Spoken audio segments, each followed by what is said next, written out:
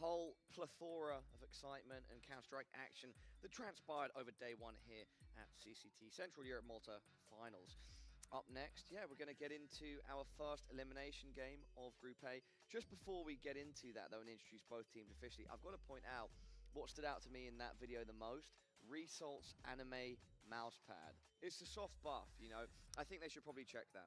I think, Get the admins to check that. Check PC, check mousepad. Honestly, I think it gives you a very unfair advantage. I was at UK LAN not too long ago, and the winner of one of them, Moshi, had a anime mousepad, and he was just better than everyone. And he's like, you know what? I guess it's part of the meta nowadays. You can't deny it. And if it's good artwork, you're going to be distracted. Even if there's not like software or hardware hidden in that mouse pad, it could just, due to the artwork, distract the people, the competitors, your teammates.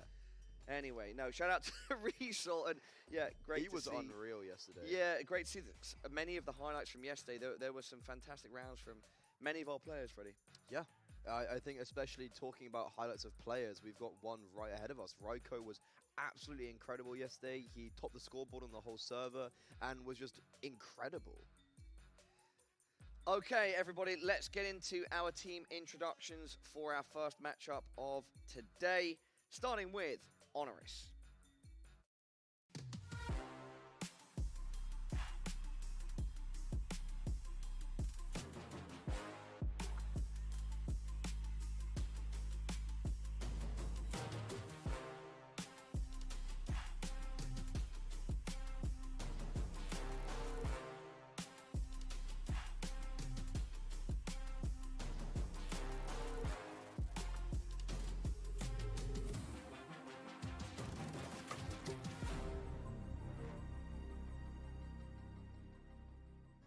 HONORIS, everybody. Polish roster, of course, Taz involved, one of the famous Golden Five.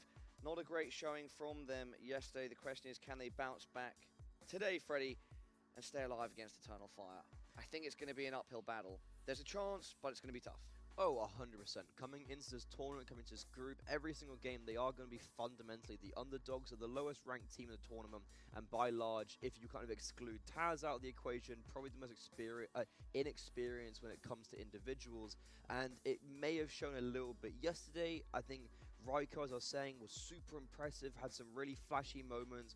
Lunatic started off the game well, Sobel had his moments, and then everyone seemingly dropped off. Even Sammy, who had a decent first half, wasn't able to continue into that second half, and it was just kind of the Raiko show. I think Taz got 3 kills in the pistol round, and then had 3 kills for about 10 rounds, so that's really unfortunate, and you got to really put into proportion when you're coming up against a team like Eternal Fire. You have to be on it when it comes to your aim. You have to be on it when it comes to stuff like that. Yesterday, we only saw them in a best of 1. Of course, today it's a best of 3 to avoid elimination. Is there a chance that they can sort of try and swing this veto in their favor? Maybe not necessarily the veto, but the fact that they're going to be able to warm up a little bit in the series, because yesterday they played 1 best of 1 and that was it. That was the day over. Whereas now they are going to have a little bit more time to warm into it. And I think the video is going to be very interesting. I want to watch out if we see an Anubis whatsoever, because their insta-ban isn't Anubis, but Eternal Fire are really good at Anubis, and HONORIS aren't. So I'm going to be really interested to see if that's going to come into the equation at all. More on that a little bit later, everybody. Now to introduce HONORIS' opponents, Eternal Fire.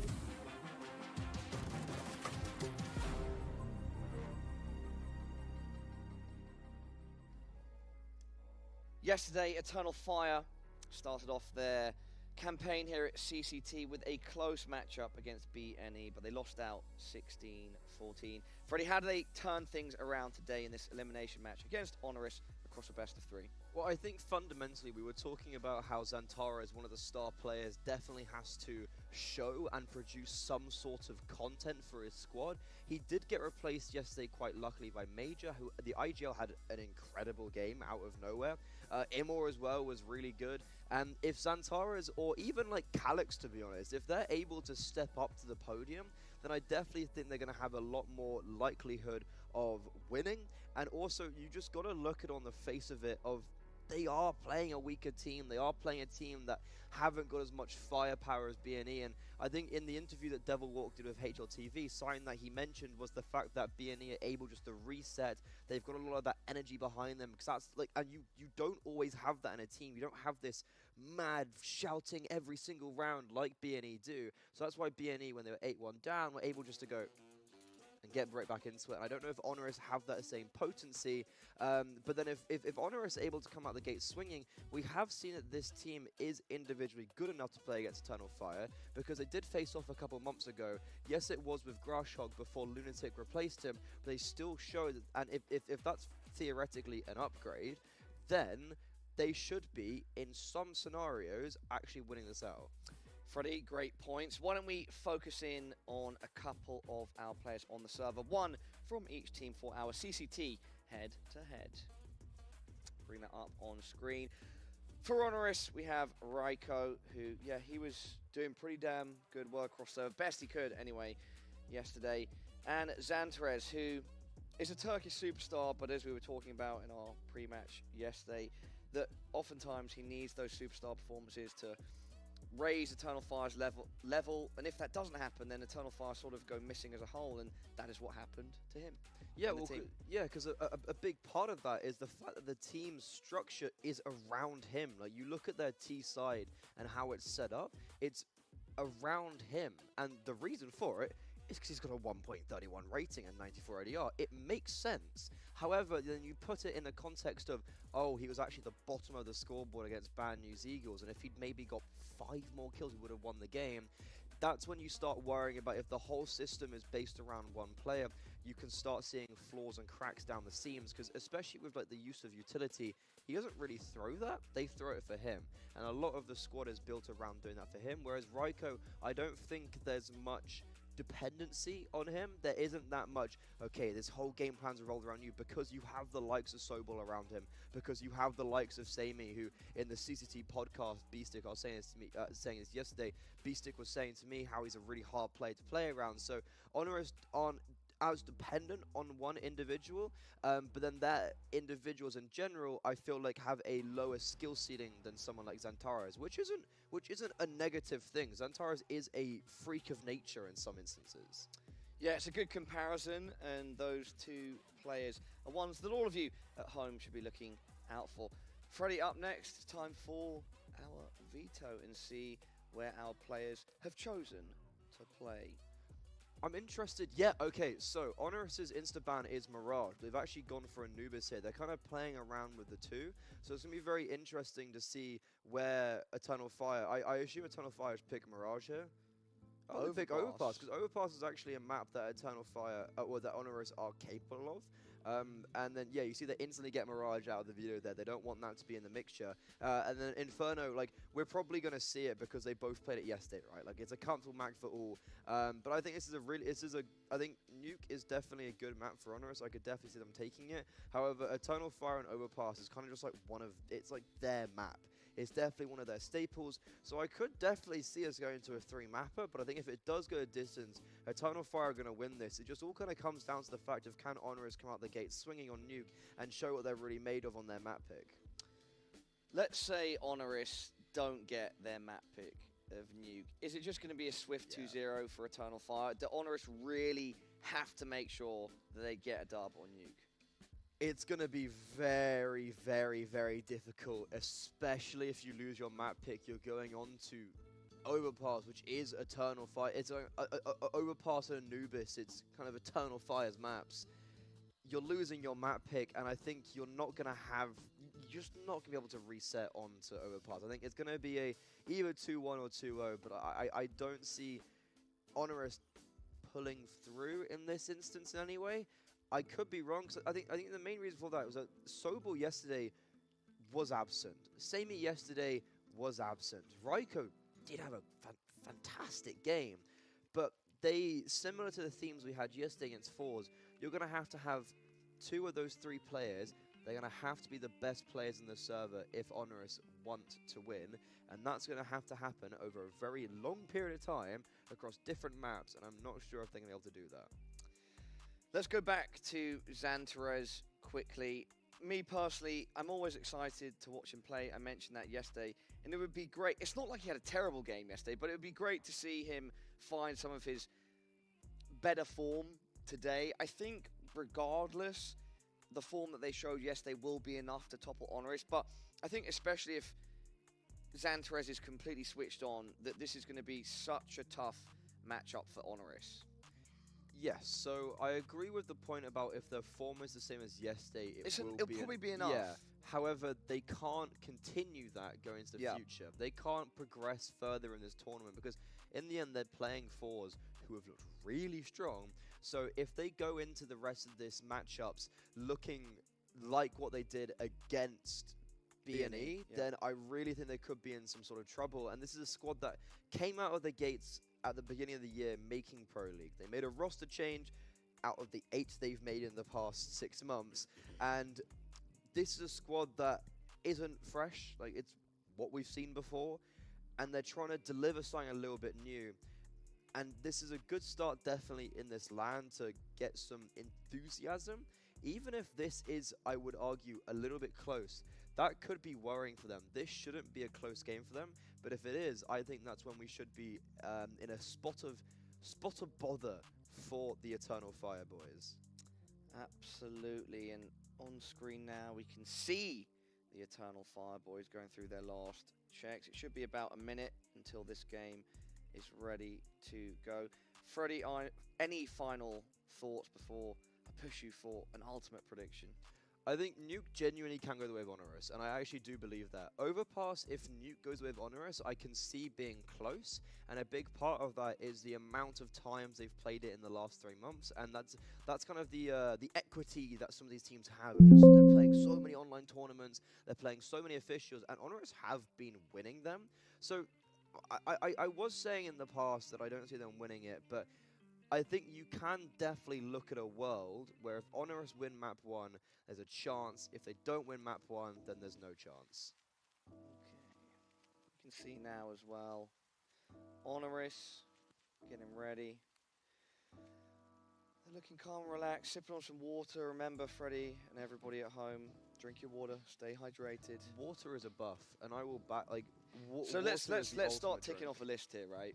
Anime. If you're going to LAN, guys, if you're a gamer, all right. First things first. Anime mouse pad. Of course. Definitely no mouse pad. Then you're off the bat. A good gaming mouse pad is pretty cool, but if you're really going through the tiers and the echelons of mouse pads, you need an anime mouse pad. Oh, 100%. All right, so that's one of the primary gaming buffs. Up next, hydration. Freddie, hydration. I think that's a pretty key one. Yeah, I think water keeps you mentally switched on. It means that you don't crash during the days. If you have energy drinks, it means you don't crash.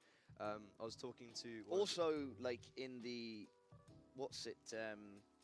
metaphor sense in terms of esports and playing Counter-Strike. Be water, my friend, as Bruce Lee said. You know, adapt your situation. Yeah. Drink your water, but also think like water. Reactionary style of CS. We're getting them all out today here, Parla. Be water, my friend. I think you can hear. I think you can hear the casters laughing. Lists are never complete unless we get 3. So what will be the 3rd biggest gaming and LAN and professional Counter-Strike buff? We've got anime mousepad, hydration. What will be number 3? You know what? Could we pull in the casters to this? See what? Hey, you can try, Freddie.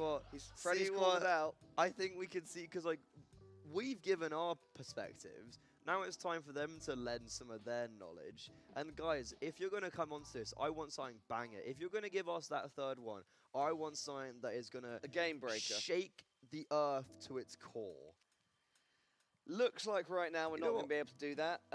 So let's. I suppose it's just myself and Freddie to get a 3rd.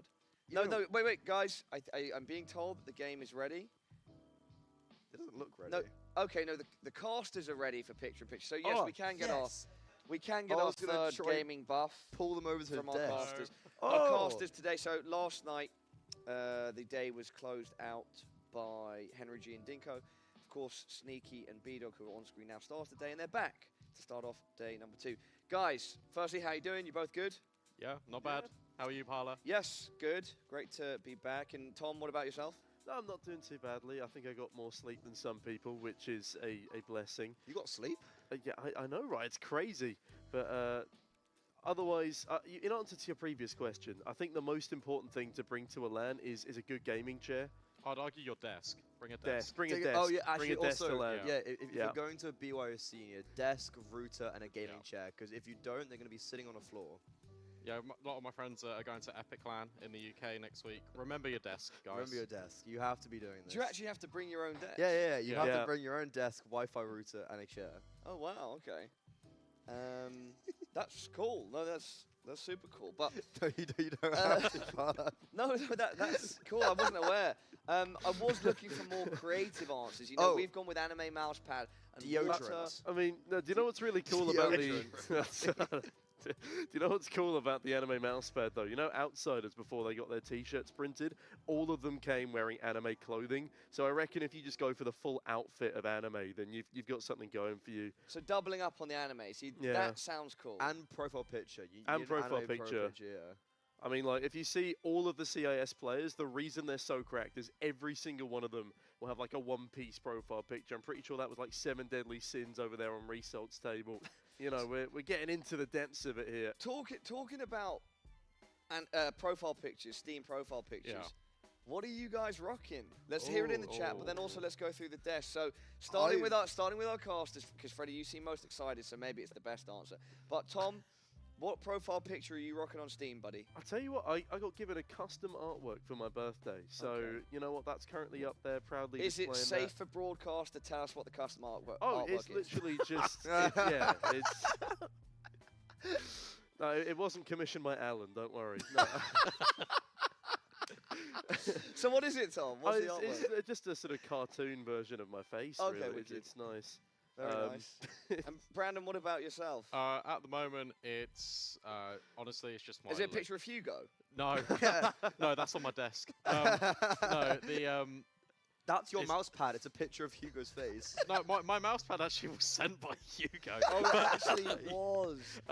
Anyway, no, my Steam picture at the moment is actually just me on the desk at an event. But before that, it was just like a Twitch like emote of like my channel. It was just like a dog. Okay. Because you know B-Dog, because I'm creative. B-Dog. So there we go. Very nice. What kind of dog? What breed are we talking here, Brandon? Honestly, I could not tell you. It was a small dog. It was. A small dog. Big head. Small dog, big head. Yeah. That could be your tagline. Small dog, big head. Not small, Parla. And Freddie, what about yourself? Perspective. So it's actually of someone at this LAN. Oh, so really? do you remember, well, like, not here as in, like, playing at the LAN. So do you remember when that first major was won? And Mr. Devil Walk was on the stage, and he pulled down his pants. He's got a picture of him holding the trophy with his trousers. Like, he just, like, pulls down his trousers and got a picture of his trophy. Why have you got that as your picture? I find it, like, it was either the first or second major. They were talking about it at the award show. And, like, yeah, it's just a funny pro picture. As you do. Yeah. Parla, what's your I picture? thought that was not very weird. Why is that? Mine's just a logo of my current logo that I've been using on certain things. It's a P. That's it. A P. It's a nice P, but it's What colours are we working with? What's the background looking like? white, What's the and font? then no, it's a custom-made logo. It's white with a bit of black and red. Nice. Yeah. So you're stealing the Pain Gaming logo, basically. No, it's not the Pain Gaming. It's also the Paqueta logo as well, no? What's Paqueta? Is that like You an don't know- equestrian Oh, thing? Forget man, No. give it some culture. It's the best team in Give it South some America. culture. It's the best. It's the best team in South America. Okay, cool. Apologies for not knowing that, but yeah, the thing that stood out to me most about that was Give it some someone saying, culture. "Give it some culture." Literally never heard that phrase before in my life. Anyway, everybody at home, still waiting for this game to go live. I'm happy to keep chatting, guys, if you guys are. Yeah, it's fine. Standout moments from yesterday. For me, Madden, his 2 3Ks that sort of kept ENCE in the game and eventually won their best of, but that was in the best of one or their best of three? That was the best of one. Yeah, their best of one. Yeah, I love that. Freddie, what would be your standout moment? It's hard to pinpoint one because we didn't really have any crazy. It can even just be from the day, but in the matches, whatever, just from CCT day one. I think I was genuinely very impressed with Raiko. I think he was very, very good, and he came straight out of the gate swinging, and he continued it throughout the whole game. He was also hitting some just like genuinely really nice shots, and the fact that they lost so badly and he still had such a good rating, I felt that is very impressive, and it's something that we've got to give props to him for, and it'll be very interesting to see that in this game coming up. And also, another favorite photo. Did you see when photo? No, okay. sorry, no, like you've been scanning the favorite moment social media when Devilwalk and Scenari did the squats. Did the squats? Yeah, they were like. Can you guys recreate that? Can we recreate? I don't know what this is. What happened? So Devilwalk. Be careful of your wire, mate. I think I don't think I have the wire. I don't quite have the slack. But, it's like he was like here, and so like pretend you're Scenari, and they just kind of like squat up and down. Okay. Yeah. Why? Do you have any? It was a warm up before the game. Okay. To get them mentally checked. Freddie, is there something you want to tell us about you and Devilwalk? Yeah, you're like a Devilwalk mega fan. No, okay, no. I'm a Devilwalk mega fan. Yeah, no, I don't claim it. Like, the promo pitch is just funny, and then the squats was equally just funny. Brandon, why am I being abused for this? Brandon, your standout moment from CCT day one. I've got two. In fact, do you know what? I've got loads, but I'll give you two. The Major probably having one of the best career highlights on Inferno in his best of one. Major went off, man. I know. Popped off majorly. And the second one, the accountant, he's got all the bars. I'm here for two best of threes. And then Resol is entry where he's like that. Oh yeah, the video, right? Yeah. His picture. Love it. Resol's got lots. We should have had a talent one for that, like introducing the desk and the analysts. Like, this is Freddie, maybe for tomorrow. Squatting with Devilwalk. Tom, what about you, mate? I mean, it's got to be the end of the Eternal Fire B&E game, where GXX does the. Oh, that was huge. That was probably my highlight of the day, and that was the most fun round to cast, definitely, because that is now the third time in a row on LAN that Bad News Eagles have 16-14 Eternal Fire, and also the third time in a row that Xantares just hasn't really showed up in a game, but against the B&E boys. So it will be interesting to see, like you guys said earlier, if Xantares can show up, especially with a team that is so heavily structured around him. And I do think Nuke could definitely swing in the way of HONORIS. You also had that. You also had that best of three moment as well in the Bad News Eagles best trick, and they're playing fours, right, where GXX just had like back-to-back no scopes holding down a bomb site for no reason. So you know. You start talking about them, they all start coming back. I mean, Rigon getting very aggressive up to a smoke on the A site of Ancient. Oh, just jumping through it with the AWP. Jump through with an AWP, gets two quick That's scopes. just Bad News Eagles, though. Yeah, and Bad News Eagles, they want a lot of promiscuous pistol rounds. And on that bombshell, Brandon and Tom, thank you for your input. We're going to head away from you guys. See you later. Us on the desk together as well. Freddie and everybody at home, we're still not sure when we can get this first elimination game underway between HONORIS and Eternal Fire. If we get any clarifications, we'll of course let you know, but if you could be so kind, stick around and wait till it kicks off, you'll be happy, because it's going to be some amazing action. But for now though, we'll be taking a short break. We'll see you very, very soon.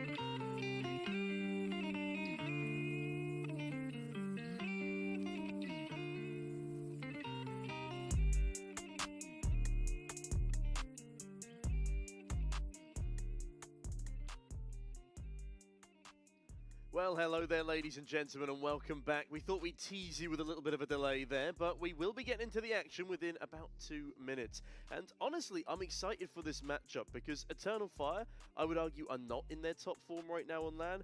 HONORIS, again, they didn't really prove themselves yesterday, but Nuke is a solid map for them, and they're also not too shabby on Overpass, and those will be our first two.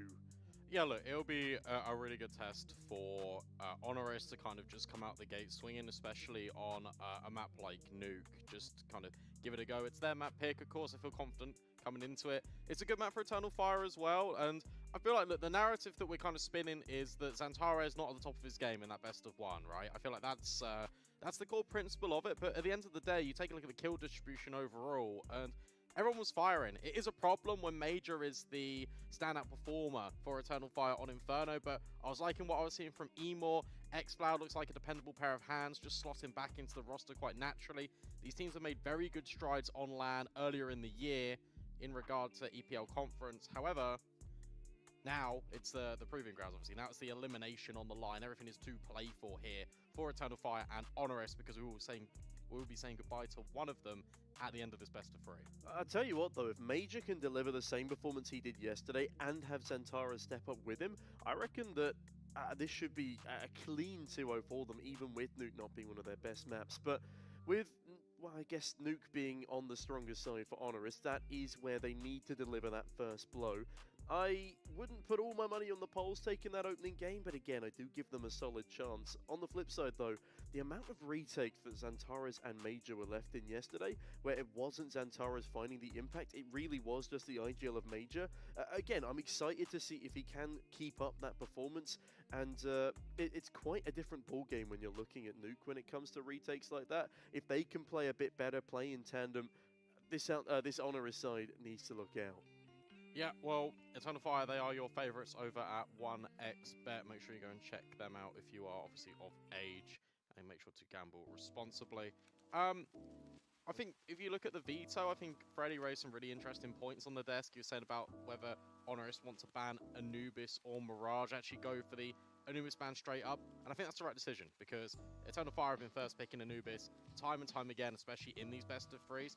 I think what surprised me the most is that since Calyx has really come back into the lineup, Eternal Fire really strayed away from Vertigo.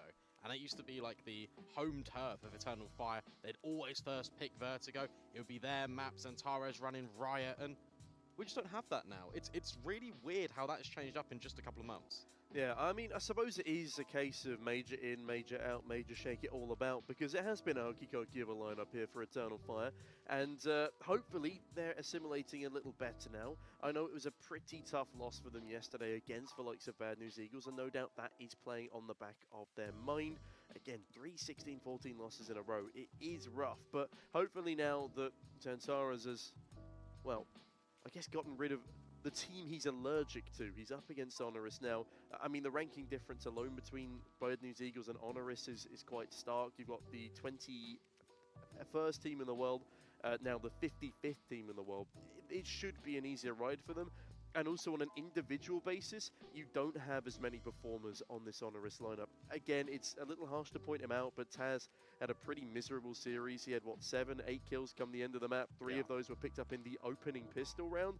Lunatic didn't actually do terribly in the fragging department, but some of their util, especially towards top 1 honor on that CT side, it got quite messy. And then their T side, well, they put 1 round up on the entire thing. It was completely absent, and quite troubling there for the HONORIS boys. They need significantly better T sides, especially on their home pick of Nuke. Yeah, definitely. I feel like you take a look at the T side of Nuke and you say 6. That's a good benchmark. That's kind of what you are looking forward to give yourself a pretty decent shot on the T side of HONORIS. I feel like, as well, if we're talking about players, if we're kind of isolating them out, and who do we expect to see more from?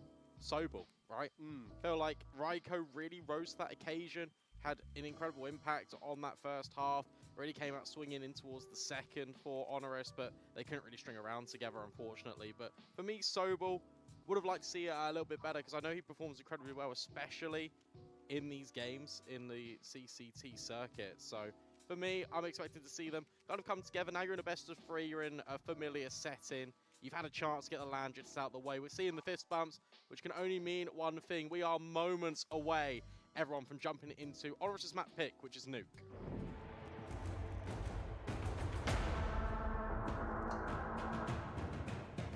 Well, ladies and gentlemen, the time is finally here. It will, of course, be Eternal Fire starting on that CT side, and it will be Emor on the dual Berettas, as we've seen more and more recently. Now, as we ebb our way into this pistol, hopefully we've patched up all those issues, and hopefully HONORIS have patched up their T sides as they start to head very swiftly towards ramp. xCloud here to receive. My goodness, the opening one tap was gorgeous. Major follows up quite swiftly. Raiko, though, will eventually chase down the opposing IGL, but xCloud, he's doing it all. Sammy finally picks him down, as he will now on the dual Berettas decapitates Taz, leaving just Sammy in a 1 versus 3. And he's got time to work with as well. Creeping his way forward, trying to isolate some of these gunfights, but Eternal Fire have already rotated. A lot of their players, in fact everyone, down towards the B bomb site. Sammy looking to reset in towards the lobby, but Emor hot on his tail with the dual Berettas.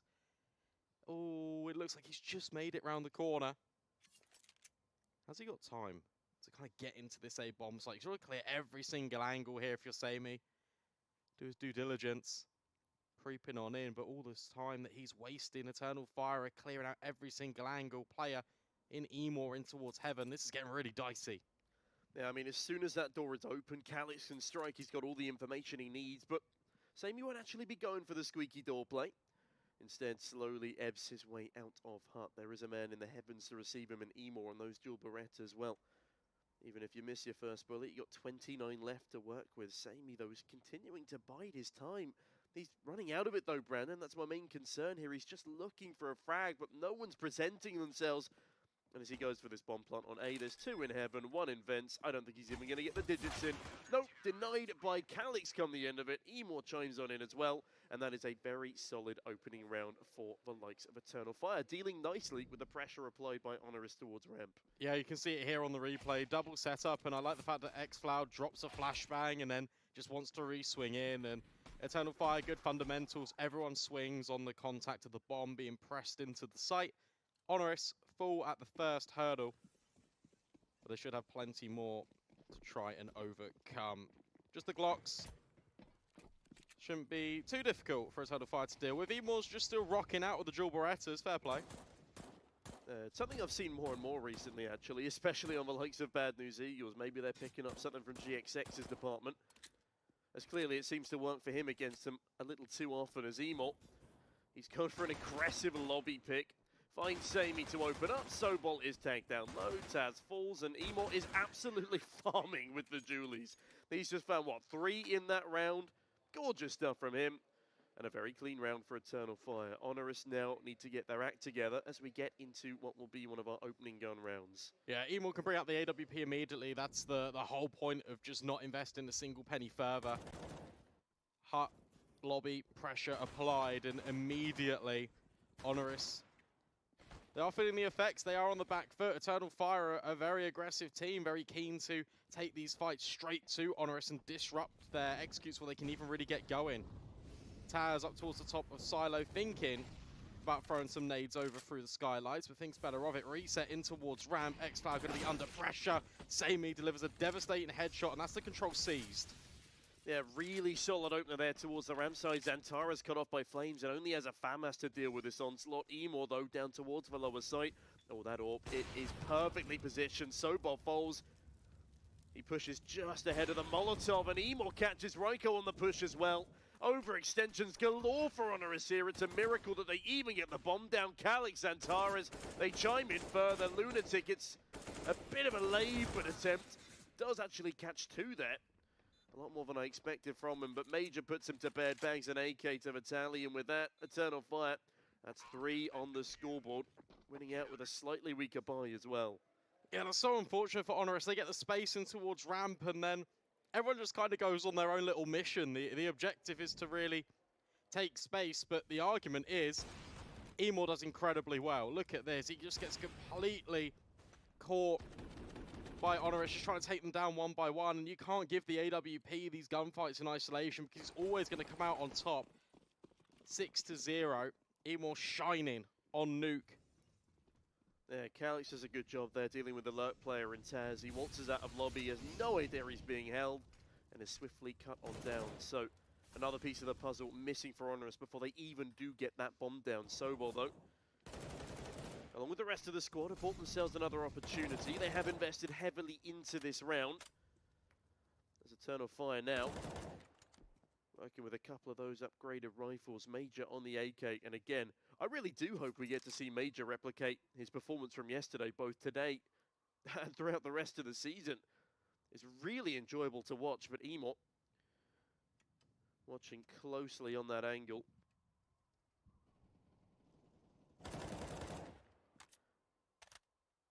Will he be able to get into an opening engagement? Lunatic, Ryko, Taz, all three of them towards Trophy Room. As it is a much slower pace in the round for HONORIS here. Emo has had a cracking start. He currently sits 6-0, make it 7. The reverse James Bond. Ryko falls, and so does Lunatic. HONORIS, it is a mess towards the ramp side, and Major drops down the fence as well to prevent them having anything towards this B bomb site.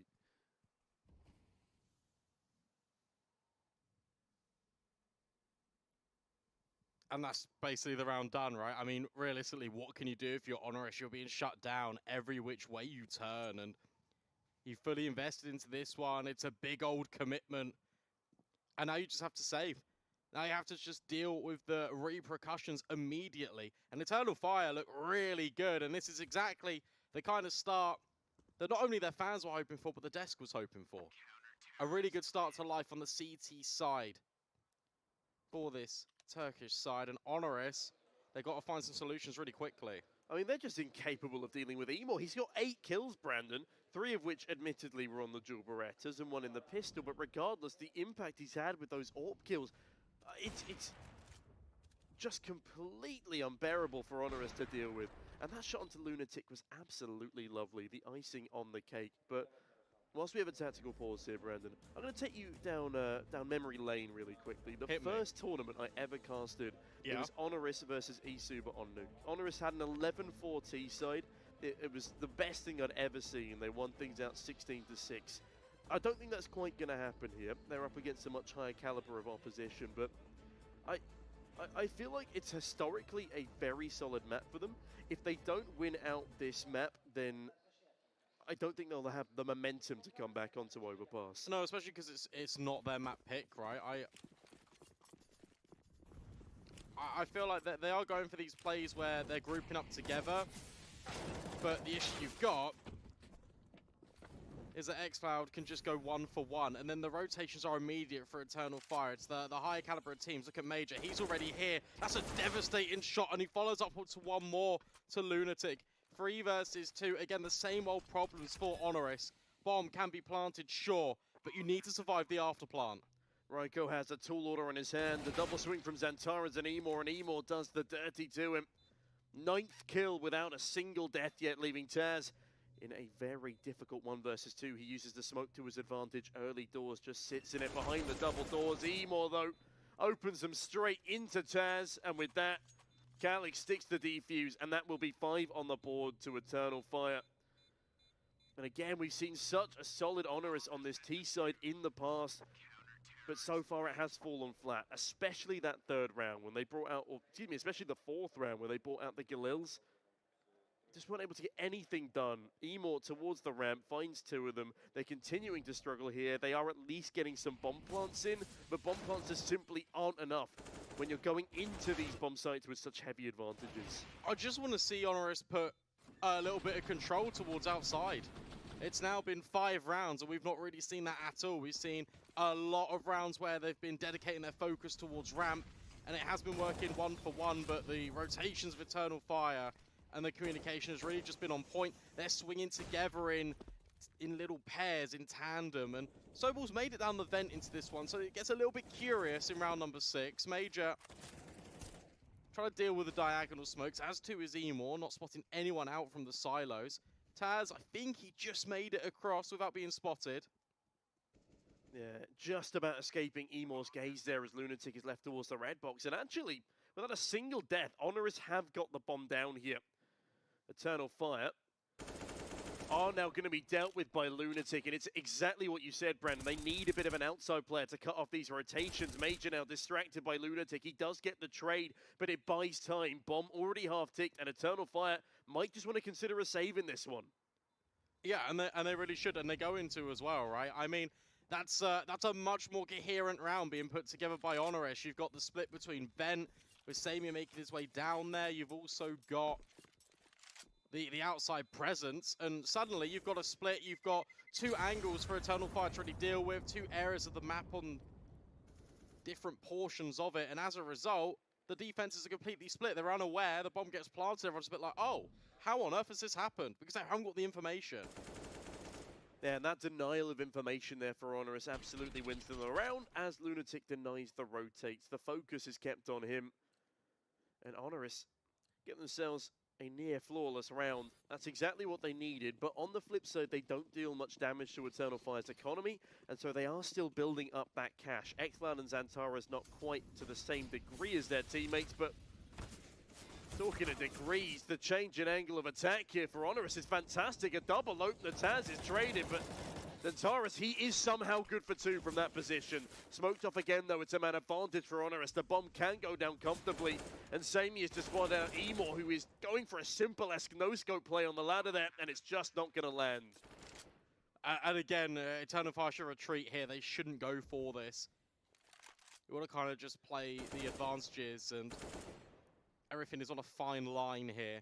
I really like that change of pace from HONORIS. They've shown skin outside now. They've shown that they can go for these defaults. Oh, I mean, they're going to go for this? No, it's just... Oh, maybe.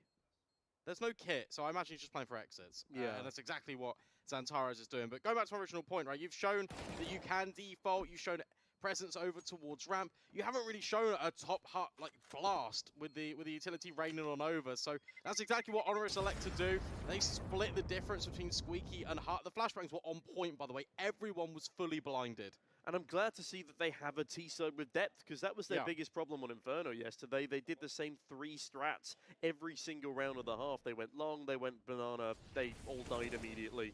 And now, with a little bit of depth to their strategy, I was getting a bit worried early doors with the constant ramp pushes, but yeah, those are 2 very, very solid, clean rounds for HONORIS. And as much as Xantara's does get himself an exit frag there, it's allowed their economy to build on up through the bomb plants. It's allowed them a bit of confidence here because they are playing like a cohesive unit. All we need now is for Taz and Sobol to step up to the mark as well.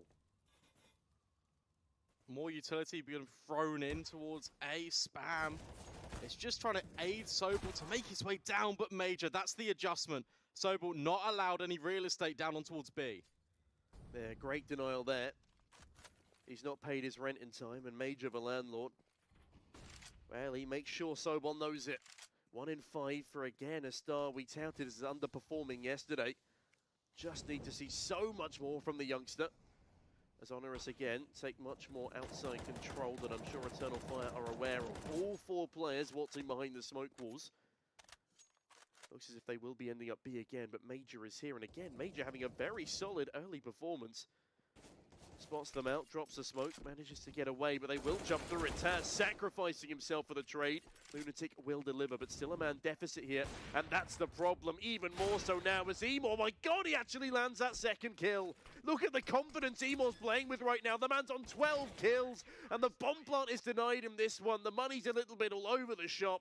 Xantara's showing up to the mark as well, and Eternal Fire, they go back to winning ways. Yeah, really interesting approach from HONORIS, because you lose the player in Vent, you know that there's one down towards B, you send everyone through Secret, and you don't almost honestly expect Major to be there, even though he's just killed your Vent player.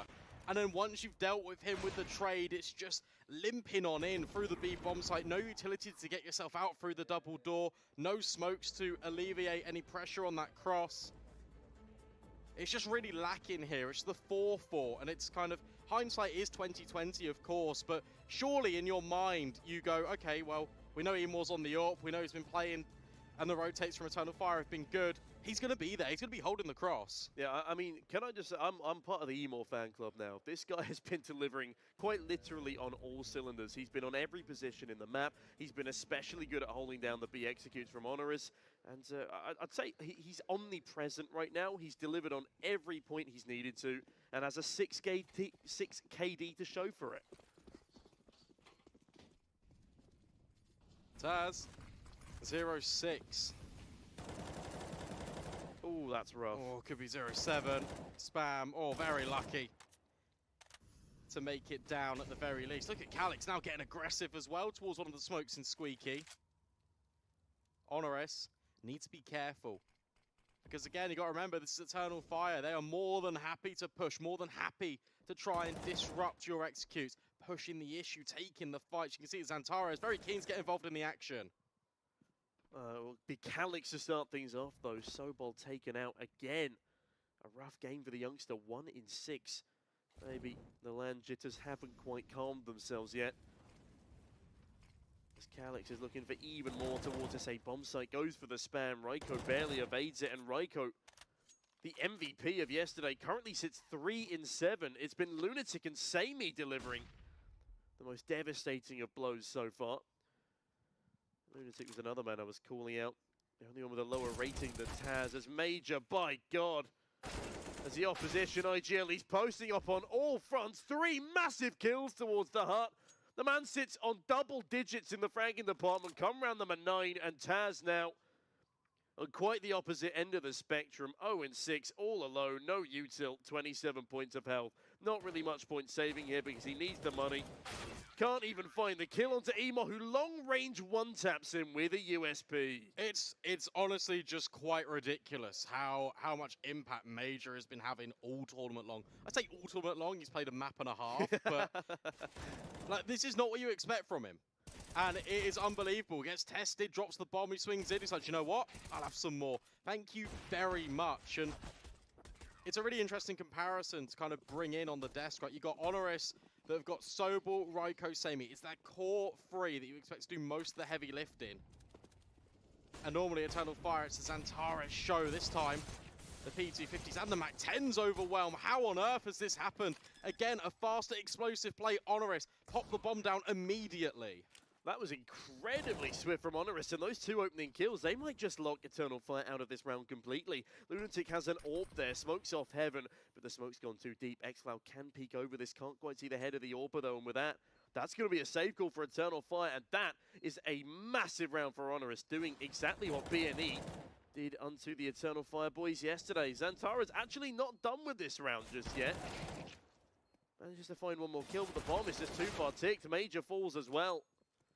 You talk about the major buff for BNE, well, there's a major buff there for Eternal Fire, but unfortunately it won't be activated in this round as Xantara's last alive will be allowed a save. But my goodness, what a change of pace again for HONORIS, and they get that done with, what, pretty much exclusively pistols. Yeah, that's 2 for 2 up towards the A-bomb site. That's something that Eternal Fire needs to be aware of and need to start adjusting to immediately. Otherwise, HONORIS, in all seriousness, should probably just try and run this one back.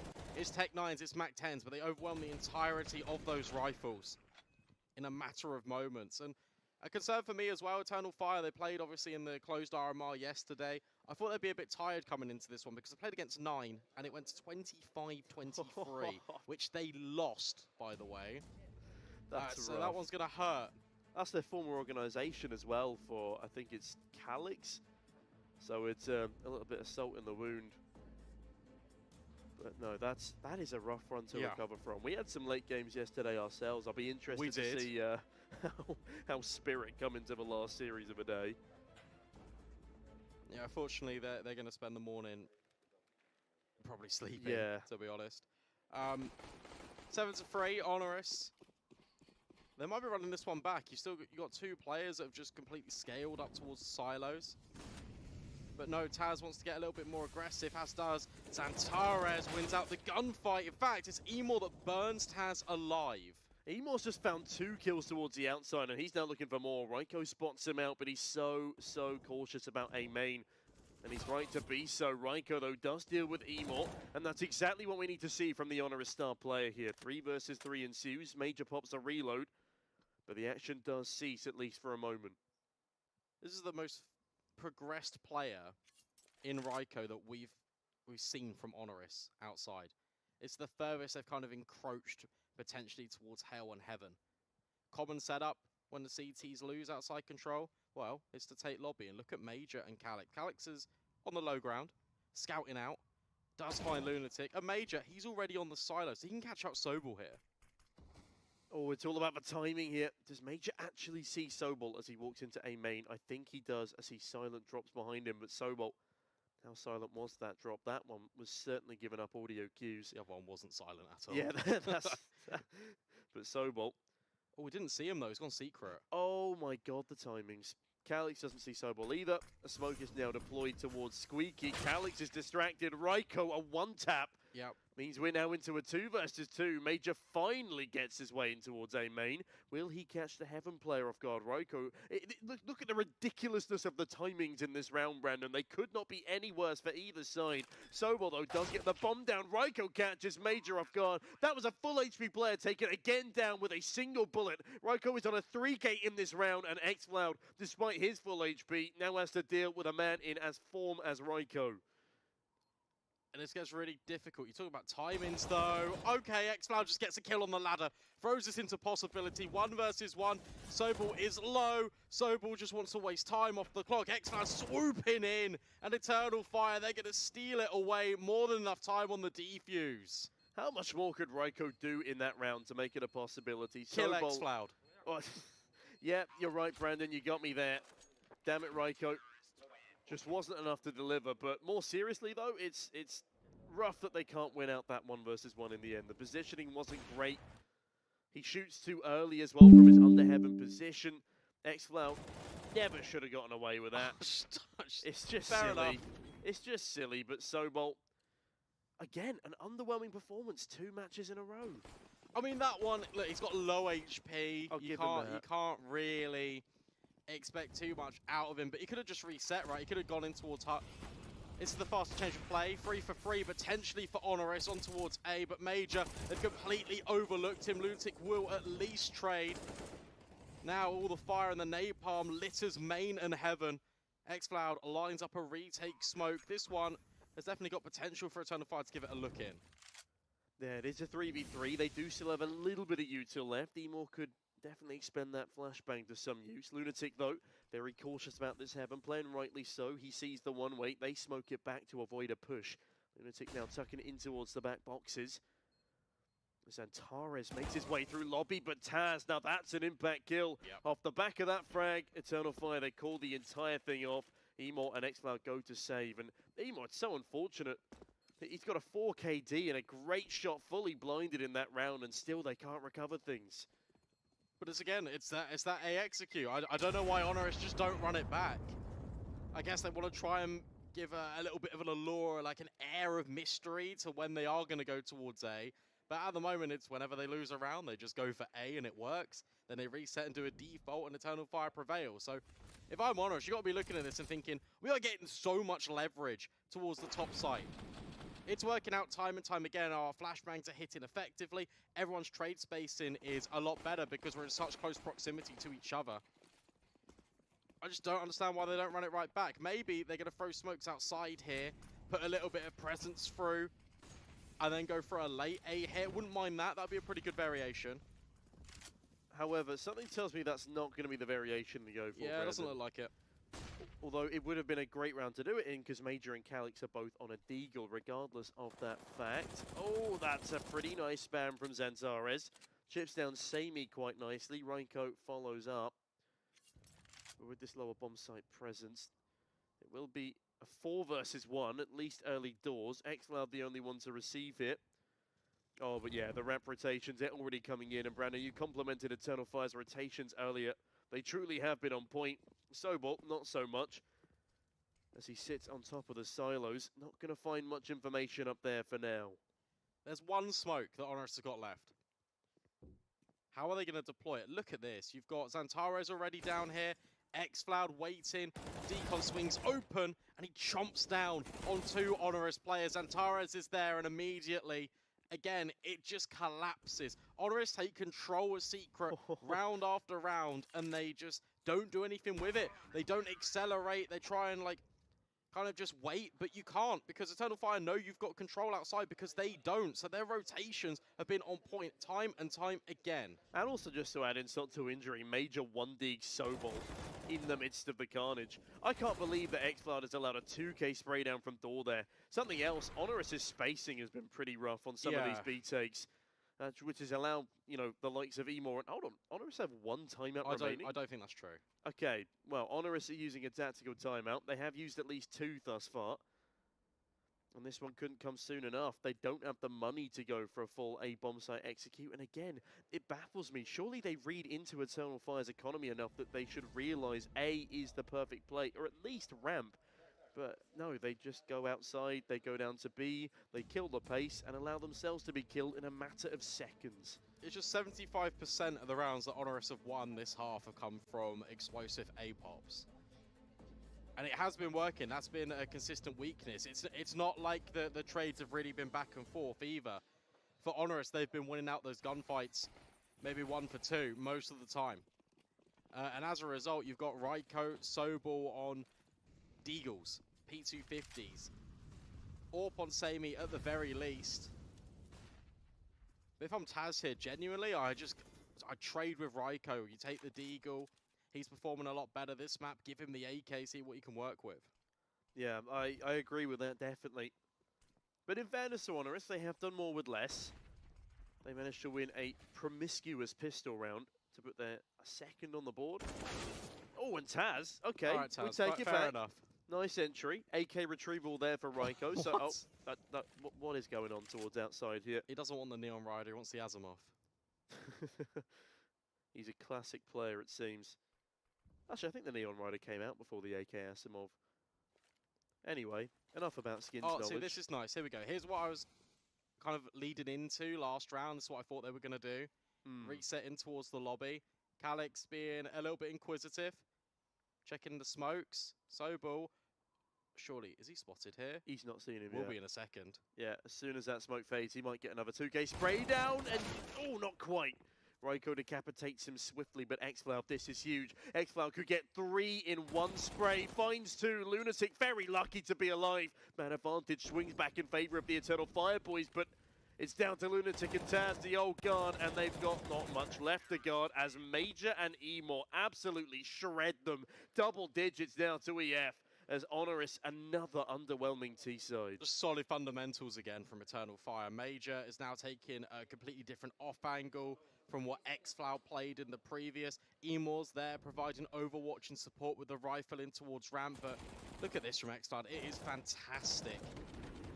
Calix being aggressive, and then you follow up with a different push from basically the same angle in towards Hut, not ready, and well, all reliable for HONORIS. Round 15.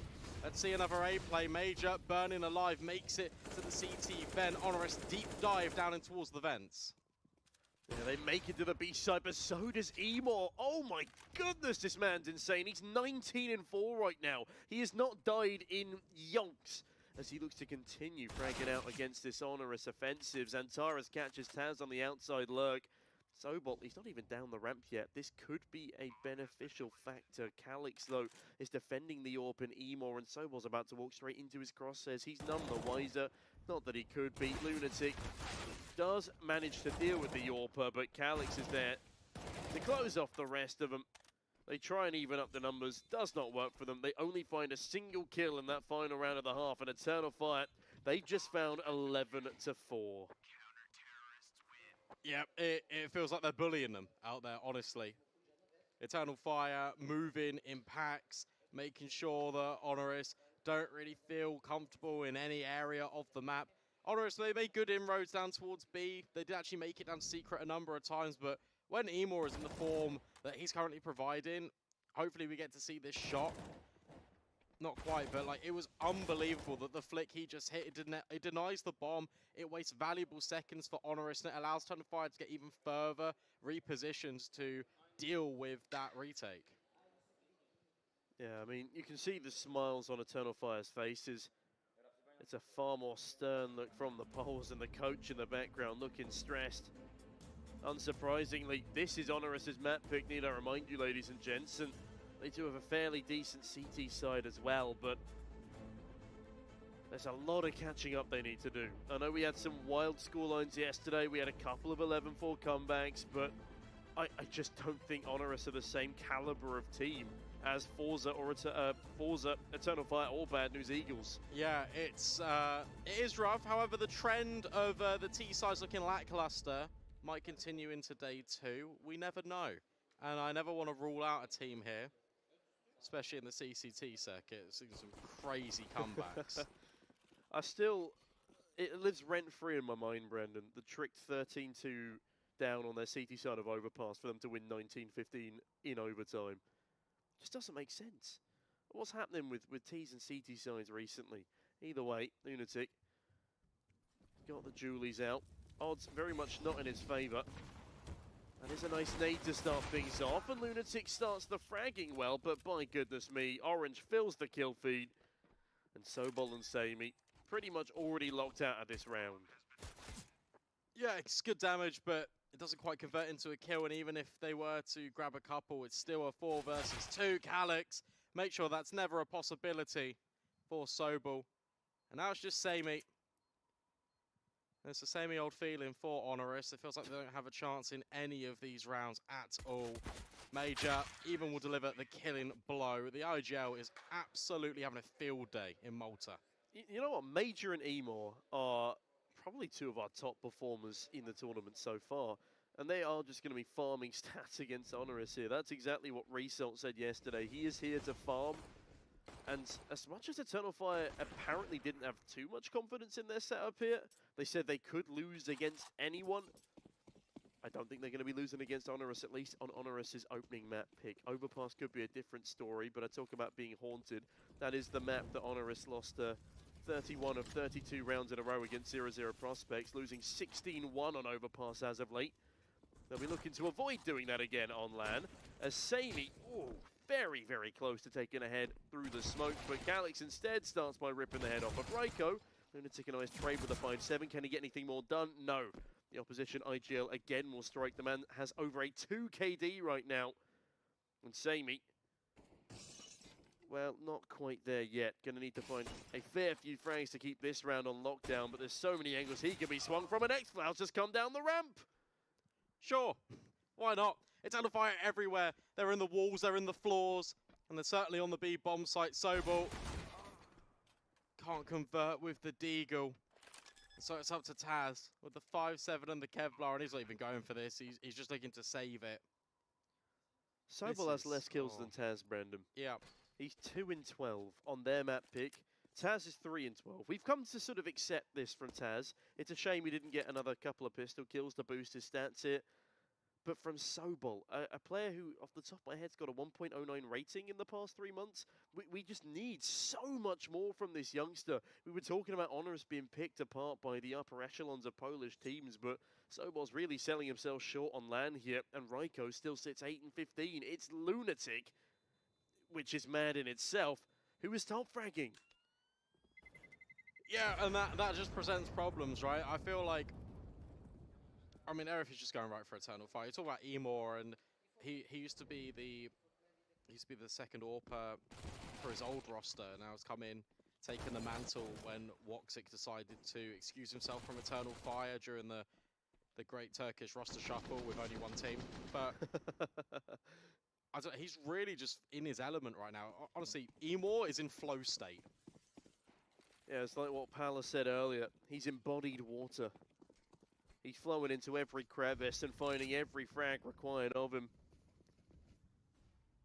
It's not often you see 19-6 on LAN. It's just such a delicious scoreline. On the flip side, HONORIS, I would love them to make this second half competitive, but it looking like 14 on the board for Eternal Fire here, as it's just the pistols again for the CT side. And whilst a quarter of their rounds on the previous half were won against rifles with just the pistols, I don't think that's a stat that's really replicatable. No, I feel like, look, if you're HONORIS here, you just want to get some rounds on the board to give you some confidence going into Overpass. It's a good map for HONORIS. I actually think the Veto is set up quite nicely for them. I mean, on a good day, it could have been an HONORIS 2-0. Yeah, definitely on a good day, right? However, this has not been a good start. I wouldn't say 2-0. No? No. Fair enough. Oh, that's... Okay. How has he even found that opening frag with a nade? He's simply built different. And HONORIS might not like it. This is what peak performance looks like for Eternal Fire and Emor. What was it that Freddie said earlier? Could HONORIS put around on the ball for the culture, Brandon? Oh, not in this one. Oh, that's rough. Hold on, is that Emor doing a long-range one-set with a UMP? It is. I don't think I've ever seen anyone deliver this much impact with a UMP in a very, very long time. Oh, hang on. Here we go. Taz, this is why you save the 5-7. Mac 10 can now be scooped up. Can he find anything else? Yeah, a very dismal save, but it still is a save nevertheless. Major falls, but Xantares is there to pick up the pieces. Eternal Fire just 2 rounds away from closing out HONORIS' map pick. I mean, it's just been an amazing performance from Eternal Fire here. As you can see, they've got that trophy in their sights. I must say, quite a fancy one at that. As that is a beautiful nade from Emor. Lands perfectly in heaven and kills him with a single blow. Major denies the ace opportunity. Xantares finishes the final piece of the puzzle. Yeah, it's all well and good he saves over that 5-7. He won't be saving much else though, as it's actually a tactical timeout by Eternal Fire here. Which is, you know, fair enough, give themselves a breather. They're miles ahead. Just letting HONORIS dwell in their deficit for a little bit longer. Yeah, you know that the investment's now coming out from HONORIS, and you've got a couple of bonus weapons. So how do you address the round? That's the pause for thought. That's the consideration. And also, yeah, it could be a 5D mind game of just letting HONORIS kind of deal with the fact that you've bought, you're ready to go, and it's like, no, we'll take 30 seconds more. And now we're ready. Upgrades are here. Not only for HONORIS, but for Eternal Fire. Emor's still rocking the UMP, and this is very fast indeed.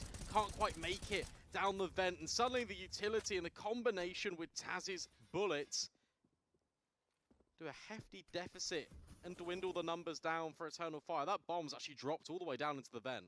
Yeah, that's the most convincing round we've seen from HONORIS so far, outside of their pistol running onto a bomb site. Calix and Xantares, there's not much they can really do here. He will be ebbing his way towards the ramp, though. Sobol lies in wait. We've seen Xantares peaks in the past, but not this time. Sobol puts his 3rd kill on the board, Brandon, come round number 19. Oh, nice bit of ragdolling down there in the vents, as Calix looks to vent his frustrations out on these ramp players. Will be held by the AWP of Sammy, though. That will be first point of contact. Calix takes a 50 cal of contact to the chest, and not a single point of health lost by HONORIS in that round. Yeah, most convincing round of the lot so far. They've got the reinvestment for Eternal Fire as well. HONORIS bring out the rifles, and they've got the utility as a supporting cast. It works out perfectly. In a matter of moments, the aggressive hit is completely disintegrated. But this can't just be a flash in the pan for HONORIS. It needs to be a little bit more. They need to build, and they need to keep on going. Is this where we see a 16-14 finish for HONORIS? That is reaching. That is very... We are what, 14-5? And you've called a 16-14 for HONORIS. What can I say, Brandon? If it actually happens, that would be pretty funny. All right then, we'll live in this hypothetical world. Tom, what do they need to do specifically to get themselves there? Well, yeah, they need to win. No, I don't know. No, not literally. In the rounds itself. Well, okay. They need to have as good utility as they did in the previous round. They need to play more fluidly. They need to ensure that Sobol starts fragging out and Taz can pick up the pieces as well. He's been playing a bit of a lurk role on that T side. Can't afford to isolate himself too much on the CT side, though. Needs to ensure he's there to trade his teammates out or be traded. There's Taz spamming through the smoke. Yeah, there's that fluidity. You've also got Raiko in the vents to try and deal with this secret pressure. So, all right, defense being a little bit more nimble. Taz spotted out by Unbreakables, and Xantares can't deal with him. However, Major can, and there's a player in towards Garage as well that Sobol might not be accounting for. Well, Sobol does get the trade frag that was talking about, though. They've set themselves up nicely in the outside positions to do just that. Sobol, that was a risk. Jumping out of cover for just a moment, but Raiko, even riskier, but it will pay off. Emor dinked through the edge of the wall there. 22 kills on the man, good lord. But aside from the kill count, it's a man advantage to HONORIS here. And in fairness, they did exactly what I said they needed to do. They were fluid, they had their trade spacings perfect, and Taz gets a kill. Yeah, works out quite well. Still a 3 versus 4. Sobel playing quite a dangerous angle for the Eternal Fire attack as they press the issue. They set their minds up towards heaven. But xCloud deals with Sobel on the anti-flash. In fact, he just drops straight into the bomb site, but there's 1-for-1 trades for HONORIS. And Emor is thrown into a 1 versus 2. He's dropped the AWP for a rifle here, edges his way around the corner, and it's a nice pre-fire. Raiko startled at least for a moment. Raiko more than startled now, but Sammy comes up the vent at the perfect timing. Whacks Emor on the back with a 50 cal round. Breaks his spine and breaks Eternal Fire's hopes in that one. Almost a 1v2. But again, amazing spacing from HONORIS, but the round is very, very costly. Yeah, it's quite dynamic from HONORIS, right? You've got Raiko starting in the vents, then he comes up and deals with the main threat. Sammy's rotated all the way down and then gets the final kill on Emor to close out the show. Okay, 14-6. I want to see Sammy now. We added another layer to this what's needed. I want to see Sammy be a little bit more proactive with the AWP. I want to see him take these fights because right now Xantares, looked like he wanted to take a fight up and over main, but instead Taz puts him down in the dirt. Raiko does the same with the rest of his teammates. Emor will find one, but that looks to be about it for Eternal Fire as HONORIS win 3 in a row. Was it you in the green room, Brandon, who said that Eternal Fire are masters of the choke? No, but it does sound like something I'd say. Oh, yeah, no, it was me, actually, yeah. It was this morning, yeah. Eternal Fire, sometimes they will get themselves up to 14, it will look really convincing, and just kind of almost just let teams back into the game. So like this round, for example, is just really individualistic. Trade spacing so far apart from Eternal Fire, and yeah, it's just your Tech 9s, but you still want to have good fundamentals. You know what the exact scoreline you said to me this morning is one that Eternal Fire would lose going on to a 14 scoreline? It was a 14-4, Brandon. Yep. You said they'd throw a 14-4 lead and lose 16-14 in regulation. And HONORIS, they're looking to make your nonchalant prediction come true here. Great nade. Sobel applying the squeeze of pressure. xCloud will fall, incendiary thrown in kind to allow rotates potentially towards hell, but instead Sobel's just under a mountain of pressure. Eternal Fire good control towards ramp. Xantares out towards red box. Yeah, Xantares hasn't had too much outside as of late, as Taz has been shutting them down quite consistently. But speaking of shutdowns, the long-range headshot is very clean from the Turk. Now into this 4v4. They've boosted Lunatic back up towards heaven, very aware of the fact that hell could be under siege. They'd be right in half. Emor and Emor's dancing around that angle. As Eternal Fire do set themselves up for ramp yet again, but I do like this play from Sobel. A lot of information gained, and this will allow for informed rotations for the side of HONORIS. Yeah, this is really nice. HONORIS, they got the information. Eternal Fire, well, they're not up heaven. They're not outside. They're not in A, so they have to be making their way down towards B, and that's why Sammy is here, ready, waiting to receive. Can he stand and deliver? Well, he's been spotted, and now the rest of the roster cross for Eternal Fire. Emor hits the deck. Vertical flick, not quite connecting. Bomb, not denied either. It was all falling apart for HONORIS. They had all of the clues. They did the detective work, but Raiko now looks to be a little bit more than just an informant. Alex can't deal with Raiko either. 1 versus 1. Major tucked in towards Dark the entire time, yet to reveal his position. Smoke and kit on Raiko. In fact, it's just a flash. No smoke at all. Major reveals his position. Eternal Fire hit 15. Yeah, you said they did their detective work, but it appears they were sure locked out of that round. A nice round on the board for Eternal Fire there. They do reach 15 first. And the 16-14 in regulation dream is unfortunately no longer alive. Xantares starts things nicely with a trade onto Taz outside. And then despite all of the information gathered, Sammy only finds one. And Calix, a very clean kill to save the bomb planter. Yeah, that was a really crucial kill the whole round, right? Because if the bomb gets denied there, HONORIS, they get an extra couple of seconds to then readjust and reforce themselves back in and maybe even deny the retake before it's even begun, right? So Calix, actually, that's the most crucial kill of the entire thing. Yeah, very solid stuff there as a tactical pause is called for HONORIS. If they've got them, they may as well use them now. Backs up against the wall again, and this is their own map pick. They have two prominent players below 10 kills as Emor, I don't even know what Emor's doing anymore. He's gone to the moon. Hopefully he can come back down for this final round though. It will be underway in just a moment. I say final round, of course there is an opportunity for HONORIS to seize it. Again, I'm very unimpressed by the underperformance of Sobol. We just need to see so much more from the youngster, regardless of the complex positions he might be put into. Ryko trying, but not succeeding. Again, players immediately being a little bit more fruitful in their endeavors, potentially. Now it is Ryko yet again. The consistent force for HONORIS drops the bomb, but now he's being overwhelmed. Needs Lunatic to help out, and he does with a double. In towards Hut with the MP9. It's Xantares versus 4. Deals with Sammy on the AWP. That's a good start. Yeah, Xantares needs to come alive here. Needs to isolate these duels. His scoreline is a little deceptive. About 7 of his frags have been on the exit. This is where he needs to deliver. The firm iron fist of impact. He edges his way around the corner. Taz is first on the chopping block.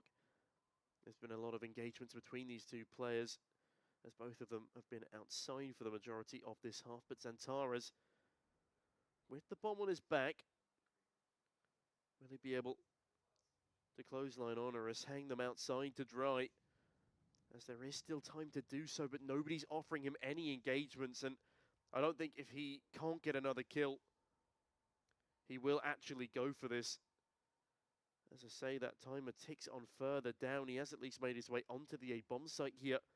There are 2 to receive him, and as soon as I say that, he does slip down the vents, but he will have the main man in Sobol to receive him. Knife is out, and there's an 8th on the board for HONORIS. Yeah, nice job by Sobol, just making sure that if Xantares does go for a late vent drop, then he's there just to completely deny, or alternatively, if he's headed towards ramp, bomb starts to be put down, you can just swing open the door immediately and deny the bomb. But yeah, I feel like Xantares just left that one a little bit too late, probably caught between two minds whether he wanted to go for it or not. Really nice work by Ryko, distraction in on the bomb site, allows Lunatic up above to deliver with the SMG. All right, 15-8 looks a little bit more convincing now for HONORIS, but it's still their map pick. Still got ways to go and trying to build back forward. Maybe they've got a very good opportunity here, especially with Eternal Fire just on pistols. Yeah, some of them not even upgraded here. Xantares back on his trusty D, but Taz is up to his usual antics outside. Spots 2 of them towards the red box, falls away. Could maybe swing in tandem with Lunatic, but they need to be careful they don't get caught off by X-Flout. Emor takes early damage. HONORIS can hopefully use this round as a moment of respite. They can't afford to rest too easy, though. We've seen what Pistols can do across this tournament so far. Yeah, Xantares is making himself even more of an identifiable target, raising his elevation as he was continually chipped away by, I think that might be util damage.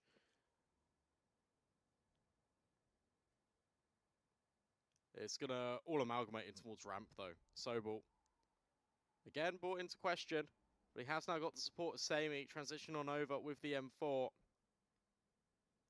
When are Eternal Fire going to make their move? It begins now. Xantares actually looking to take the entry. Yeah, the conga line of carnage stacks its way up towards ramp. Sobol is ready to receive them, it seems. They don't have a single flashbang between them. It will just be a game of baiting each other, but my goodness, it's a lovely headshot onto Sobol. But Sammy, it's a 4-man cleanup. Calyx, last alive towards the outside with the P250, gets nothing done. And that was a very nice stat farm there for Sammy. Yeah, you take those all day long. Ryko, no, it wasn't Ryko. It was Sobol taking the first contact, and then Sammy just transitions in. He says, thank you very much. Lines him up, knocks him down. Call him Old McDonald because he just had a farm. Yeah, all right, that's quite good. We like that. Thank you. We do like it. Not quite the full house, but 4 of a kind isn't too bad at all. All right, 15-9. You still believe in the HONORIS comeback? I think it's a firm possibility. Eternal Fire, I too have seen them choke many a series. You can see the frustration on Major's face as well.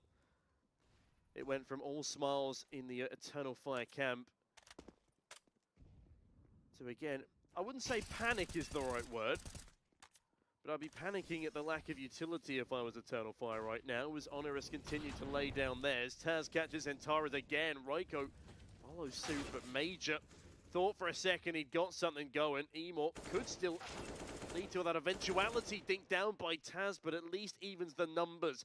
Sobol and Sammy, they've got alliteration. But do they have cohesion? Well, it appears they do to start things off, and Sobol doesn't need help from his teammate. Puts himself up onto 8 as HONORIS continue this charge on their comeback. Yeah, nice response from HONORIS as well. They know the hit's coming in towards A, so they start pushing the extremities in towards ramp, and they make sure that they are flanking immediately. Eternal Fire, they get a little bit settled into the bomb site, but not for too long. Not before Sobol is there to deliver a devastating blow to the chances of Eternal Fire in that round. Yeah, now, double digits for HONORIS, Brandon. You've asked me if I believe in the comeback. I throw that question back to you. Look, I think it will get close, but I still can't see them winning the map right now. Well, with the tactical balls coming in for Eternal Fire, they're looking to ensure that it still will be their map to take. They want to close this one 2-0, you can tell it. Again, after a tough loss yesterday, I think that's exactly what they need for their confidence. But every single round that HONORIS wins here just gives a deeper, sinking feeling to this Turkish squad. Now, this would be quite the round to make a stir on for the boys on EF. Just the pistols coming through. They are at least upgraded this time and have a little bit of utility support. HONORIS, again, their utility usage has been fantastic, and Lunatic has also been delivering quite nicely for the team. A little bit scary there. I thought they were going to go through the smoke, but instead, it's going to be this split towards ramp because Eternal Fire have actually got control this time in towards Secret. Double door blown off. But Sammy's here, overwhelmed. Taz, will he survive? Will he hold on? It's going to be a difficult fight. Major and Calyx combined. It's a 2 versus 2, but the bomb needs to make its way down. And there will be a man in the ventilation shaft rotating quickly in. It will be Raiko, the top performer. And Lunatic comes to join him. Both of these T-side players both have rifles now. Major gets the bomb down. Raiko spotted early. Flashbang rains on through. That buys him a little bit of time, a little bit of space. But Major has Calyx on a perfect crossfire with him. Lunatic tries his damn best, but it appears that you were right, Brandon. Calyx will seal the deal, and Eternal Fire steal away HONORIS' map pick after a dominant CT side and a nice little comeback towards the end of their tee. Yeah, for sure. And you can see the game plan from Eternal Fire, right? It was to try and exploit ramp because Sobol was having a little bit of a rough game. However, the head-on collision wasn't really quite working out, so they throw an additional layer in for Eternal Fire. They take the secret control, they split the difference, and it does work out perfectly. Calyx chiming in with a very timely multi-kill to get that one over the line off the back of Sammy and Taz's good hold initially in towards that ramp position.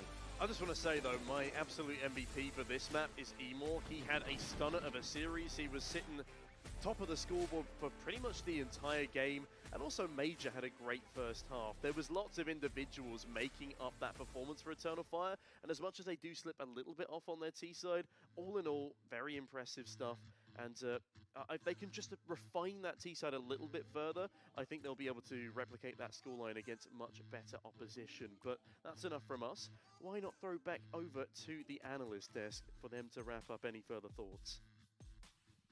Why not? Thank you so much, Sneaky and B-Dog. Too little, too late for HONORIS there. Only 4 rounds on that T-half. Just not enough, even if you get a few more on the second half. Yep, Eternal Fire winning out HONORIS' pick of Nuke 16 to 10.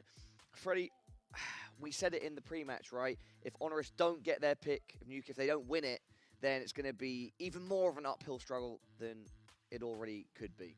Yeah, completely. We did see HONORIS warm up a little bit into that matchup, and a big part of it is just the fact they went onto the CT side. We saw both teams struggle on their T side. Eternal Fire probably shouldn't have had that much issue, especially when they were coming off the back of such a good first half. But it was...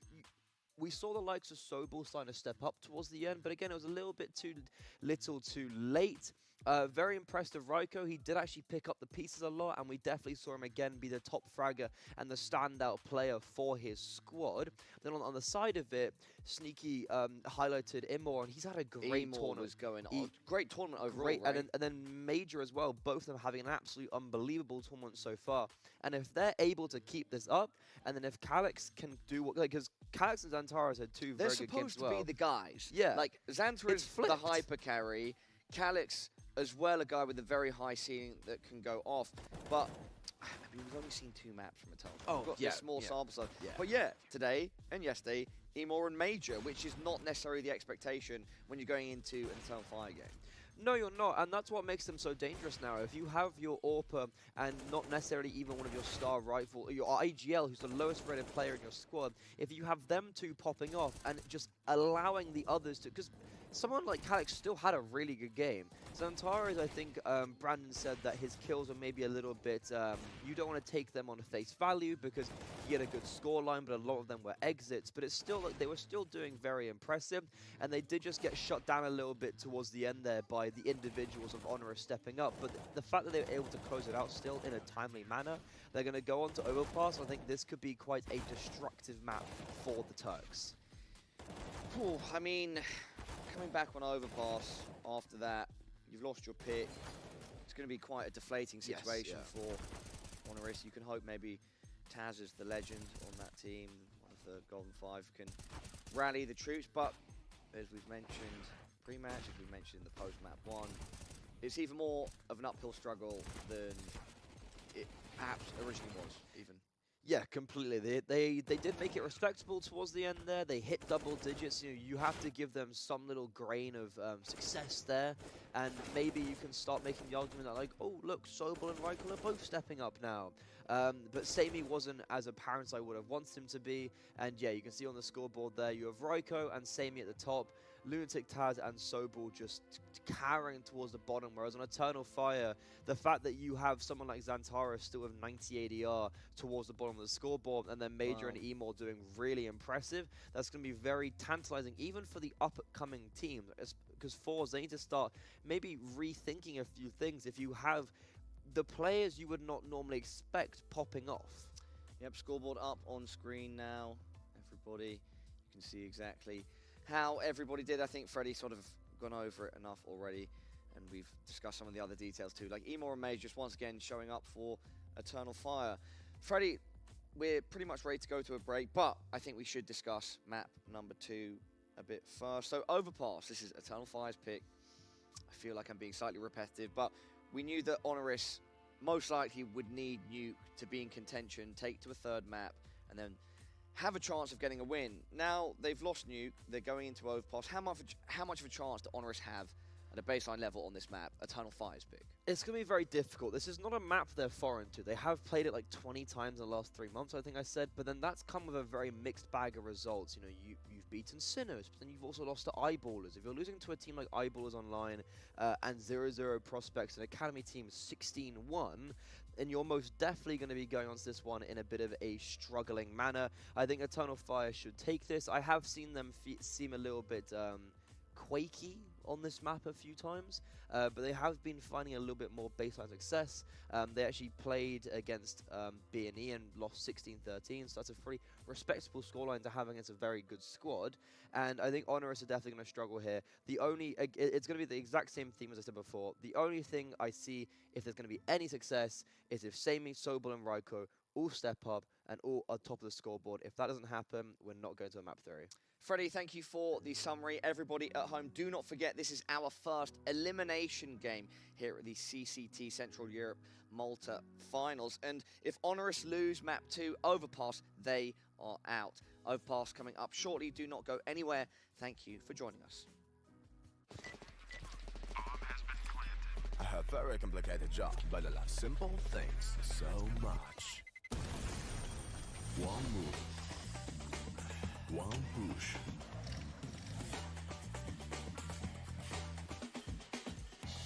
One touch.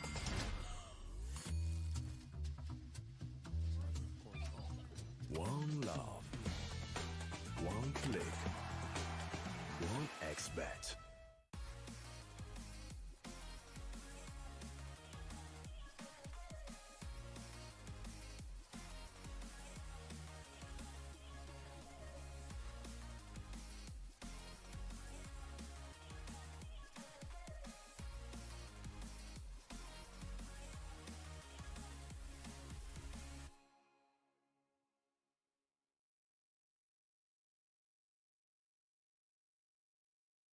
Are you sick of just opening?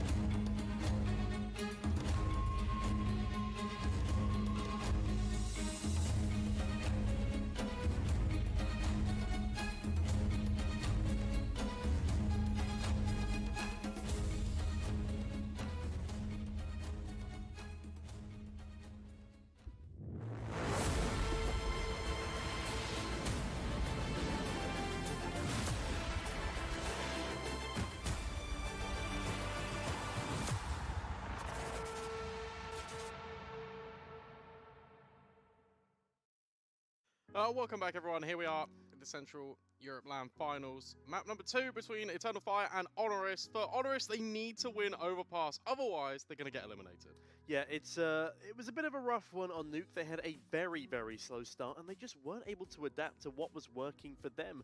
They had so much success on that A bomb site, but they kept going elsewhere, and it kept coming back to bite them, including against a half-buy round for Eternal Fire, which really did just spin the rest of the balance of that first half. I mean, they showed a pretty strong CT performance, which has been the story of this tournament so far, but going on to the second map, we will be starting with an overpass, CT side for HONORIS. This should be their best chance to get some real estate on the board. Yeah, look, right, they are good at this map. HONORIS are a very dependable overpass team, so I'm excited to see how they're going to set things up. And well, look at this, free and towards Connector already, with Sammy taking first contact towards Party. It's an unorthodox variation on the pistol. Calix make sure that Sammy's participation is just from the sidelines as Eternal Fire completely barrage and accelerate their way up long. Yeah, I mean, they look to sideline the entire defense here as they head their way down alongside. Smoke rains into the bomb site, and they've actually set themselves up a really nice smoke wall. Taz starts the fragging, though. Emor does fall. Antares watching the rear flank of his team, though. He's attempting to deal with Sobol, but Raiko actually cuts him through, and into a 3v3 we go. But would you look at this? Two of the players go towards Bank, and I thought for a second they were going to hedge their bets to B, but instead it's a CT plant. Raiko, he's going to catch two of them. I don't know what XCloud is doing there, running backwards away from the firefighters. Calix falls to Raiko as well, and that is a gorgeous 4K in the pistol. Yeah, that's a very interesting pistol round for Eternal Fire because they've got a clear game plan in mind, and then when they get to the bomb site, it's kind of just a little bit all over the place. Taz does some really nice heavy lifting here, but it is all Raiko. And we keep saying and we keep bringing up his name. This guy is one for the future. He's doing it against some of the world's very best, now being tested against Eternal Fire. 4 kills on the pistol round. It's a great way to kick things off, especially because elimination is on the line. Yeah, he needs to build up his confidence as an individual and get the team rallying behind him. You could tell there was a couple of players lacking that momentum needed to really come into an elimination game. I know it's the first game of the day. You're brushing off the land jitters, you're brushing off the tiredness from the previous day's matches. Again, Eternal Fire, they are a prominent foe. HONORIS do have a significant amount of picking up to do, especially with them losing their opening map. Also, that's a Titan Hollow. That's pretty expensive stuff there for Emor. Yeah, that's quite pricey. But you know what? He's earned it, to be fair, especially with that performance on Nuke. Be really interesting to see if he just kind of fires off the same form.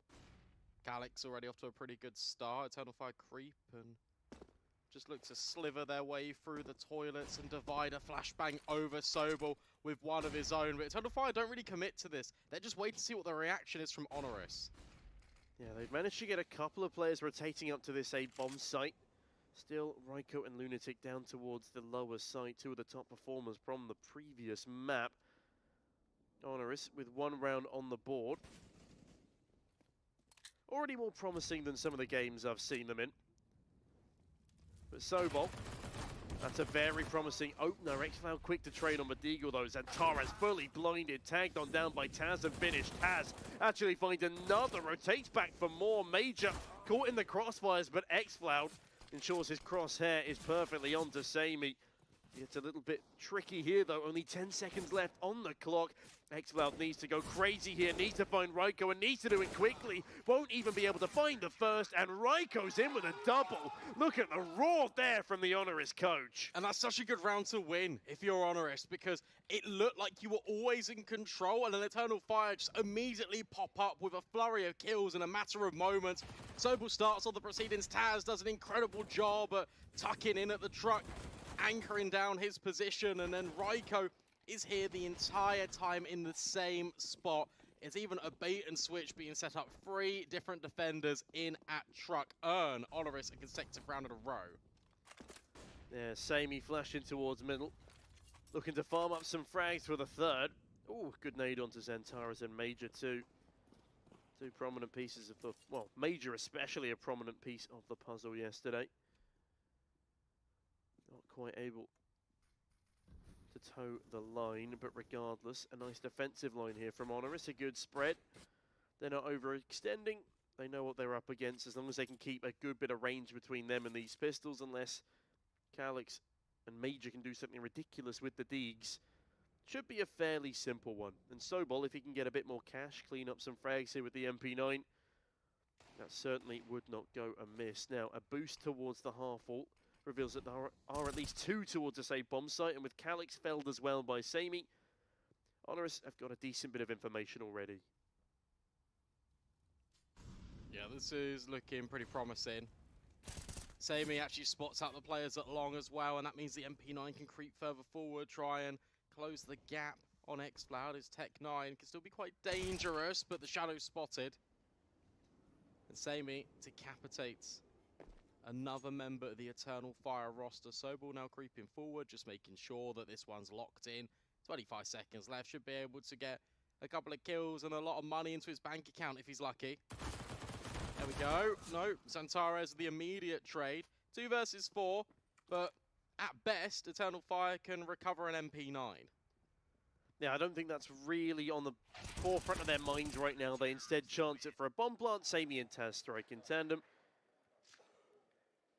And with that, a third on the board. A solid start to the CT side.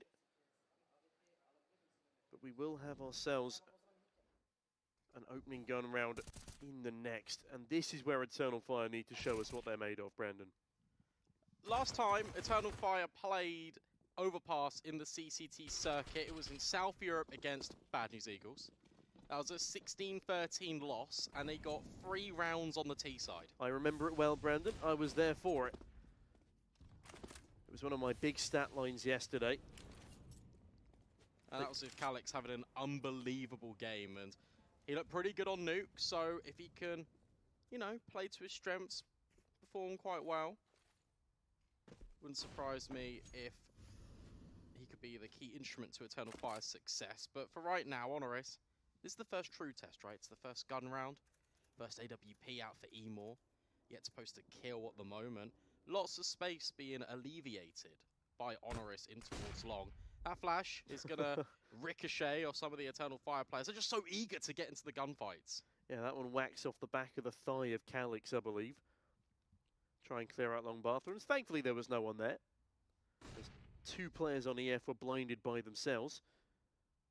Bruce Springsteen, eat your heart out as Emor eats up Sammy early doors. And that is a great opener towards the A-bomb site. I was so surprised as to how prominent the AWP was on Nuke. It's not typically that favoured. This is the real AWP's playground, and Emor has just found 2 on the big green. xCloud, another entry towards the A site. This is a menacing take, but Lunatic chimes on him with a double. Raiko one more. And Raiko's got this down to a 1 versus 1. Major fake on the bomb plant though, but Raiko takes his head clean off. Oh my god! And now they're getting loud, aren't they? HONORIS with another round secured. Lunatic, the IGL, with the first 2 kills of the entire game for himself. Just when you think that HONORIS have got not enough players there, no, guess what? There is 1 more, and Raiko does the rest. 8-0.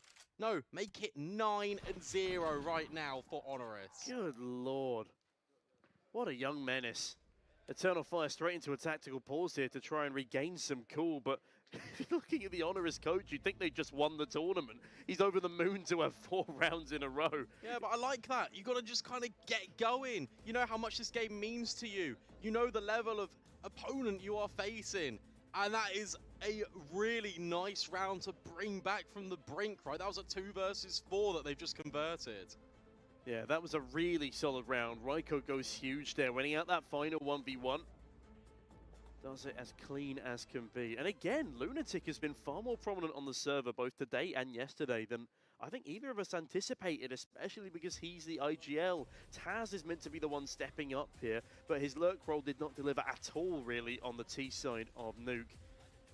Unfortunately, that tactical has now turned a little technical. Hopefully that will be resolved shortly. We do have a couple of fist bumps coming through, so I'm assuming that is a good sign at the very least. Headphones are back on.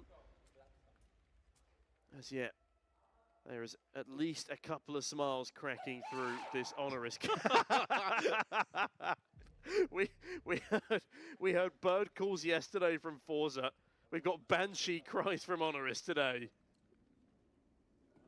You love to see it though. That's the LAN environment here in Malta. Tech 9, AK. Xantares quick through short. The control he has gained, and the rest of Eternal Fire are just waiting for his call, for his contact creeping on in. Are HONORIS going to be ready? Yes, they are. Lunatic, and then Raiko follows up with 3 through the smoke. The spam is perfect. Major can just sit and scratch his head thinking, how on earth does this round fall apart? This is the first time we've seen Eternal Fire towards the B bomb site, and it is immediately dismantled. Yeah, Raiko has another multi-kill, 12 in 0 right now in only round number 5. That is a blinding start for the youngster, who does have a lot of weight on his shoulders here. Again, the person I want to see rise up with him is Sobol, who had a rough last map and a rough map yesterday. But Major's in a rough spot right now with Sammy. Spots him early doors, shuts him down completely. And I'm really enjoying this energy from HONORIS. It seems every round now is deserving of a gut-wrenching scream. Yeah, for sure. Take a look at this on the replay. It all starts with Raiko, just lines them up. And it is really good stuff from him. But that was just against the pistols. You've now got the purchase yet again. Eternal Fire, this is their second proper gun round with everything invested. Let's see what they can bring to the table here. Sammy going for a little bit of a peek, but the smoke obscures vision. In fact, he might even be forced back by this Molotov. But no, it lands just above his head. Major creeping, lying in wait as Calix takes space and connects. Xantares in short. This is fast map control from Eternal Fire. Yeah, they've got a good bit of control here.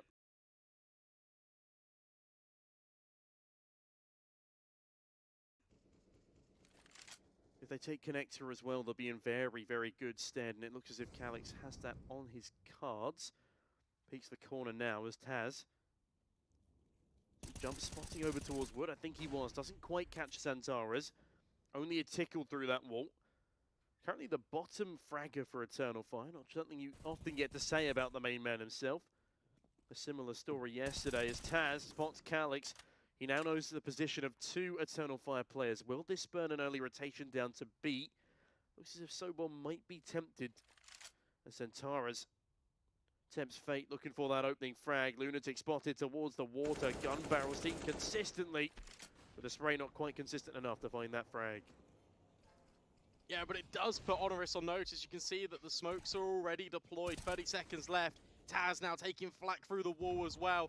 Eternal Fire look to make their move. Major with the dinkus, Lunatic with the opener, and Raiko. He's so dependable. The anchor player for HONORIS. Another multi-kill. Finally, he's been silenced. 2 versus 2, but guess what? Sobol, he's been on the bomb site the entire time. Xantares is actually aware of it and throws Sammy into a 1 versus 1. Plunges down into the depths of the water.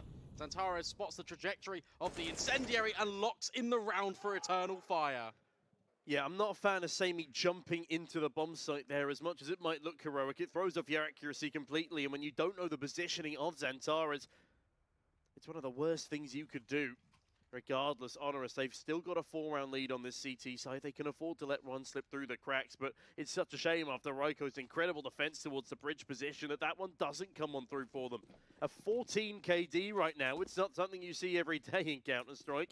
This Lunatic's not doing too shabbily himself. They've been HONORIS' top performers so far on the map as Xantares. Well, that was a huge clutch for him to find. If I'm not mistaken, 3 if not 4 kills in that previous round. 1xBet odds have dropped a little bit for HONORIS. But Eternal Fire still the heavy favourites to take the series. Lunatic maybe thinking about getting a little bit frisky with this Monster Smoke. Might try and push his way forward. In fact, yeah, he's going to fade through it. That's a lot of information that's going to be given over. Calix somehow matrixes all of those bullets. Eternal Fire, their game plan never really was over towards the B bomb site. It's going to be in towards A, and there's a good prominent setup right now. Sammy posted on long, Sobol jump spotting. You've even got Taz rotating for support. Speaking of the Matrix, I do miss Neo. He's still the sub. He is still the sub. He also owns the team with Taz. Yeah, the salaries of these players reliant on those two.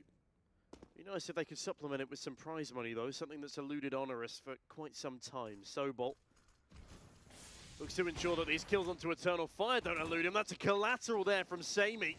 Big kill from Taz onto Calix, and the AWPer delivers in droves. The long push is cut on down, and Banana is stunted.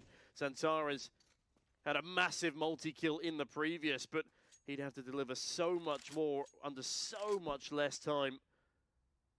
That's just not going to happen. Emor and Xantara is forced up into a save here. And HONORIS, they put 6 on the board. Yeah, nice little upgrades as well, right? You come into that round with FAMAS's MP9s, you leave it with a few M4s that have been scavenged, a Galil upgrade, because, let's be honest, the Galil's better than the FAMAS. Yeah, I agree. I'm a Galil enjoyer. I'm a FAMAS hater, Brandon. The same, he's an AWP abuser, it seems. Look at that. 2 bullets, nearly 3 kills. Much better. I'm really enjoying what we're seeing out of HONORIS, because what the difference is, in my opinion, compared to, funnily enough, their map pick, and I'd argue yesterday... All right, Taz. There we go. Look, he's experienced.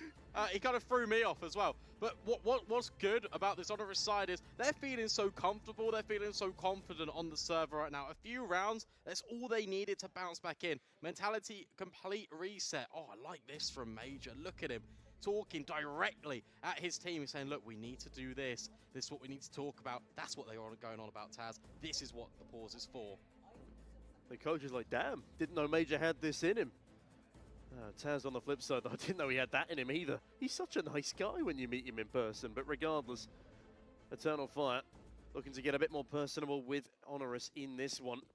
At a 5-round deficit right now, it has again been a story of CT side after CT side for this entire tournament. It appears the A1S nerf has done nothing to this caliber of Counter-Strike.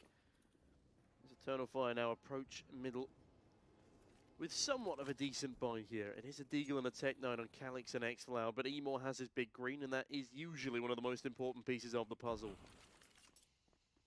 Is Lunatic going to push through this monster smoke again? He's living up to his namesake, but that gives a lot of information over. And Eternal Fire have really been favouring these long pushes. No, instead of pushing it this time, he does re-smoke it, so that's less information gained. But I like this. Calix been given the AK here. Told by the IGL to go kill. In exchange, he gives him a pistol and some util. As this will be a full A-bomb site execute by the looks of things. And the swing in from Sobol is good for information. A chip of damage onto Emor too, but he's just managed to get ahead of the half wall. I don't know if this will be expected by the opposition AWPer. It won't be, but thankfully the timings will elude the T-side AWPer as Sobol now has a lot to do. He does, but he's just going to worm his way through into the smoke. Taz, first victim. As Eternal Fire try and make their way through, but Sobol's been here the entire time, lines up and knocks down Calix as well. Emor will win out the AWP head-to-head, but Raiko, of course, he's there on the quick rotates, and Tares now trying to just bridge the gap and mend the differences. 2 versus 2 with 20 seconds left. We need to see Xantara as a major strike in tandem here. It's like a callback to Inferno all over again, but it's not a post-plant this time. As Sobol and Lunatic ensure they don't get anywhere near that bomb site. Look at Taz roar! HONORIS, tired of the BM they received in the previous map. How many octaves have their voices ascended? I don't know, maybe he needs a vocal zone. My goodness me. I like this though, despite in amongst all the chaos, HONORIS are playing really good fundamental Counter-Strike. Sobol taking the first contact there, just playing with Eternal Fire's smoke as it lands in towards long, and then in the 2 versus 1, they just swing together. Samy's now being dynamic on the AWP, but it's against Tech 9s, needs to be careful. Yeah, the pistols again, promiscuous in the previous map. They allowed HONORIS their 3rd round on the board, I believe. Can't afford to fall fly to their own tricks as Sammy almost duped out of a shot there, but the pistols don't quite fall far enough. Lunatic, I've enjoyed his utility usage down towards this B site so far. It's been very reserved. Buying a lot of space, buying a lot of time. I do believe that Molotov was just extinguished by the clearing smoke. Taz extinguishes Xflower though. And so already a man advantage for the CTs, and Taz and Raiko, they're just cleaning up shop. There's nothing really that Calix and Xantares can do here. It's a nice one-tap, but otherwise Raiko seals the deal. The man is 17-2, and I don't think we're even into the double-digit rounds yet. No chance for clutches for Calix, although he only had a hand cannon, Taz, so maybe we are getting a little bit too excited. But no, we love to see it. Fire in the bellies.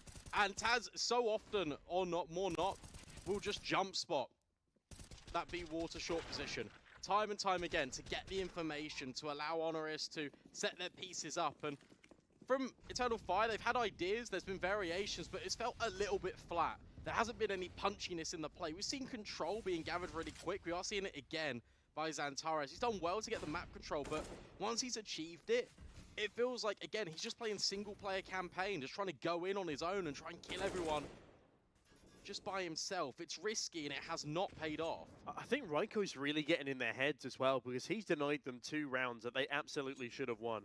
I mean, he's 17-2. Yeah, I know. It's just ridiculous to even look at. In fact, everyone on HONORIS is showing up, which is something I don't think I've said ever whilst casting HONORIS. There is always a weak link, which is why they've never quite been able to achieve the heights that clearly this team so desires. I mean, they've not won, what, the Polish National League ever without a forfeit win versus Pact.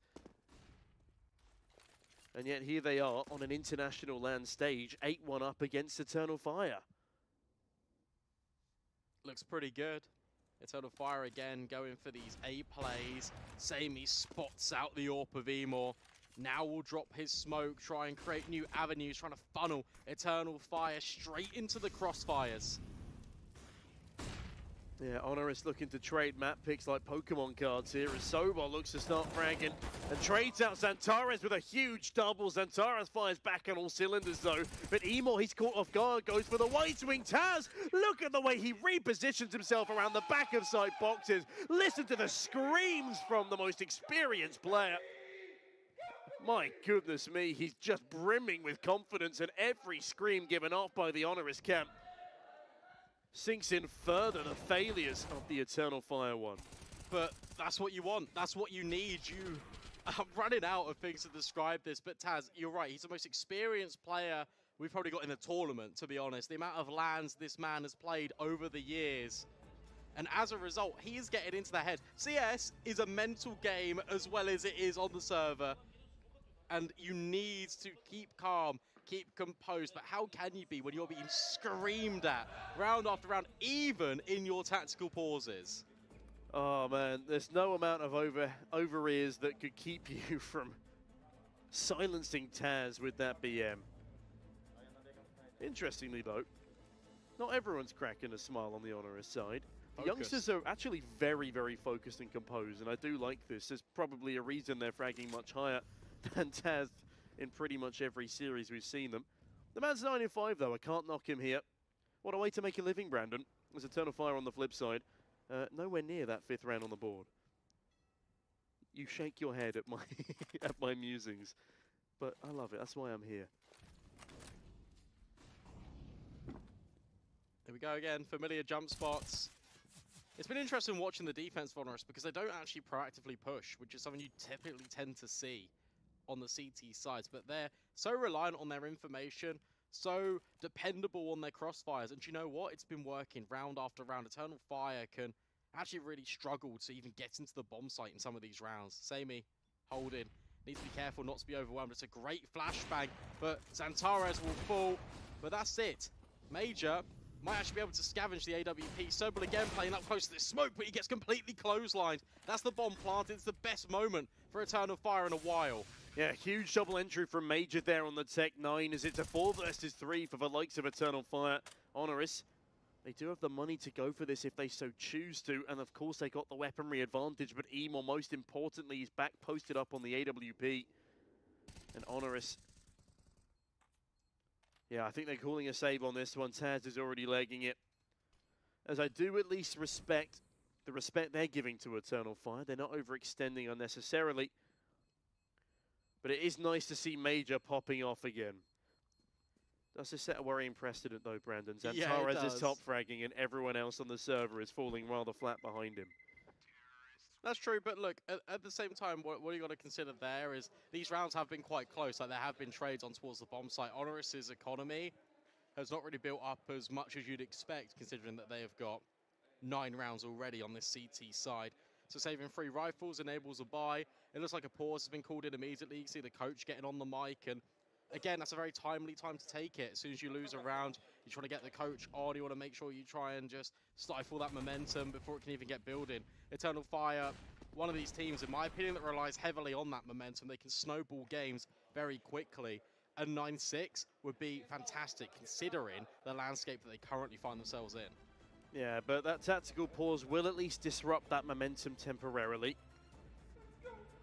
And yeah, they're still happy. They're still chiming in. I don't know if that's our microphones or they are just speaking in ridiculously high octave voices, but I am enjoying it. It is at least bringing a lot to the broadcast here. As Eternal Fire, not bringing much to this T side as of yet, but that last round was impressive, and Major was at least finding some personal self-confidence as he made that play happen. Sammy this time starting over towards B short. Zantara has been very keen to take this contact and control, but he might just walk into the crosshair here. Great flashbangs. Antares actually spots out Sammy. He's trying to take the ground, forces an incendiary out very early. And look at Raiko in connector. Oh, Calyx, you're going to have to clear this, and you haven't. That's the opener for HONORIS. That is the most aggressive HONORIS have played in a very long time. They've just been giving Eternal Fire free connector control pretty much every round in this map. And it's been working perfectly for them, but that is a nice opener. It's very quickly traded. Raiko's 19 in 3. Yeah, Zantaras keeps hold of short water control and also keeps 3 players down towards this B-bomb site. Yeah, very good sign for Raiko and HONORIS that he's playing well, converting the online to the LAN stage. Sobel will find Major, hero of the last round for Eternal Fire. 45 seconds left. Looks like this T-side will be resetting, but look at Sobel. He's so aggressively pushed up long.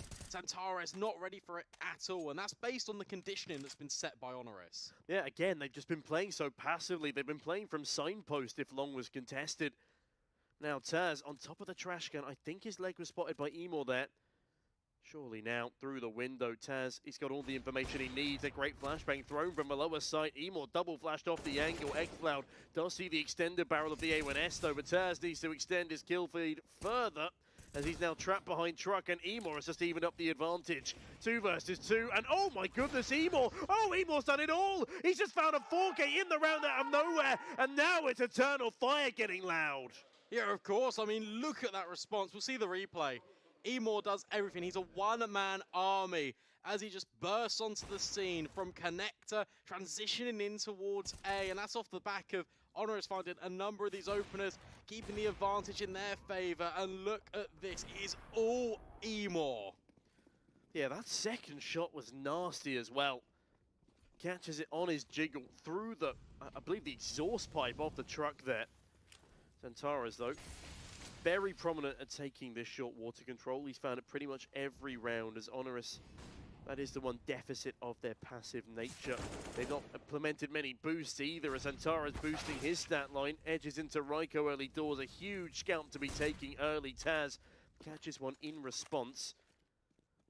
But I am liking the pace change from Eternal Fire. I'm liking the momentum they're building up, and clearly they are more confident in their capabilities. Although we're thinking about going for it, but since Zantaras got caught off guard, that's going to change plans. And HONORIS are aware of this, and they are going to send Sammy up. I wonder if Taz follows suit. Knows that Long's more often than not being given for free. Eternal Fire again begin this onward journey towards the A-bomb site. They've been really good at finding some of these openers. It's just the amount of players that are often here for HONORIS is really overwhelming.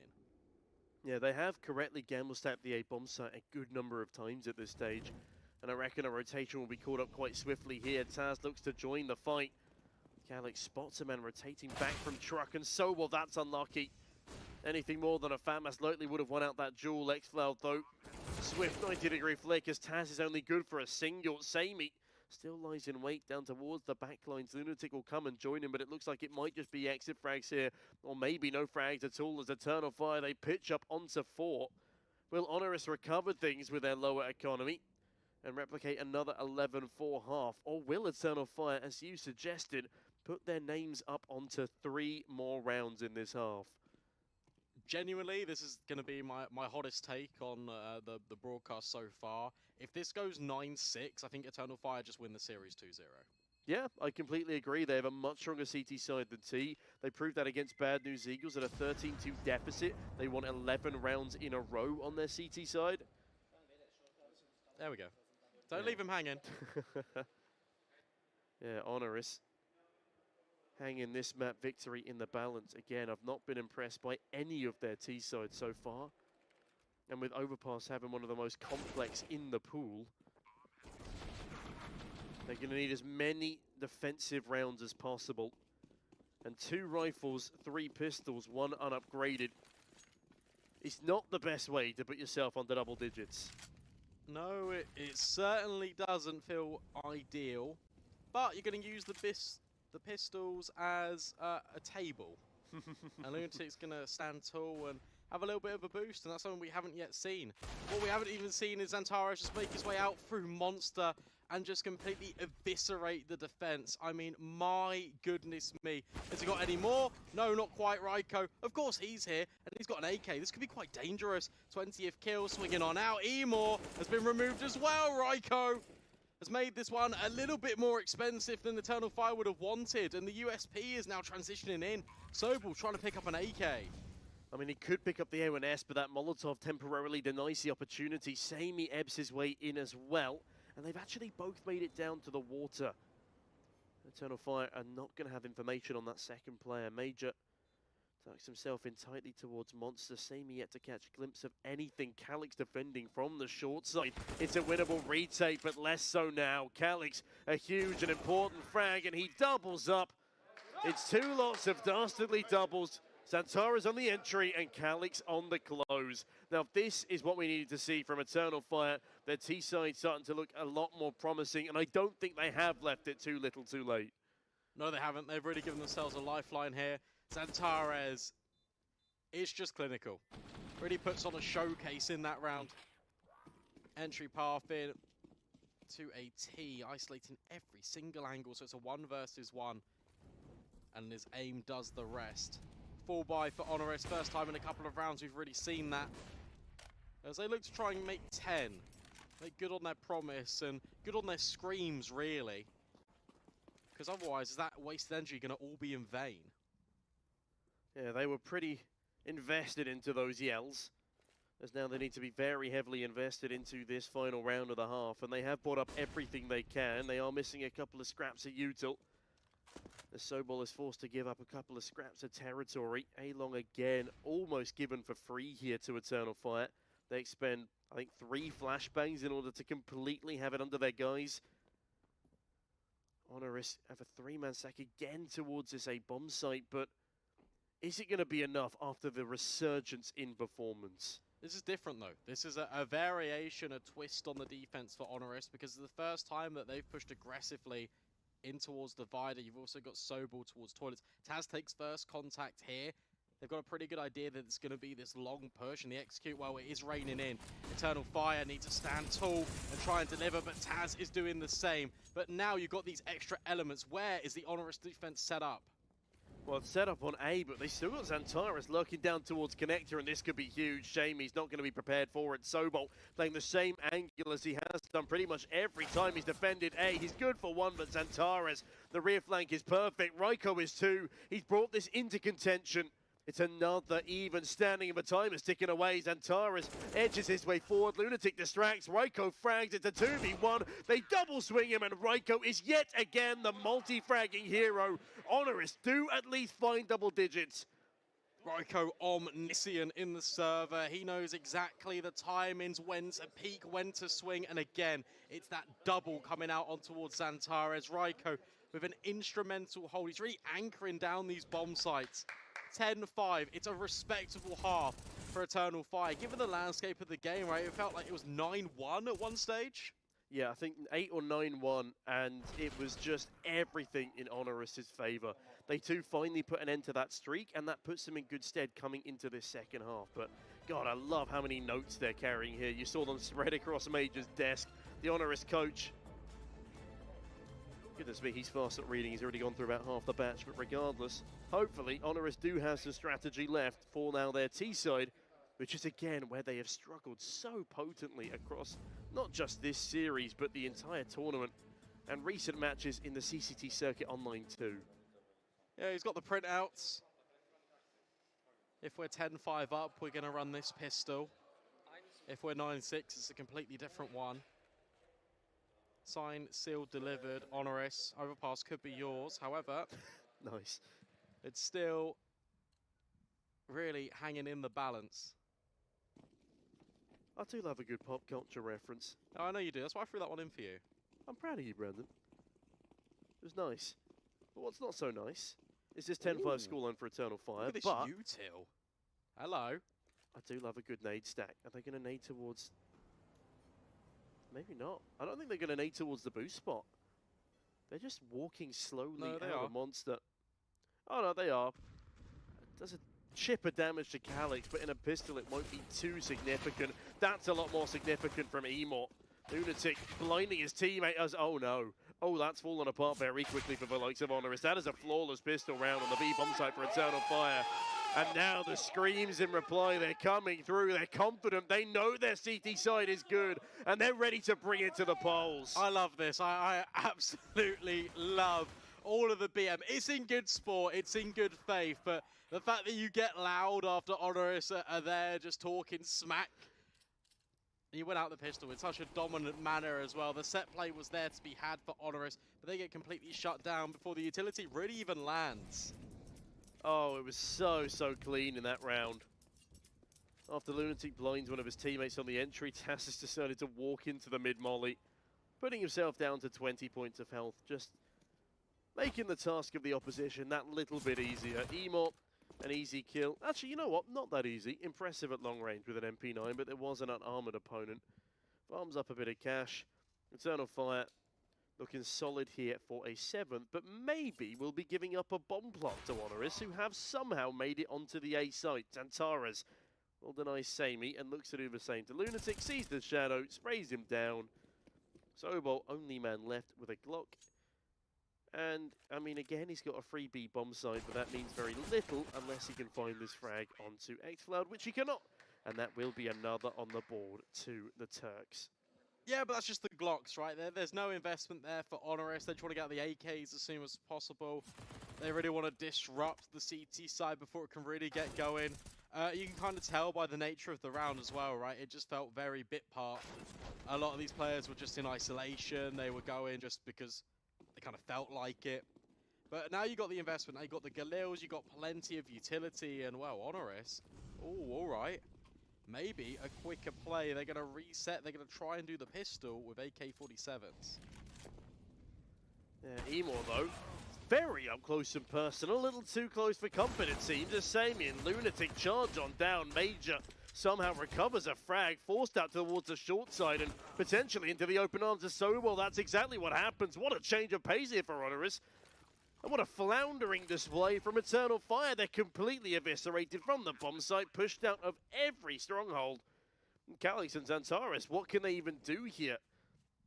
Zantares would probably want to save that A1S over, but Calyx on the flip side, maybe an exit frag or two, but I don't think that'll even be afforded to him. That is super clean from the Poles, who look to keep on to their pole position. I have some questions about that setup. Like, I kind of get Emor peeking in, and he is a little bit wide on the angle, but that's whatever. It's him spotting the information, and xCloud thinks, do you know what? I'll pick up the AWP and give it a go. As soon as he swaps over, the gun is like falling through the air. HONORIS are like, thank you very much, and just completely clear him out. Like I don't know really what the decision making was there behind that one, but regardless, it allows HONORIS a really safe pathway in towards the B bomb site. I mean, that was also a huge risk from Emor. He doesn't sort of allow himself the opportunity to walk back into cover. He goes really extended towards the edge of Monster Tunnel there. And Sobol, it's another freebie on Major retreating back towards the short side.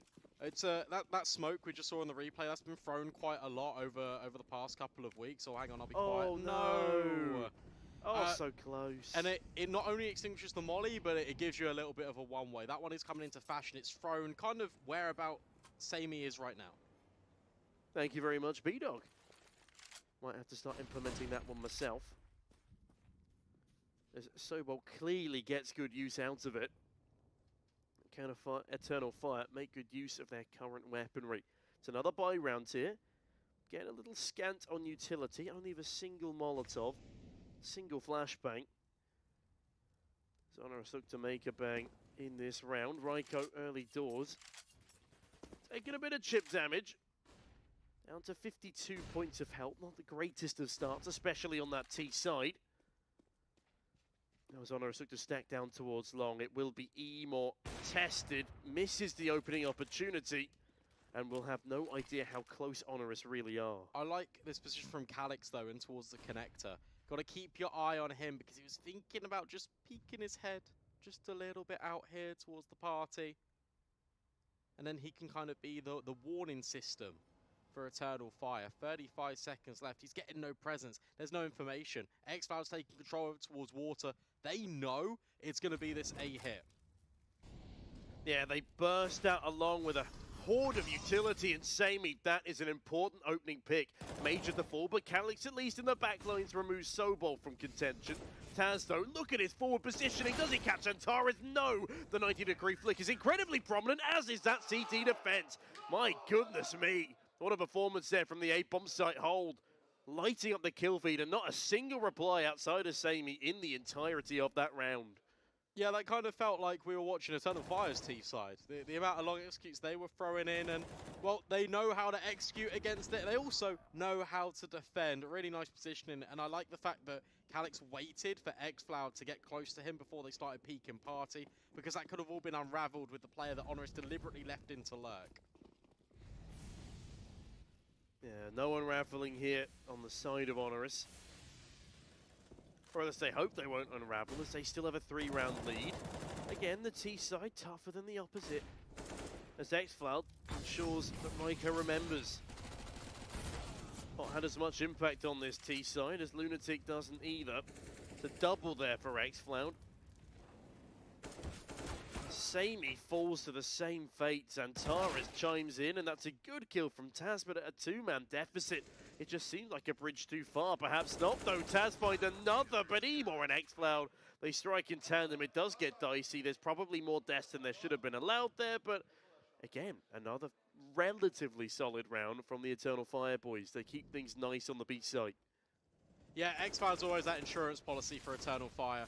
He just tucks in the entire time he's getting kills. He just waits in the smoke, and all of the distraction from the rotates make them completely forget about him. Nice little adjustment on towards Sobol at the end. Crucial hat trick for xCloud. Leaves Eternal Fire just within touching distance of that massive lead that HONORIS did build up initially. Antares has actually spotted Taz as well. Easy as you like. He's really starting to come into his element. So that was a ridiculous spray to find the first kill, though. Lovely headshot onto Lunatic, I think. Also a nice grenade off the fountain to keep the rest of HONORIS at bay.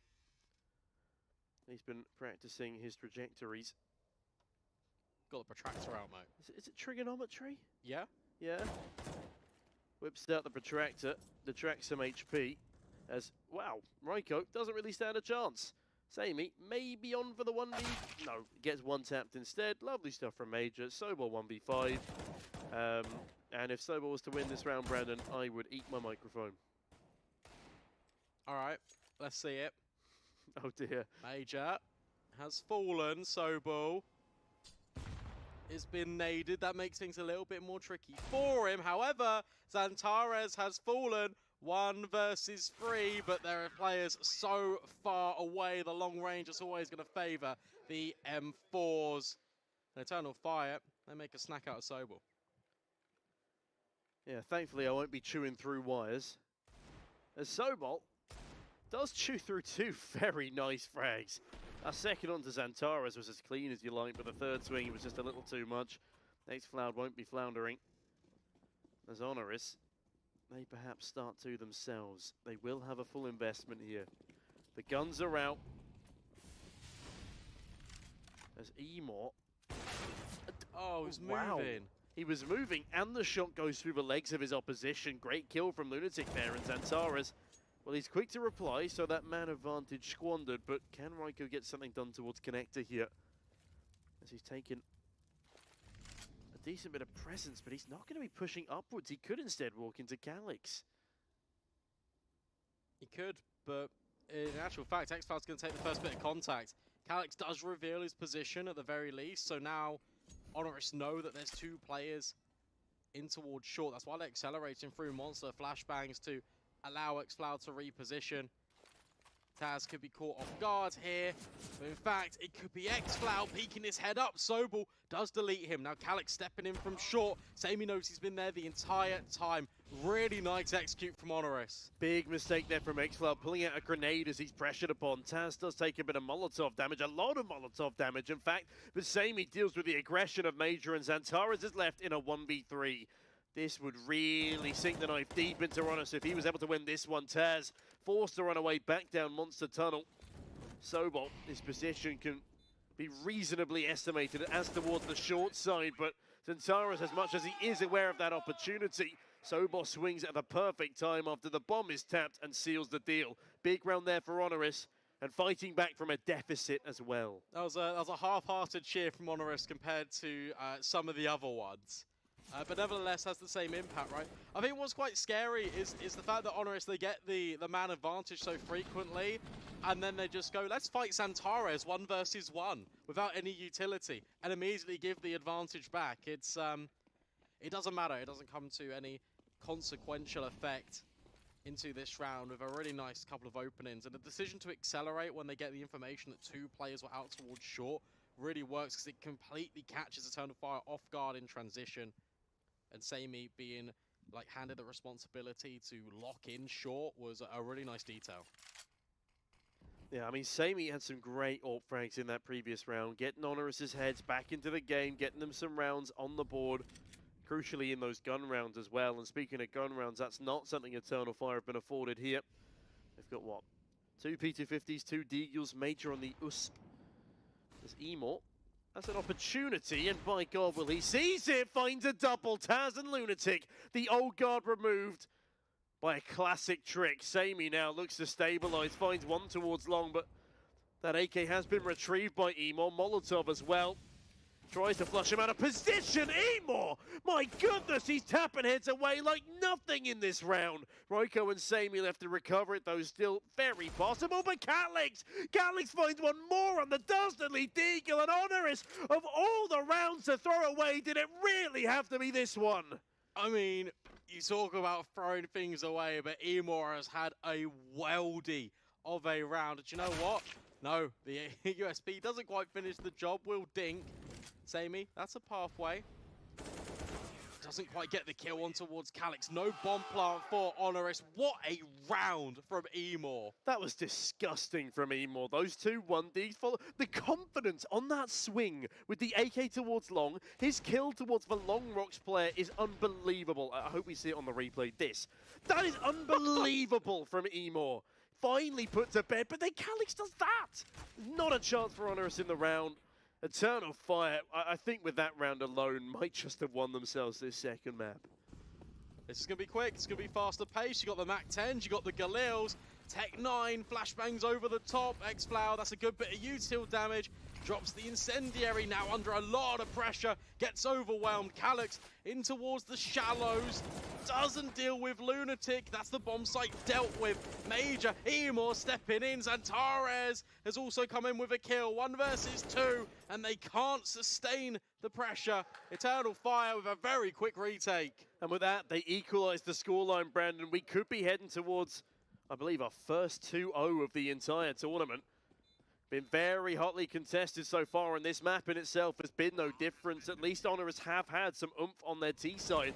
But again, oh, it was just harrowing. Harrowing is the only way to describe that previous round. And despite a 2-man advantage in this one, Brandon, they still can't cling on. As Xantares raised 2 down in tandem, 1 through a smoke, and Major as well surges forward. HONORIS off the back of that, they call a tactical pause because they need to cool off and collect themselves. Look at the frowns on the faces of the youngsters. I feel like with rounds that are normally thrown in towards, especially like a fast monster pop, on the T side, you can throw a smoke on the fly that lands in towards heaven, and that was completely overlooked. And as a result, Xantares just had complete free reign. He could take the gunfights as he saw fit, was able to get a multi-kill without even being contested, and that was a serious oversight that could eliminate HONORIS from the tournament. Yeah, it's little mistakes like that that have such a huge impact as we head down the line. It will be a 4 Galil AK buy. They have a surprising amount of util behind them, courtesy, no doubt, of lost bonus and bomb plants. If one thing HONORIS have been decent at, it has been getting that bomb down in the first place. Eternal Fire, not quite as prolific on it, but that's in the past now. Sobol, that is very much a frag in the present. Didn't have the presence of mind to retreat, and with that, it will be Eternal Fire winning that opening man advantage, which is, in fairness, something HONORIS have been very good at. I like this space being taken by Calix. Spots Lunatic, he's like, all right, I'm out of here, see you later. Deal with that. And at the same time, Xantares can now start to take even more ground in towards Connector. The net begins to tighten a little bit further, and you take a look at this. No map control has really been gathered for HONORIS. They're having to think on the fly and deal with these problems. Eternal Fire presenting them. Xantares will have these kills all day long. 2 dead to rights. Yeah, Xantares is quite a big problem for HONORIS there, and with that, another 2v4. It's Lunatic and Taz. It is the old guard, and they're looking to guard their scoreline from being overtaken by the Turkish lot. Now, Lunatic has avoided getting stabbed in the back by Calix here, who does pick the right direction to try and flank from. Unfortunately for him, they've just ebbed their way into Connector. He was in the perfect position to cut them both down if he was just at the bottom of the ladder. Now taking presence towards A. Taz speeds up. Lunatic lobs in some util. The bomb might actually be planted here, but Taz, he checks the water angle, doesn't check anywhere else. X-Flow cuts him down, and at the very least, Lunatic does get a plant in. That will be a little bit of money recovered, but the round in itself recovered quite nicely by Eternal Fire, and they steal the lead away, now sitting 13-12. As a dejected fist bump comes through for HONORIS. Yeah, at least they got the bomb down right. It gives them a little bit more money working forward. But this is the first round where we've seen Eternal Fire be proactive and take map control away from HONORIS. And it was the last thing they were expecting, no less, out towards Monster. And as a result, it allows Xantares a little bit of wiggle room to then deliver a devastating multi-kill. And then for HONORIS, that's 3 players lost in a matter of moments. And the consolation is, well, you've got your T-spawn back. Flashbangs over. X-Cloud actually is overwhelmed. Another fast play in towards B. HONORIS, they do succeed normally in getting onto the bomb site at the very least, but Major and Calix in the water could present problems. Well, Major no longer a problem as Lunatic madly rushes forwards. Xantares quick to trade, but Sober on the Galil will overpower. Now taking water presence, that's not Sobol. That's definitely not Sobol. None of these people are Sobol. I don't quite know what's happened to the hub, but I think it's a 1v2. There's a player in the water here, as I'm not entirely sure who that is. I'm assuming Emor in the backline switches the AWP out to an M4. And we're into a 1 versus 1 here. That is Sammy on the bomb site. Does have the bomb on his back. Flashbang keeps Emor further at bay, and it will actually allow the bomb plant to come on through. Eternal Fire still a round up. Need to close out this round. Look at the health of Sammy. It's just not going to be enough. Emor sends him packing. That was the round that could have gotten HONORIS back into the second half, but without it, a 2-round deficit. Their economy not in the best of places. They do at least get the plant. But Emor steals away the round, and now we sit 14-12. Look at the smiles, and look at the BM coming through. A round so chaotic, it broke our heart. Calix, it felt like he was going to be the linchpin to all of this because he was so undetected. I think he actually gets spotted out there before Sobel swings, but you've got a flurry of frags coming through. It gets down into a 1 versus 1, and the HP, it just favors Eternal Fire, who have now won a number of rounds in a row, really put HONORIS on the back foot, and they are now 2 rounds away for not only staying alive in the tournament, but sending HONORIS home. Yeah, I was going to say, in that previous round, if that actually was Sobol in towards water, it would have been, first of all, very impressive, and second of all, could have saved them. But unfortunately, there was no saving from Sammy. As Emo, probably my MVP for this series so far, continues to deliver. Sobol's back again. xFloud finds that frag onto the aforementioned player. I think we're back into a swift sense of normality here, Brandon, as, well, the Turkish side, they're playing for 15 here. They're playing for map match and series point. HONORIS fending off elimination, fighting for their tournament lives here. Do not want another last place finish. Well, they are going to go over towards B once more. Calix has taken good ground in towards short water. xFloud, he's also joining here. They're going to move as a tag team. Try and make this one just be secure for Eternal Fire. Flashbangs rain out. And again, you got the cover in from Major, but he gets dealt with quite swiftly. xFloud's position noted, but where is Calix? Calix has not yet revealed that he's here as well. And that's going to be the bomb completely denied. 20 seconds left. Lunatic in a 1 versus 2. They don't know where Lunatic is. That's the only good thing he's got going for him. He snuck up into the water. But now Emor sneaks down from CT. It's a very open plant from Lunatic, but it is just a fake at least for now. Oh, he's going for the stick on that second one. Emor doesn't actually go for the swing. Far too nervous to do so, but instead just buys time for Calix to walk him through Monster. And with that, another cry from the Eternal Fire camp as they have now found themselves that coveted series point. Yeah, they are potentially 5 kills away from knocking HONORIS out and continuing their journey here in that lower bracket run. Want to take on forZe later on. Yeah, I feel like we've seen less tactical timeouts in this game than the previous. True. HONORIS probably could have used a couple to quell some further momentum, but obviously, again, with their backs up against the wall, they will be delivering one here. Yeah, I agree, but you got to look at the manner. This feels like day one CCT, where we've had the T sides falling flat, the defense putting up an impeccable streak. But HONORIS have shown a good grit and determination to work their way back into the game. The difficulty is we've got to remember how this first half ended and well, how it really began, because it was 9-1 originally to the Polish squad, and they ended the half 10-5, and now they're staring down the barrel of 3 elimination points.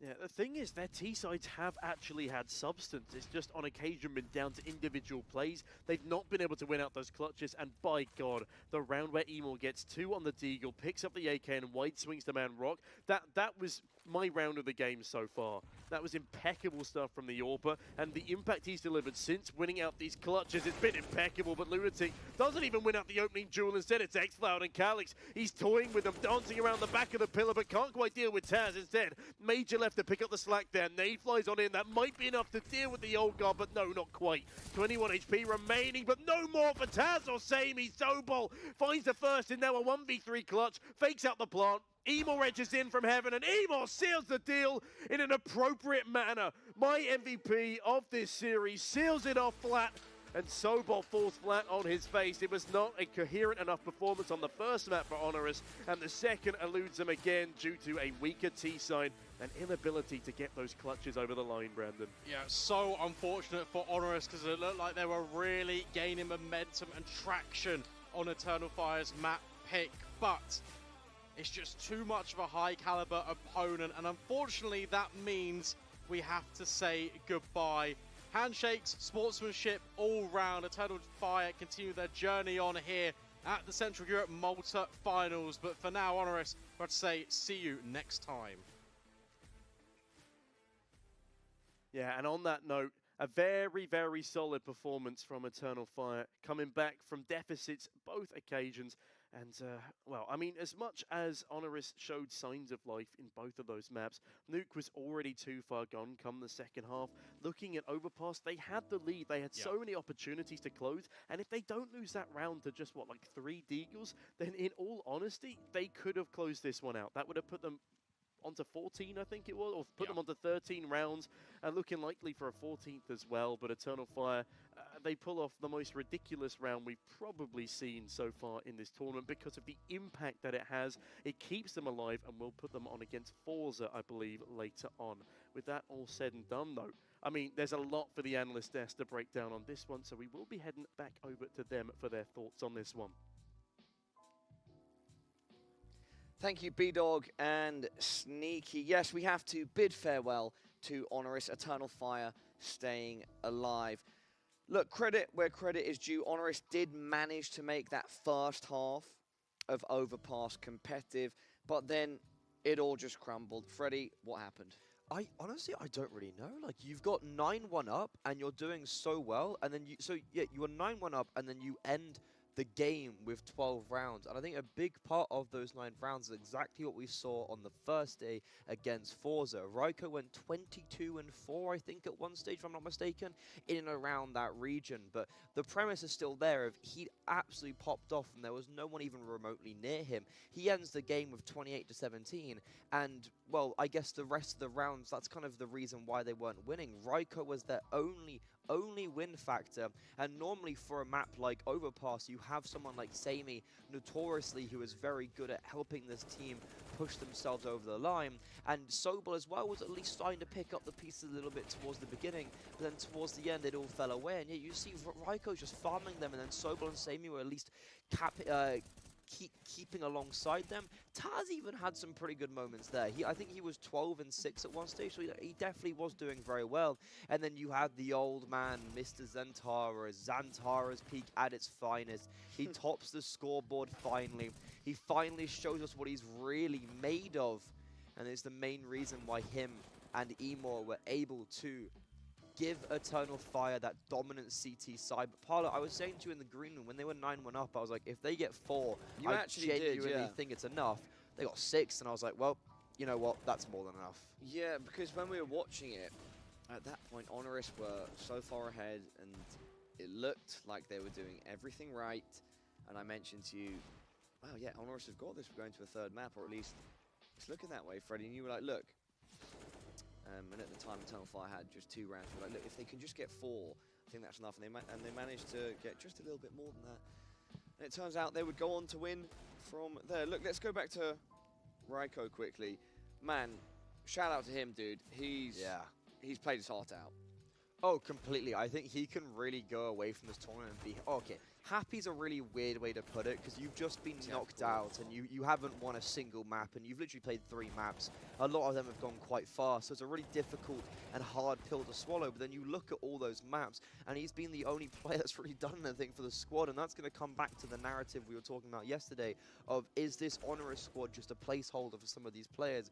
Ryko's been in this team for some of the longer periods. I think he's been in this team for about 2 years. He's been pretty much at the beginning with Taz, and he's really showed what he's made of consistently, and the fact that he's done it on LAN against some really impressive teams, you got to take your hat off to him. He was our MVP in the first game, and if it wasn't for Emor, who had a really impressive series, I think I'd be inclined to give him the MVP again, but you can't really do that when they have sadly lost 0-2, but really impressive from him. It's really unfortunate we couldn't see any of the other factors step up, and like I was talking about Taz there, he ends 15-20. I'm pretty sure again he was 12-5 at some stage. The whole team just suddenly lost all its momentum, lost all its flow towards the end, and the entries were good on the T side. Brandon was saying like they were getting the openings to the bomb site every round. It was like a 4 versus 5, or sorry, a 4 versus 4 in their or a 5 versus 4 in their favor. They'd get to the B bomb site, they'd use their pace, and then they would maybe just whittle out a little bit. And the overwhelming mannerisms that Eternal Fire were throwing at them did just overpower them. And you see Emma on the screen there, 48-29. Yep. Yeah. Up on screen now, Emor, our 1x bet player of the match. You can see his stats, and credit to him, he's done a very fine job.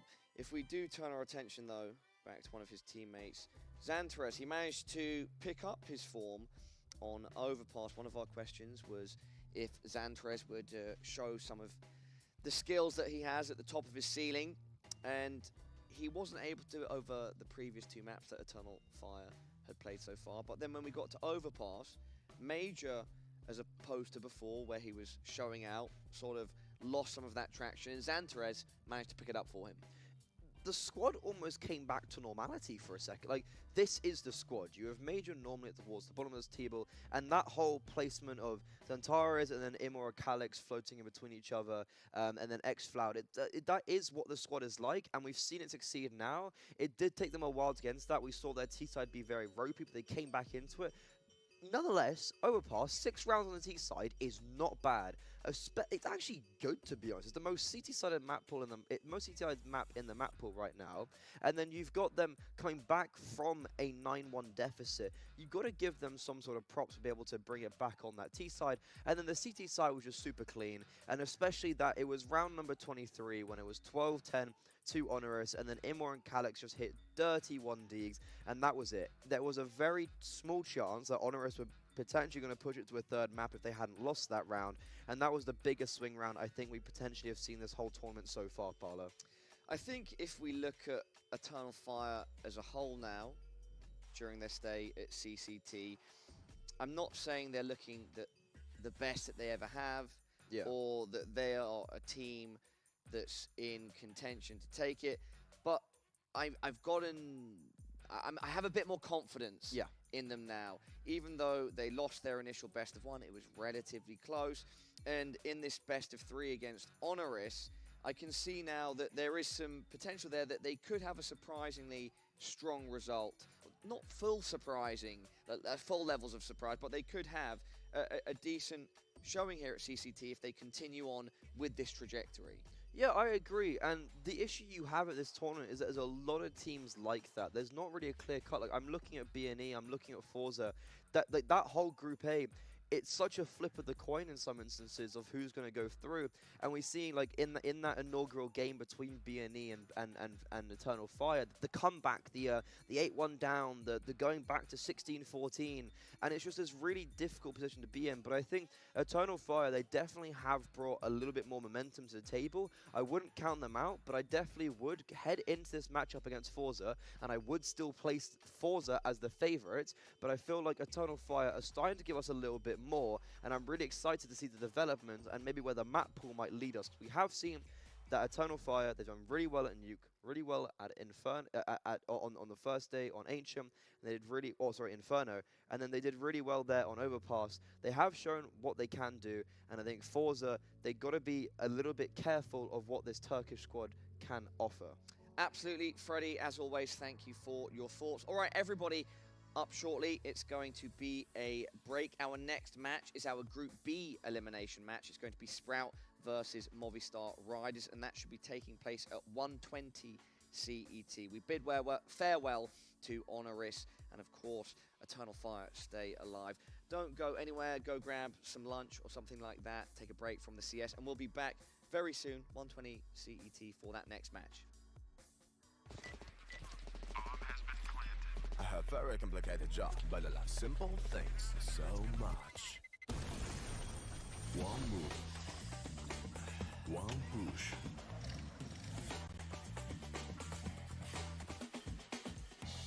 One touch.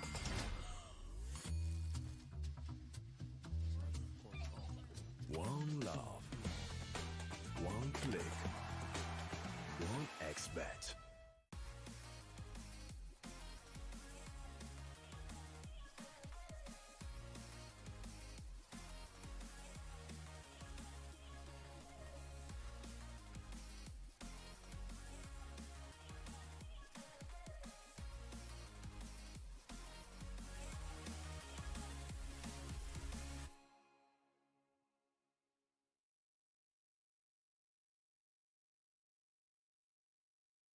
Tired of boring case openings? Do you always get only cheap skins? The Hellcase website has tons of options to upgrade your inventory. It's up to you to participate in giveaways, events, or compete with other players in opening cases. Hellcase, your world of expensive skins.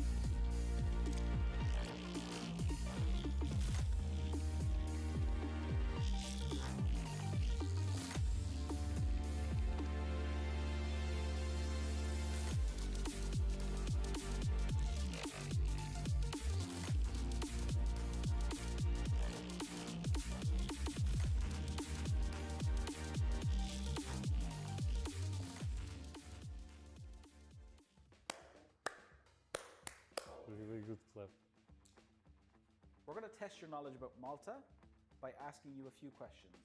Malta, I have no idea about Malta. Oh my God, no, please don't do it to me. Some are multiple choice. Okay. Some are true or false. All of them are factual. You ready to go? I'm ready. Okay. Yeah, let's go. I'm ready. Let's see how everything goes. Not really. Which of these is not a common language in Malta? Maltese, Italian, English, or German? I would say German. D, German. German. German, I guess. It's German. I would say German. Correct. Okay. Yeah, that's 1 point. Let's go. This is easy. You know a bit more about Malta than you think. Stop it. True or false, Malta is one of the sunniest places in the world? False. False. I think I'll go with my gut and say false. I'm going with no, but for sure it's going to be yes, but I'm going with no. True. True. Okay, when I was going on the plane, like two ladies were talking about like, if you want to travel the world, Malta is one of the places to go. That's why I said that. You're right. It's true. It's true, yeah. So it has over 3,000 hours of sunshine. I was just thinking about the countries closest to Ecuador. Yeah, exactly. And I was like, okay, there's some countries in that, but What is a pastéis? Something you say after winning a game of CCT in Malta? A brand of Maltese car? A type of pastry? Or a lake on Malta? I have no idea. It's 100% not the first one. The last one. I'm going with C. The third option, the type of pastry. I can't repeat that, but I think it's C. Okay, I would say it's third. I will go with the C. Okay. Correct. Yes! You're correct. Good Okay, job. that's nice. I'm right? Yeah, let's go. It was totally random. Which of these is an actual animal? A, Maltese falcon, B, Maltese tiger, C, Maltese dog, or D, Maltese dragon? I like dragons, so dragon. I mean, I think I can the tiger and the dragon out. Maltese falcon. Maltese dog, I think. Just And I don't think there's that many birds out here, so I'll go with the Maltese dog. Yes. Let's go. Maltese dog. Yes. Yes? What? Yeah, Maltese, yeah. I have Havanese. So it's like Maltese, Havanese, yeah. What are the colors of the Maltese flag? Red and white. Red and white. Red and white. Red and white. Red and white. red and white. This was not really hard. I thought it will be harder.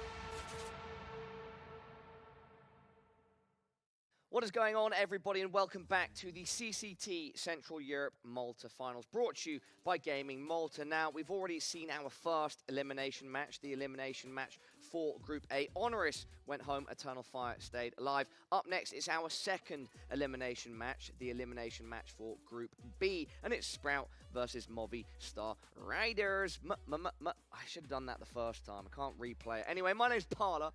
I'm your desk coach. I'm still joined on the desk by Grimmy Ranner. You can't use it for Movistar and Grimmy Ranner. It has to be its own individualistic. No, Movistar Riders is just kind of like how I do Maui Snake. I probably actually shouldn't use it Yeah, I'm going to reserve that for Maui's sake. I need to work on my Movistar material, but Grimmy Ranner is completely different to It's just Grimmy Ranner. I like this. I'm really like at first I was Casters laugh every time I say it. It's feeding into my ego. I think it's more pity laugh, but sure. Wow. But yeah, it's like it's something a little bit different, adding a little bit of flair. The first time I heard it, I was a little bit like, I don't know if I enjoy this, but now I'm getting behind it. But do you know what I can get behind is Movistar versus Sprout. We've got Berry Bomb, seeing if he can do it a little bit more today up against Martinez and his boys, and David G, who was on absolute fire yesterday. David G, what was that about? This guy was absolutely incredible, whereas Martinez was at the bottom of the scoreboard for the whole server. The roles got reversed. Life as we know it just isn't the same, and I really can't wait to see what this map veto is, so we can see how much more dynamism we can have between Exello and Martinez. Quite a few questions coming into this match. If we just look at the best of ones from yesterday, Sprout got starched by Spirit, but they are playing with their coach, Berry. Movistar Riders, they had a scoreline, I think it was 16-11, which would imply that they lost pretty badly to ENCE, but some of those rounds were swing rounds, and it was actually under the surface a bit close, and so I'm very interested to see how this matchup is going to play out, Freddie. Yeah, completely. I think we can give the benefit of the doubt to Sprout a little bit. They were playing their first game with their coach on LAN since, well, I mean, I think they've played 4 games with their coach in total, if I'm not mistaken. One at Espu against Big. They had a best of 3 against 1 win online, which Berry didn't actually even play that bad. And then another one online in a qualifier, and then also this one we had yesterday. What was quite interesting was the fact that they had on Anubis, which was the map, they had on CT side Berry playing the A bomb site and Refresh playing the B bomb site. What that signals to me is that you have 2 voices, 2 very prominent voices in this immediate roster on the other side of the map, being able to relay information over to each other. The only issue is that those 2 players are just highlighted with the lowest rated players in the server, and Refresh moving out of that IGL role, I would anticipate it would mean that he can open up his fragging department a little bit more to what we saw in the likes of Heroic, for instance, try take over some of Zyphon's old roles, and that just wasn't the case whatsoever, so that just puts a little bit of a seed of doubt into my head. Opening up the fragging department, talking about that, Freddie, why don't we look at 2 players to watch in our CCT head-to-head. 1 player from each team. We've got Zello, who actually had a good score yesterday in that tough loss against Spirit, if I remember correctly, and then Martinez, the AWPer for Movistar. Yeah, it was actually a very interesting affair, because Exello was getting a lot of opening frags and was joined by Lonks in that AWPing. Both the Romanian players in this squad were actually picking up that big green, and that's where we saw the majority of the success in those 5 rounds they actually got. The only issue was that when they lost that big fragging abilities, they did really drop off quite tremendously. And Martinez, on the other hand, my god, as I said, 0.64 rating. The teammate above him was 0.89 of Mopos, so you can see that the AWPer up against Sempios, who was the man of the match of that team, or of that game, the Spanish AWPer, the newer one in this Movistar Riders squad, was really, if anything, a detriment to the team, and it's going to be very interesting. Now he's up against, I think it's fair to say, a lower caliber AWPer in the form of Exello, but that did not stop Exello yesterday from being the only player on Sprout to really give much oomph. All right. Great summary there of our CCT head-to-head players, Zello and Martinez, Freddie. Now it's time to take a look at our map veto. We're going to get that up on screen and see where this best of 3 is going to be played.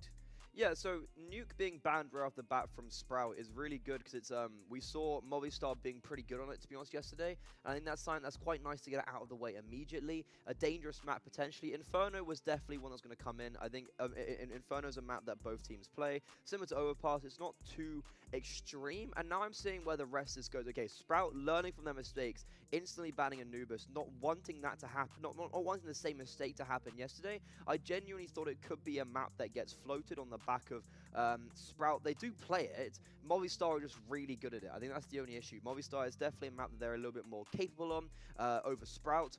Actually, wait, really good in hypemphases. I think they lost like 16-3 to Saw on it. So it'll be maybe be up in the air, but Mirage will be our decider. A fairly simple map pool, and I think a map pool that is going to be interesting, especially if we're going to try and incorporate that double AWP system. Inferno, you can't really do it. These are not maps that you can really incorporate that double AWP for the likes of Sprout. So if that was something that they were really trying to play into, I wonder how that's going to play now when they're going to force Lonks on this hard rifle roll. And then also for a map like Inferno on the T side, and even Overpass on the T side for that matter, is Exelo going to be hard rifling? I don't know. It's going to be interesting. A lot of great points there, Freddie. So yeah, everybody at home, Inferno, Overpass, and Mirage. But look, let's go once again back to the Berry situation. Yes. Sprout are playing with their coach. Look, if Movistar Riders were to fall in a best of 3 versus Sprout playing with their coach Berry, this would be a huge loss. Massive. Yeah. Movistar Riders should be winning this matchup. Yeah, completely. I'm not saying it should necessarily be a dominant 2-0, but man, I do think Movistar Riders should be winning it 2-0, but in my opinion. But as in, Movistar Riders should not be struggling here against a Sprout with their coach, in my opinion. Yeah, completely. It's going to be interesting going over to Overpass, which I think it was Sprout that picked into it, right? Sprout, if I'm not mistaken, Sprout picked into Overpass. Yes, I think that was the case. So we haven't seen Movi play that map for a while, and especially when Sprout were playing over at Espu, it was on Overpass, and Refresh was saying how the 7 rounds they got on the T side were down 2 berries cooling, and that's going to be a current theme of this best of 3. Now it's going to be extended maps. We're not going to be playing one done and dusted like we played 21 rounds. We're not going to have that anymore. We're going to see more of a depth. So we barely saw Sprout on that T side of Anubis, so it's going to be really exciting to see them starting out on Overpass on that T side, and then it's just going to be the issue of can Berry still give some sort of qualities that are valuable over on that CT side. He individually is not good. He never really has been, even when he played. That's not a flame. I think that's just a fact. You can go off his HLTV ratings. He's notoriously been one of the low. He's actually like one of the lowest on HLTV, period, which is always, it's not a nice factor to have. And that's when I'm going to need someone like Refresh, who's taken these new roles to start powering up to his true form. And then I'm also going to need the likes of Stair, Longs, and Exelo, who I know can do well, still do well. And we saw that from Exelo yesterday. We saw a glimpse of it from Longs. We just didn't see it from Stair. Just waiting for the game to go live, everybody. Great to see the shots of both teams on our stage over in Malta. Berry sitting in the center. Look, you did mention that Berry low rating HLTV even during his playing career, but Berry's someone that's mostly respected for his leadership, his ability to build talent and take on rosters and manage other players. And so, whilst we're not expecting him to bring hardcore fragging power, we're hoping to bring that for him to bring that cheeky smile, that energy and cohesion to Sprout, because other than his young guns going off, that's going to be another asset, an important asset, which hopefully they can utilize, because otherwise I just see it going the way of Movistar Riders. Yeah, completely. I think what this matchup does have right now is that you have the AWP versus AWP, as I was saying, and then you also have the Stair versus David G. That was my kind of second head-to-head pick. I was going between the two. David G, as I was saying yesterday, had a 1.64 rating.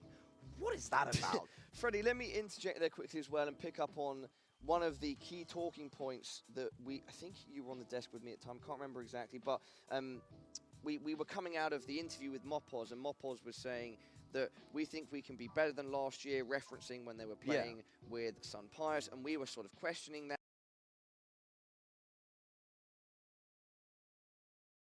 About that is to be true.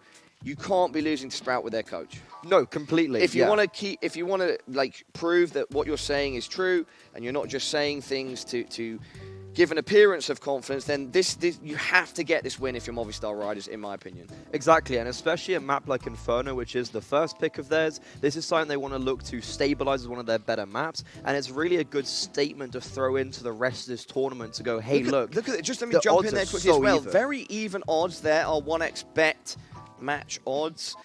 Very even. I'm quite surprised by that. I haven't genuinely seen an even score, an even odds like that in a while, to be honest. That is dead even down the seam. I don't think there's really much differentiation between the two. Okay, going on from that, what percents would you... In my head, this for me is like a 65-35 to Movistar Riders. Maybe 70... let's say between 60 and 70% chance for a win here for Movi in my head. 70-30, 60-40, somewhere in between.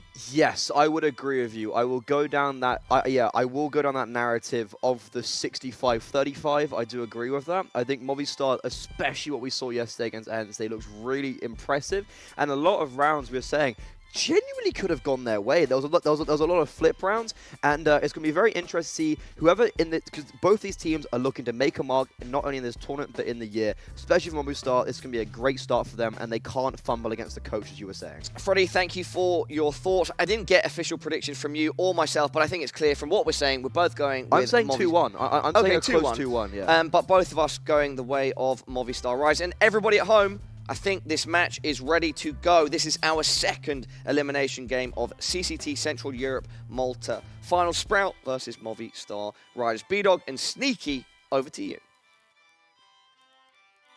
Thank you very much, Parla. And I was having a little look in the archives of HLTV. The last time Movistar Riders won a best of 3, according to HLTV, was on the 15th of November. So they've won best of 1s. They have won best of 1s, but not a best of 3. So they're hoping to kind of, you know, break that curse, break that difficult moment that they're currently experiencing. And, well, Sprout with a coach. I mean, I'm going to interject there, Brendan. It's been a bit more than a difficult moment for Movistar. Yeah, all right. I was just trying to be nice. Oh, I'm not nice, Brendan. Movistar Riders, if they don't win this, that's a bit of an embarrassment, to be honest. I mean, they've been given multiple chances online in the CCT circuit, invited regularly to the playoffs, but they have not made even a single dent, most of the time not even winning maps. All right, then. Well, let's see what they've got to provide here. As set up nicely by the desk, we've got Inferno, which is a very common theme here in the Central Europe Malta finals between Sprout and Movistar. And I'm very excited to see what Sprout can provide. It is a big test for Movistar. It is a very essential best of 3, and one that they definitely should be winning. Let's see how it pans out. Well, with Movi on that CT side, ever so slightly favoured by these 1xBet odds. Slightly more so now, as the bookies probably realise that, oh yeah, Sprout is playing with Berry. Yeah, but he's a GOAT. Berry is the GOAT, but he's not... He's quite a docile GOAT. Zello. Well, he's immediately removed by Martinez as mid-presence is shown. Alex follows suit quite quickly. Refresh falls down flat. Oh dear. And that's not a very good start to the game for the likes of Sprout here. Mopos spamming away with the Julie's catches. Lounge, Stare, finally a kill in retaliation for the Sprout boys. We're now in a 1v4. No bomb in hand. Smoke now blocking his vision. That's a very well-played round from Movi. They keep together. They don't even need trade spacing because there was no real kills to trade in the first place. Yeah, I feel like the big kill that came in there was Alex's first one on towards Berry actually in top middle because he had all the utility. And from there, Sprout couldn't really piece together the round. I like how aggressive Movistar Riders were. They swung as a unit in towards top brackets and they just kept pressing the issue. All of the pieces fall one by one. It's never a fair gunfight for Sprout. But now for Stare, he's creeping and crawling his way in towards the apartments. The issue you've got is that there's 20 seconds left. You need to grab the bomb. You can't see anyone, and you're about to make a lot of noise. Alex will fall. Well, actually, no. It'll be Stare to fall. Alex has failed his third victim of the round. 3 kills already for that IGL of Movi. Am I correct in saying that Alex has been the highest rated player? You are. Yeah, he has been the highest rated player for, genuinely, I want to say about 5 months on Movistar, which is a very big fundamental issue. There's leading from the front, and then there's your team's not performing to the level that you expect them to be. Yeah, I mean, I feel like ever since the loss of their AWPer, it has been rough for this team. Not just in the sense of their fundamentals, but their whole mood. It seemed down in the tournaments they were going into, and a lot of series that they played against teams that they would have smashed up with their AWPer in tow, they've just evaded them. And now that they're in the same tournament as him, they need to prove themselves. They need to prove themselves worthy of carrying his name in the first place. As Celsol looks to carry a bit of cash through to the next round as Mopos finds the first onto Berry. The MP9 starting a bit of cash farming. Yeah, look, I want to spin it's difficult, but I'm going to try and spin the Movistar narrative into a more positive light. Because, look, results haven't been going their way, but you take a look at the acquisitions they've picked up. They believe strongly in the Spanish identity.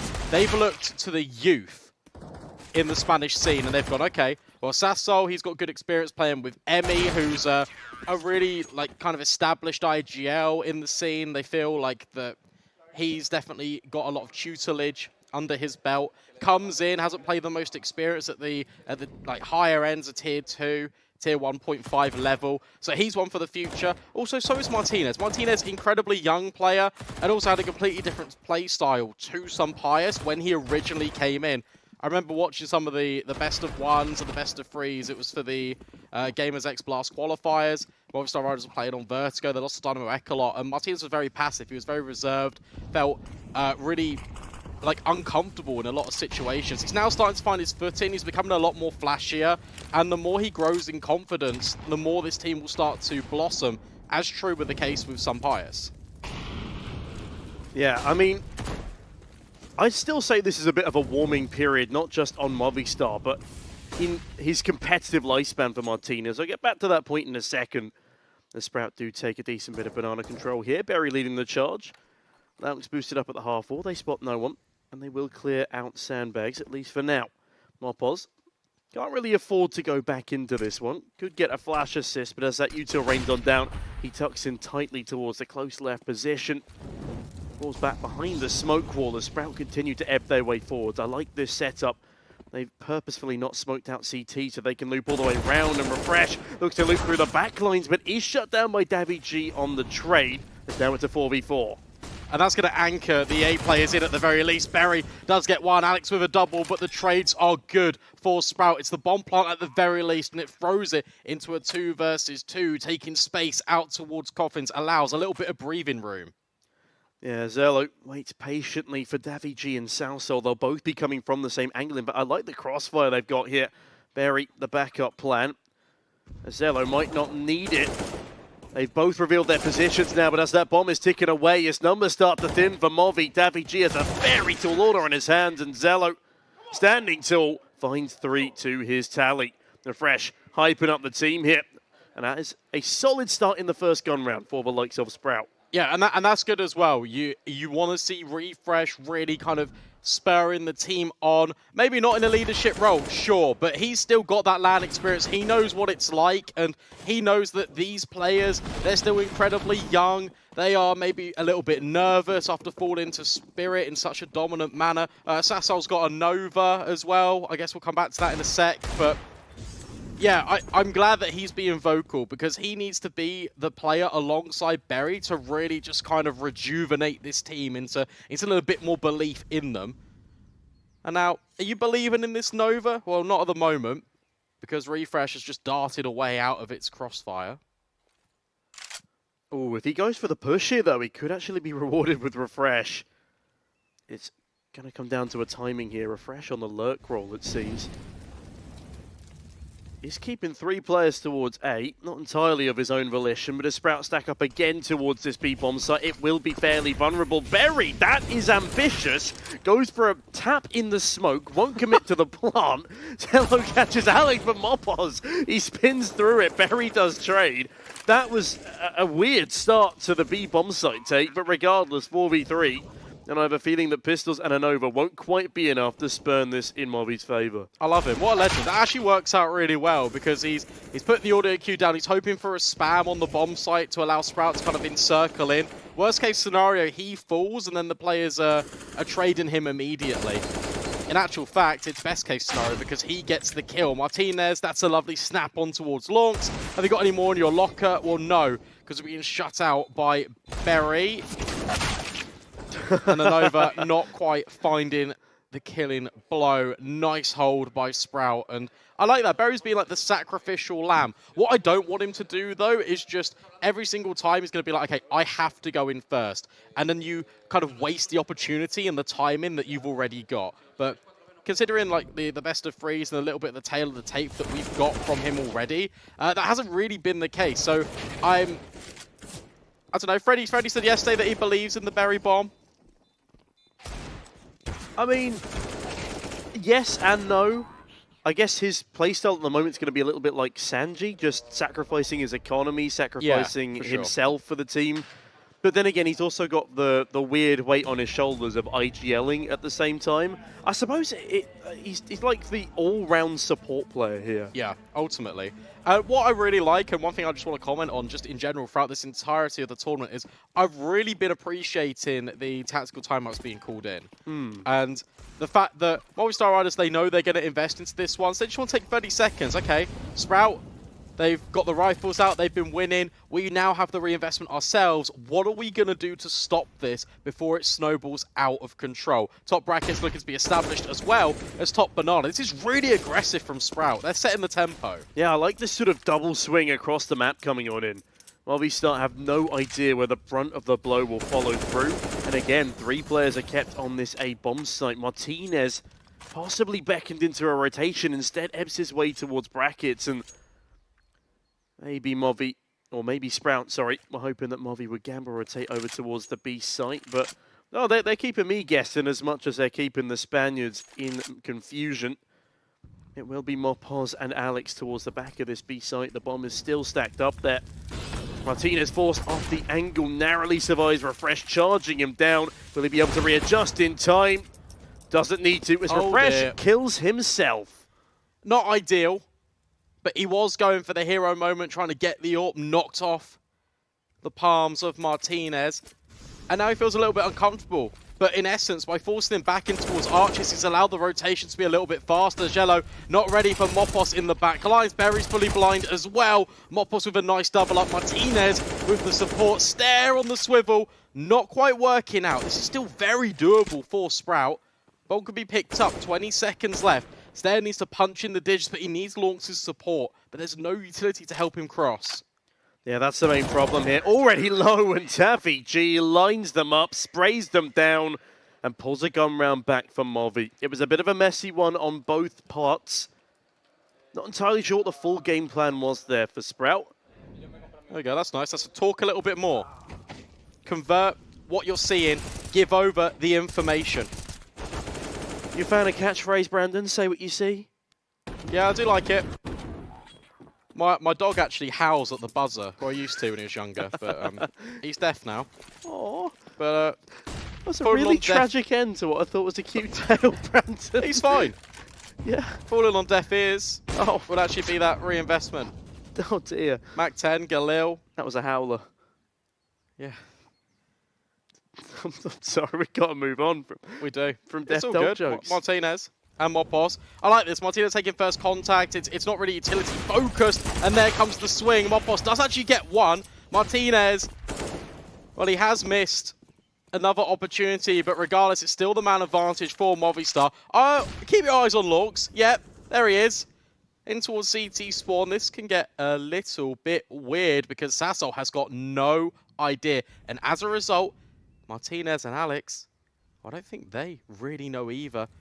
Launx can now make his way through the back lines, creep his way forward. Alex is maybe considering this is a possibility, and it is. That's really nice communication. Yeah, I love that from Alex and Martinez. They defied death the first time as Martinez rips the head off of Schneer. Zello follows up, but Martinez, what a round from the youngster. A 3K if I'm not mistaken. Gets aggressive towards top banana, falls on back, and seals the round in a pretty dazzling fashion. The coach is pleased with that one, and Martinez should be too.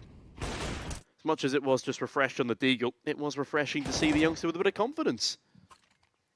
Yeah, really nice. I like the fact that Alex is aware that that could always be a possibility, creeping through CT. Launx gets dispatched before the round really just kind of gets crazy. Second mid, just the Glocks now. As you can see, those odds are sliding further in favor of Movistar. Refresh on the Glock. Sure, why not? It's one kill, but Mopos is there to trade. Yeah, drops a Molotov as well, ensures that that weapon is irretrievable. A very retrievable frag there for Southsalt, just on a P250 down the bottom of middle. But again, Launx has managed to wriggle his way into the back lines. And Schneer, I don't quite know what's going on here. How does he keep doing this? Has been dinked in the back of the head. And Launx has managed to tag down Martinez to 4. They've got a bomb plant. And that is far more in this round than Sprout ever should have been afforded. salso, don't you dare go down to the Glock. He will not. It is stabilized, but that was a very, very weird round.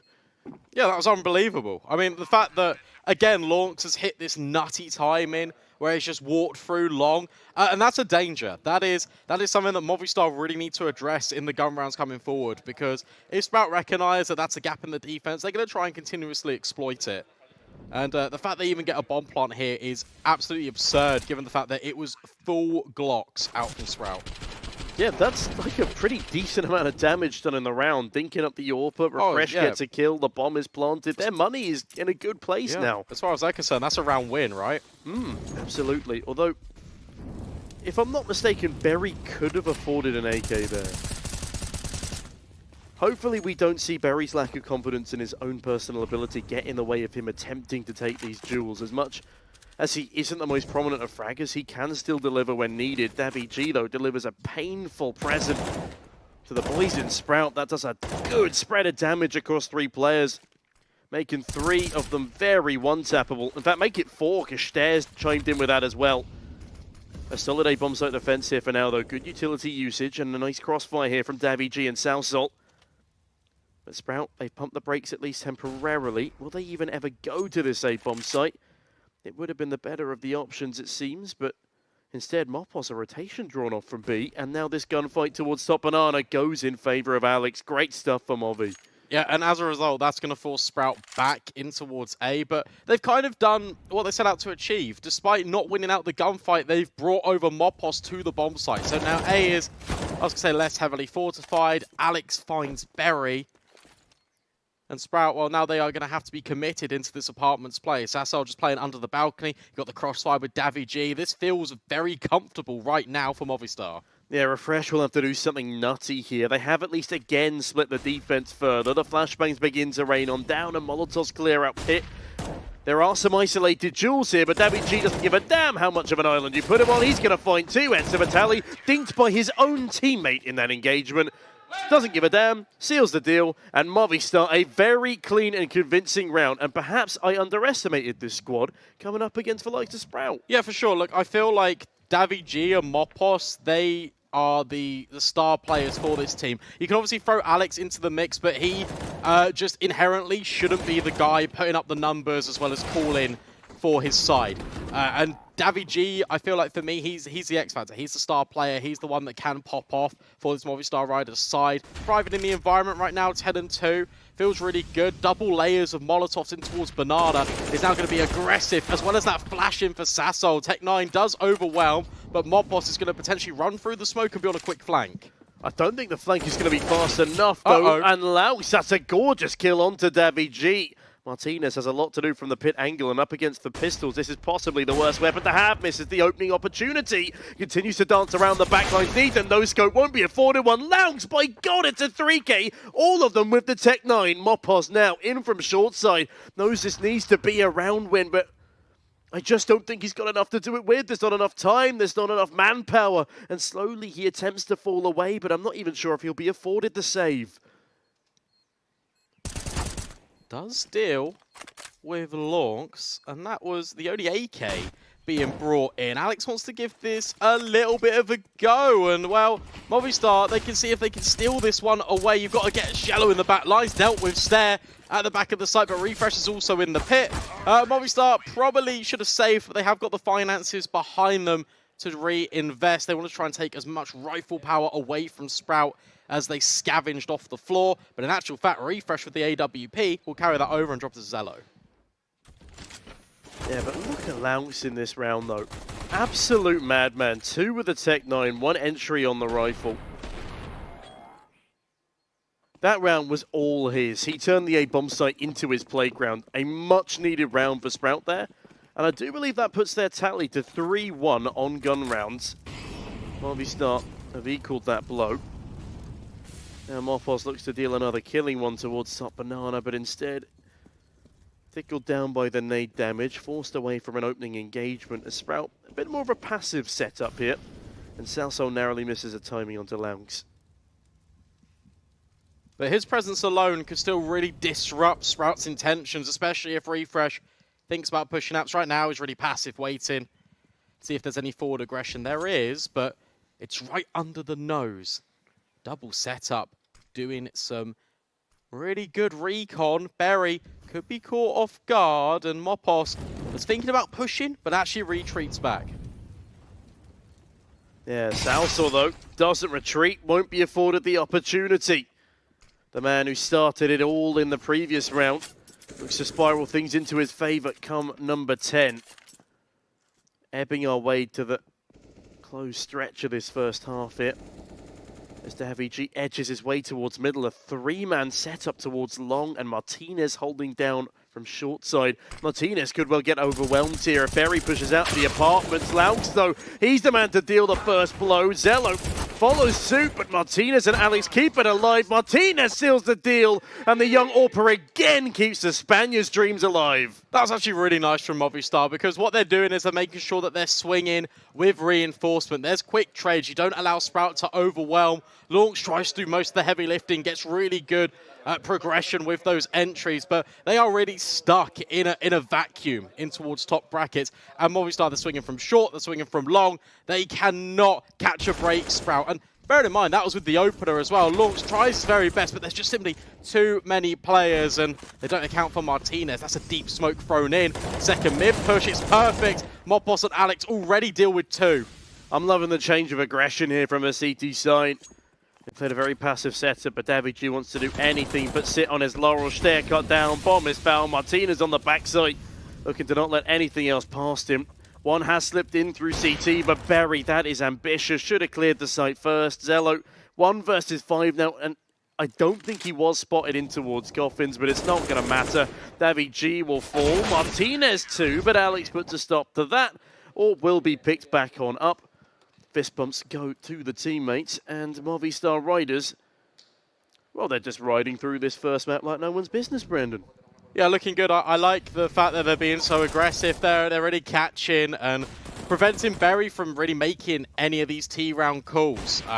It was said in interviews before and statements from Refresh that Berry has a lot of ideas. He's orchestrating a lot, especially on T side. So the fact that they can never really get comfortable in their setups, they can never feel good on these defaults due to the advanced pressure and the layering being applied by Movistar Riders. Sprout having a really uncomfortable showing, and bear in mind this is their map pick. Movistar making it feel like it's home for them.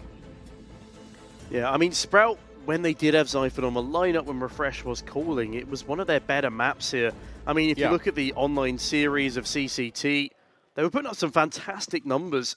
And also not just in CCT, throughout all of the online tournaments they've been competing in as of late. But the win rate doesn't quite matter here, as again, Berry is sort of making it a 4.5 v5 at the moment, Brandon.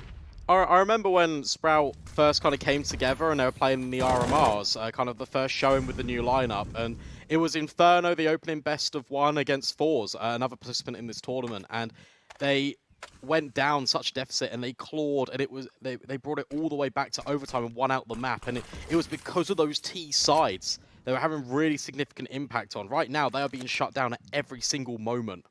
Yeah, I mean, Refresh was getting more kills as the shot caller. He's 4 and 9 right here. Stair following suit. Zello and Laux, the Romanian duo, are really the only ones getting stuff done on the map, as they're staring down the barrow of a Movistar's 9th round.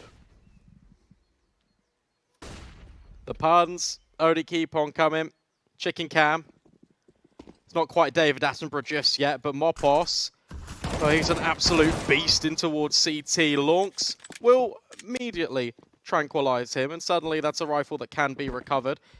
As Sprout look to spread their routes on towards this B-bomb site. Alex now tucked in towards the corner. It's a dangerous clear. Bomb dropped into no man's land. Alex with even more. Berry will at least be able to put the bomb down, but everyone from Movistar coming in at Banana, but it might not even matter. Stair fully blind. Davy G does manage to sort this out, and now Berry, well, he's thrown into a 1 versus 2.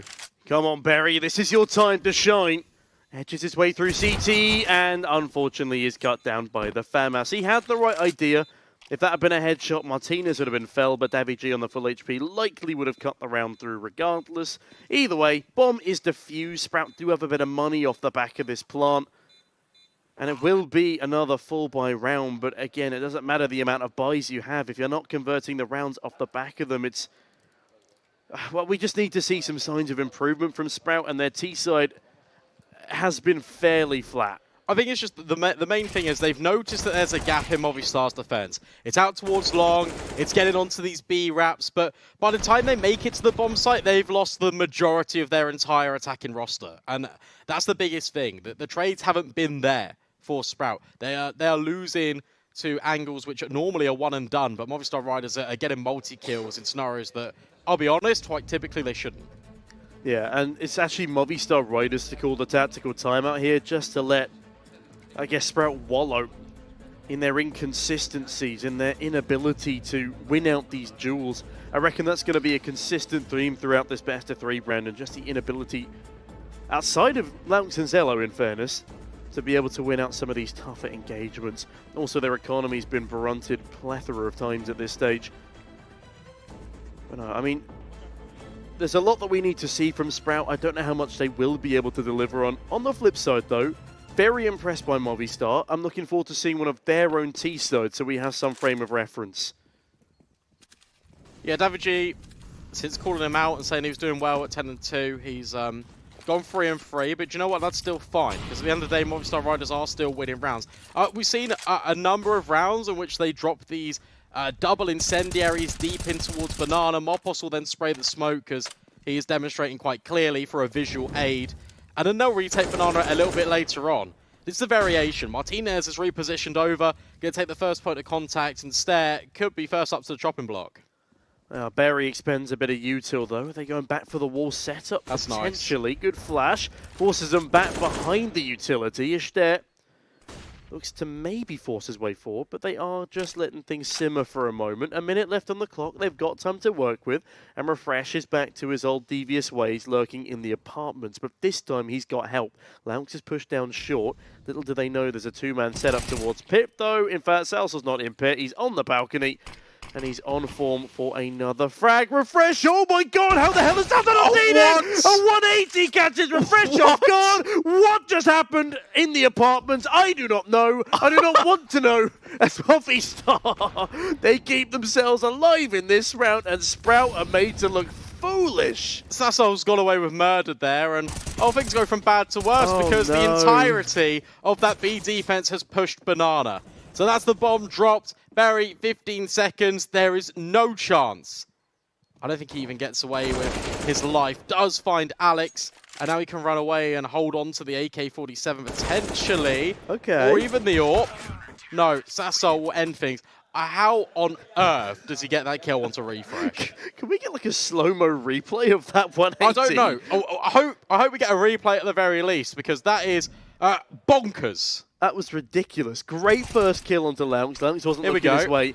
Walking through the smoke, Refresh pulls out a nade, realizes, hold on, I've not touched the wall yet. I should have touched the wall. Flicks around, whacks the head off of Refresh, and then finishes off the round with a USP kill on Berry. That was impeccable from Salsal. Admittedly, gets very lucky that Refresh fumbles with his util, but regardless, that makes the viewing even more entertaining, Brandon.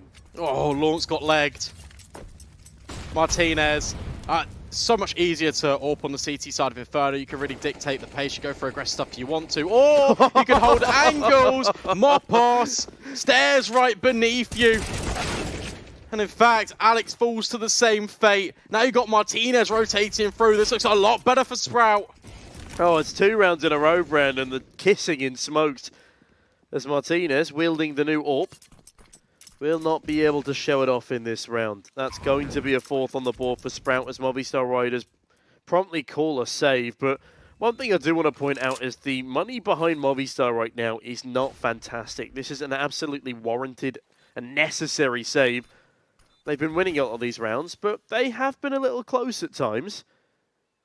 And also, Berry's economic damage dealt at the end of the previous was more significant than I anticipated. I am shocked that we've had back-to-back rounds where a player walking through a smoke has really dictated the outcome. 4 rounds on your T side still feels really insignificant. Doesn't feel ideal at all. if you are Sprout, but that was a much more convincing B hold than what we have seen, sorry, B attempt execute, than what we have seen out of them all half long. Yeah, no, that was at least promising signs.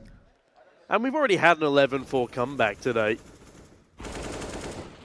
What's stopping us from seeing another one? Or, no, I lied. We had an 11-4 comeback attempt from HONORIS today.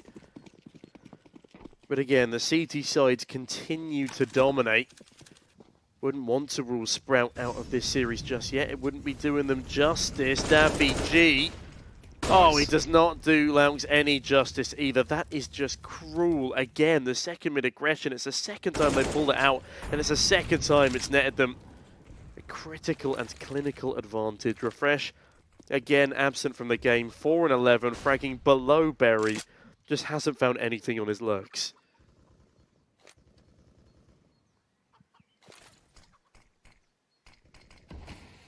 It looks like, again, it's going to be a reset where you go for one of these apartments plays with the contact out towards short, but double balcony for Movistar. This is something that Sprout definitely have not seen all half long. Refresh staring at the corner of the smoke like, please no. PTSD from the previous. I want them to just double swing him. Although Southsol is prevented from doing so by the flashbang. Doesn't really give a damn though. Gets up close and personal. Time is ticking. As Southsol, oh, lucky that he doesn't get ticked down there. Dink through the wall, but oh, Refresh, don't turn your back at a moment like that. Alex find another. It's a 4v2. Zello and Berry, what can they do? Well, if you even deal with Sasso, again, Davvy has just remained rooted at the top of balcony the entire time. Zello's trying to make ground up towards long, at least, but it doesn't work out in the manner that Sprout expect. Movistar just take 2 individual gunfights and secure 11 rounds on their CT side. Damn, that was a very impressive performance from Movistar. Again, a little underwhelming from the side of Sprout. That is partially to be expected, but with Refresh's kind words about Berry, you would hope that his own individual performance and that of the squad would be a little bit higher. I mean, if you're talking up the T sides of your squad and your coach, then, well, maybe demonstrate a bit more than 4 rounds, Brandon. I feel like Movistar did a really good job at just disrupting anything that Sprout wanted to achieve. We saw so many different variations of aggression, albeit pushing in from Banana. You've got the double lap setup, you've got double balcony setups that really lull Sprout into a false sense of security. Movistar Riders then will go for these mid-round flash plays in towards top brackets. We saw the onslaught and the bloodbath that took place there with constant trades back and forth. They were being so dynamic and fluid, and ultimately that's really hard to call against anyway. But for Sprout, they were really just not being able to put their game plan, even in essence, into motion. No, but you're right though. It's a super annoying CT side to play against when you've no idea what they're going to bring into any given round. I mean, we get smoke pushes, we get second mid pushes, we get flashbangs, flanks, and overall amazing firepower. Davvy starts incredibly strong and continues throughout. Martinez having a blinder of a performance. I mean, he sits 10 in 6, but those 10 kills were so impactful. All of them brought to the table as somehow Alex is still top fragging. Zello does cut down Martinez early. Southsol swift to trade. Stair finds himself a good position by the stairs. Mopos runs straight on past him. Will go down eventually. Davvy swivels. Zello and Laux, the Romanian duo, catch one apiece, and Zello catches even more. Davvy caught in the web, as that is exactly the start that Sprout needed to get themselves back into this game. Yeah, that was a cool little setup, right? 3 over towards long, and whilst you are against Glocks, you show a lot of presence there, and it allows Stair to lurk in towards the apartments. They can then crunch and split on towards the top middle force from Movistar Riders. That was nice. That was a very good positive sign from Sprout. Movistar Riders, they're just going to have the Glocks for a single PT50 on Davvy. Bomb plant would be a premium, but you're going up against the MP9s. You're going up against Berry, who is running them down, adding a lot of cash into his pockets, and in a blink of an eye, the entire offensive force has been completely neutralized. Yeah, that was a nice, quick clean-up there. As Movistar not too concerned just yet, but look at the beaming smile on Berry. Sprays down 3 with that MP9. He's getting himself excited, and hopefully that converts into confidence. again, my main concern on this roster right now is Refresh not having really any impact. That is true. What I'm going to look towards, though, is, as you mentioned, Martinez had a really good CT side, but that was because Zello was AKing. He wasn't on the AWP. Now we're going to transition over. We're going to see Zello kind of in his peak, in his prime on this map, and he's going to really orchestrate a lot of this, because on Nexus, he was quite an aggressive AWPer. He had a really good stint on Ecstatic as well that really kind of alleviated and like put them up on a bit of a pedestal, right? When Ecstatic were going through that climb on the HLTV rankings. Oh, yeah. So he started rocky, but he definitely came into his element with Ecstatic. But I'd say he's performing much better on Sprout than he really ever did on Ecstatic. It's been nice to see his come up. Especially in tandem with Laux, and my goodness, speak of a come-up, lovely entry, but Alex very quick and clean on the trade. Berry jumping, sprays the smoke, looks for more. He's playing with a bit of confidence now. He's just trying to get the little bit of information, trying to make sure that Sprout have got their defenses aligned properly. 2 apiece so far on each bomb site. Mopos looks to be taking the next piece of contact, but in actual fact, there, he's rotated back towards A. Caught in between 2 mines. A lot of pressure now falls onto Launx's shoulders. Yeah, he has now got support from the likes of Ster. As Sprout now look to lock down this bomb site against the Movistar stint of aggression. Mopos clearing out the back of side, but unfortunately gets cleaned up by Laux. Ster through the smoke, doing so much damage, even taking up his teammate a bit in the process, but time is ticking. There's might be enough time. Salso find a double out of nowhere. That is ridiculous. Berry, a moment too late. Salso finds his 3rd in the round. That is ridiculous from the young Spaniard. His experience shining through, his prowess equally as much. Refresh now, a 1 versus 2 clutch. He's 1v5 with a Galil on this bomb site before. This should be no tall order for him. Finds the first in Salso, finally removing the main aggressor, but Martinez shuts it through. And Refresh can't isolate his jewels. Too many angles to clear, too little time, and Martinez, he's low HP. He thinks, you know what, I'm going to take the fight on my terms. Wide swings and absolutely nails Refresh in the cranium. And that looked like it was going to be a Sprout round, but the last bullet of the magazine converted into a kill. Absurd for Movistar. Yeah, it's just so clean. Salso, that was one of the best rounds we've seen this game so far. Doubling the round count of Sprout. As Martinez does spot another victim towards top middle. Berry can't quite handle the swing. Goes down early doors. U2 can at least be retrieved. But can Refresh retrieve the frags required to stint this app's waterfall? He finds the first, swiftly traded again by Salso. An absolute menace. 4v3 for Movistar Riders. As the Moto smoke falls on in, but Zello could fail this entire operation. Mopos caught on a reload, information gain. It's a long-range kill for the MP9 Define, but Zello does it regardless. Martinez thins the numbers, evens the advantages. Alex, though, oh, he goes down to Laux, and that is perfect timing. Oh, look at Zello as well, just in the back lines, can creep forward. Martinez, he's ready for him. He turns around on the swivel and no-scopes Xello out of the round. What a clutch from Martinez. It is quad kill. It is incredible. My goodness me. Oh my God, Brandon, the individual performances on this Movistar side have been spectacular. Salsel in the previous round, Martinez in this one. Look at how ready he is for it. The no-scope is immaculate. A 7-round lead now for Movistar, and a faint smile from the coach in the background. That is we had one AWP round that Sprout had on that T side, and it was because Martinez dropped the AWP and they picked it up off his body. First opportunity Movistar get, they bring out the big green. What happens? Martinez finds a quadra kill. Incredible. And now Sprout are really on the back foot. Mopos, he's just having fun out there on the B bomb site. Launx and Berry will fall. Stare. Gonna try his best. Flashbangs not there for him. Jello, in the meantime, hits the deck, and this one is falling apart for Sprout. Oh, they're absolutely farming, my lover. Cleaning up shop towards that B-bomb site. Sprout did not stand a chance. As you said, MOPOZ just boosting his stats a little. And I reckon that CT model about represents the dejected nature of Sprout. We've not seen a smile from anyone on that camp since Berry's MP9 3K spray down. On the flip side, oh, the Spaniards, they've got a lot to be beaming for. Refresh gets beamed in the apartment. Stare 1v5. He's got a Deagle. He's got some Kevlar. It's not much to save, but it's honest work.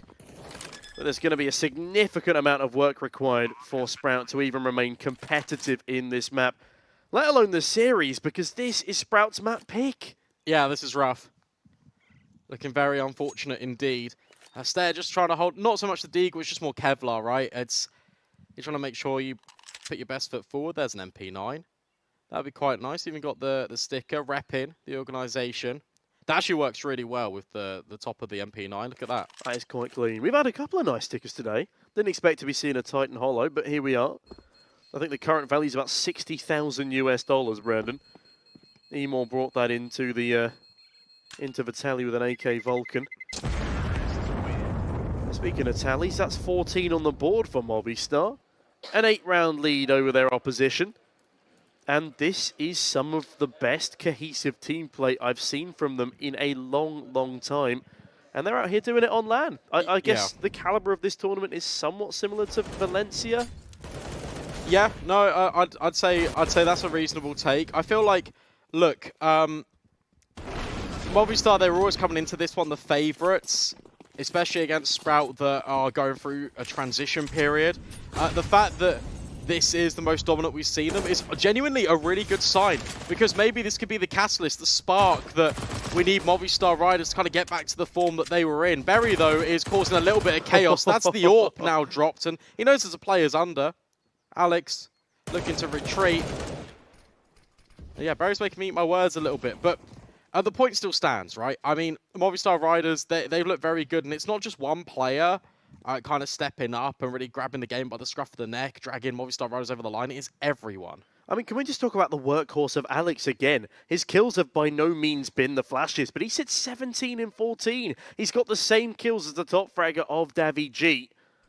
And it's unbelievable how consistent Alex has been in leading the charge for Movistar. And in this instance, it's not down to him being, or not down to him outshining his teammates. Yeah, exactly. Again, he's just been finding really good, necessary kills, keeping Movistar's advantages firm. Yeah, and this is a really good demonstration of what this potential lineup of Movistar Riders could look like if it was consistent.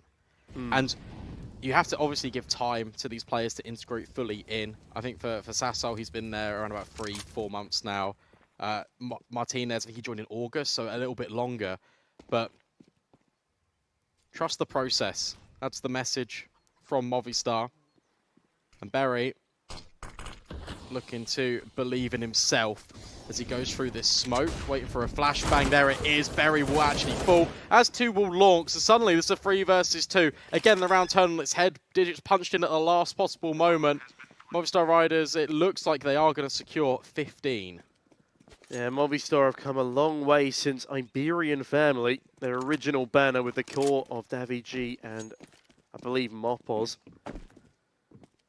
And they've come a long way in this map as well. 15-6, a far cry from the very competitive best of 3s we had yesterday. Yeah. We can't even say it's a game of 2 halves because Sprout CT size delivered even less than they had on their offensive. It's just been a little bit of an underwhelming performance. Of course, there is unfortunate circumstances surrounding the roster, but again, I look to refresh a man who was a prominent member of that heroic lineup, a tier 1 team consistently pushing top 5 in the world. And now where is he? He's on Sprout, they're struggling. And he was fragging more as an IGL, despite the inconveniences he said it caused him. Look, again, you can be quick to judge, you can quick to... I feel like you could just take every Sprout best of 3 right now with a pinch of salt. But what I will say is I will agree with you in the fact that you do expect a little bit more firepower coming out from Refresh. With that being said, it's still been a very good map for Movistar. Banana Control, it's a necessity for them as they make their way forward. Stare, that's a very laboured spray. And that grenade won't quite do the damage. Stare gets out of dodge really quick, but needless to state, it's still the advantage for this CT side. However, ground has been conceded. You can see that they're resetting in towards top brackets now. Zello is completely out of util, but maybe this boosted up angle on towards Rops could be the answer. It's a good one. Alex is the first to fall, removing the opening target, and Refresh has got his back. It's a nice trade. Sprout 2-man advantage here. Now Martinez and Davy have been performing, or outperforming themselves here. They do look to deliver on the same front. But this one might just be too tall an order. Isolated in the midst of brackets, Davy decides to leave Martinez, ebb his way through the apartment. Refresh is still heavily focused on the Haycart. Maybe Movistar Riders might start focusing on a save. They do have a 2 versus 2 towards this bomb site, and who am I kidding? Of course they're not going to focus on saving. The util starts to rain on out. This does give up the position of the apartment's player. Will it buy Martinez any room? Hopefully that spec of util will, but I think they might have just left this too late, Brandon. Refresh, he's in the perfect position. Daviji's plucked from the sky, and Martinez, there's just no time for any more heroic antics. Yeah, if we can hold on to the AWP, that'd be fantastic for Movistar. However, it's going to be a bit of a tall order, right? You've got a 1 versus 4. They're already starting to close the net. However, Stair does retreat back up Banana, so they'll concede it. AWP carried on over. And for Movistar, they can reinvest around it. Still plenty more time, plenty of rounds for them just to secure 1, remember, because they are on map point. Yeah, it feels like it shouldn't be map point already. It's been quite a fast series, all things considered. Or at least first map of it.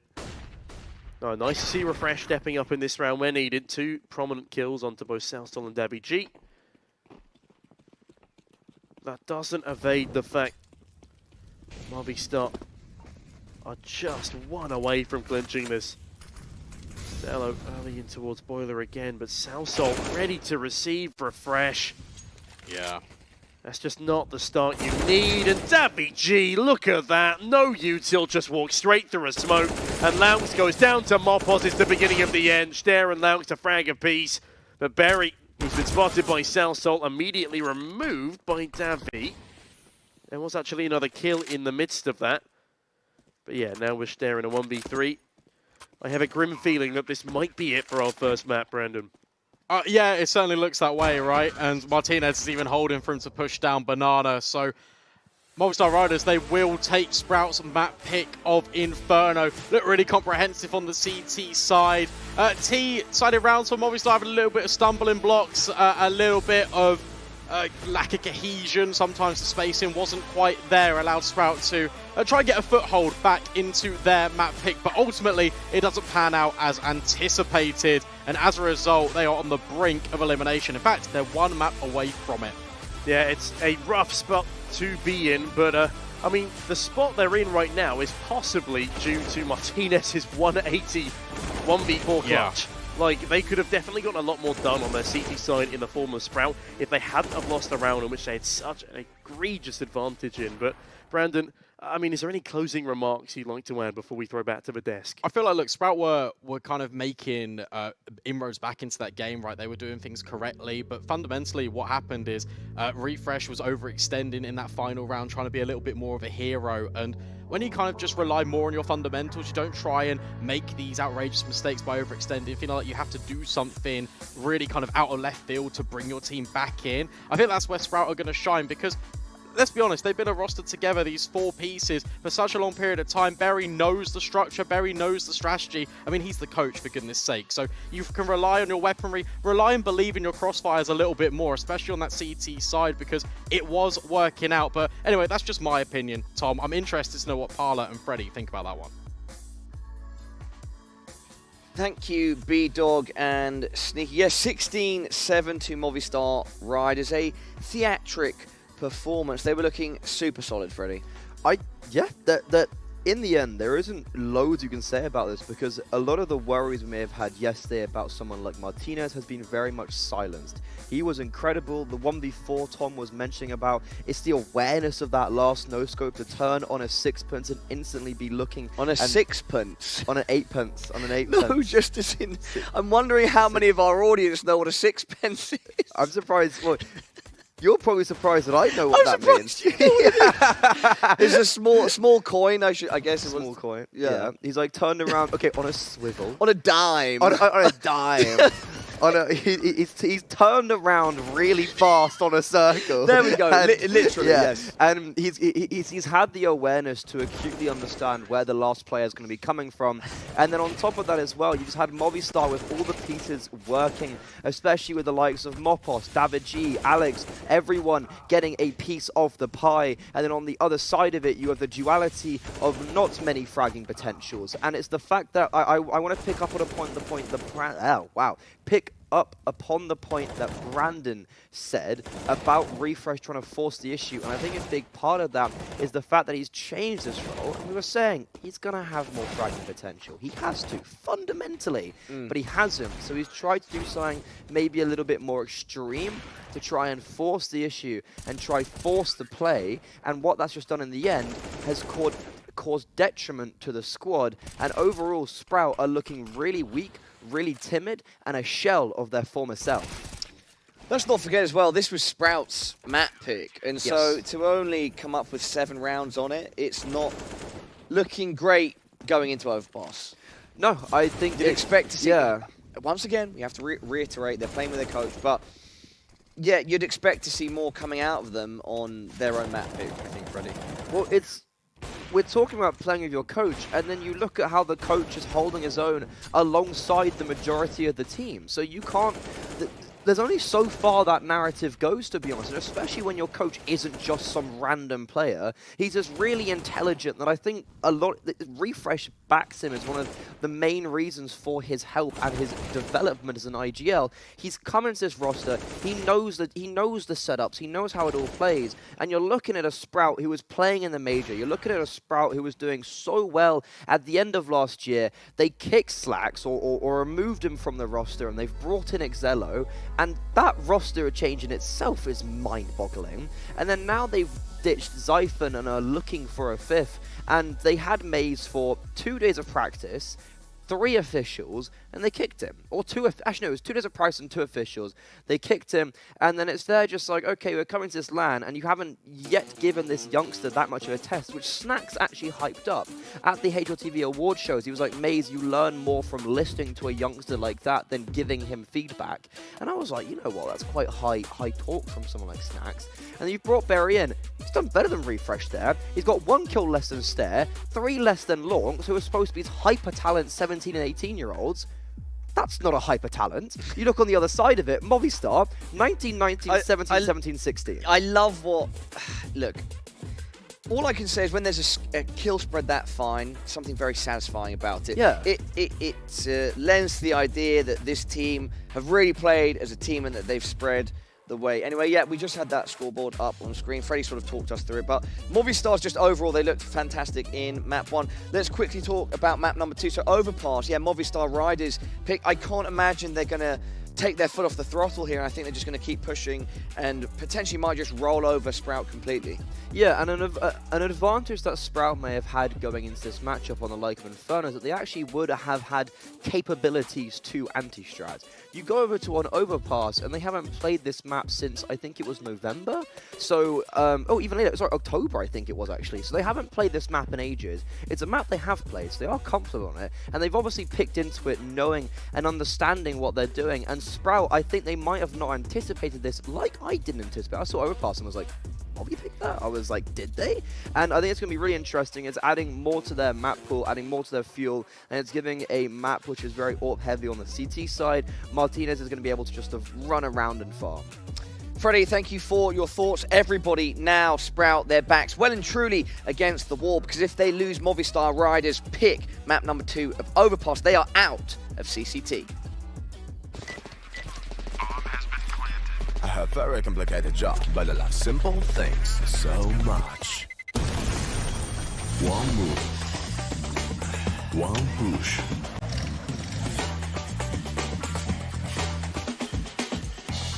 One touch.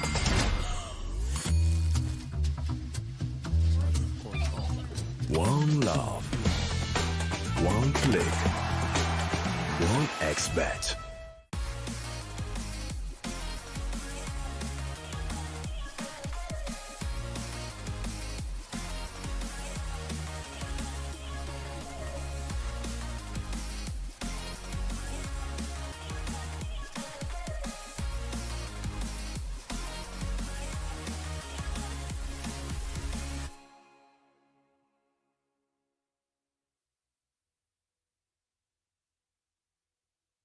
You look into your inventory and there's only... It's time to forget about this garbage. Here you will find everything to play with really cool skins. Open top cases. Upgrade dropped skins and turn your junk into a cool gun using the contract system. Every day, thousands of people upgrade their inventory with us. Hellcase.com. Look at yourself in a new way.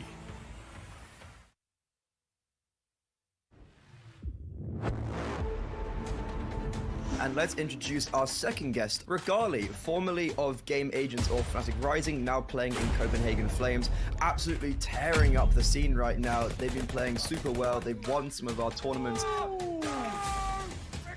Hello everybody watching this. You guys are playing an obscene amount of games. Trained a lot, we practiced a lot. Were you a bit worried after you joined? And he was one of the main reasons I really wanted to join Copenhagen Flames. Right now I became strong with rifle as well. The thing is, it sounds like you're continuing to expand your game. We are playing way better in officials. How do you find time to practice? You guys have obviously been placing super highly in these events consistently.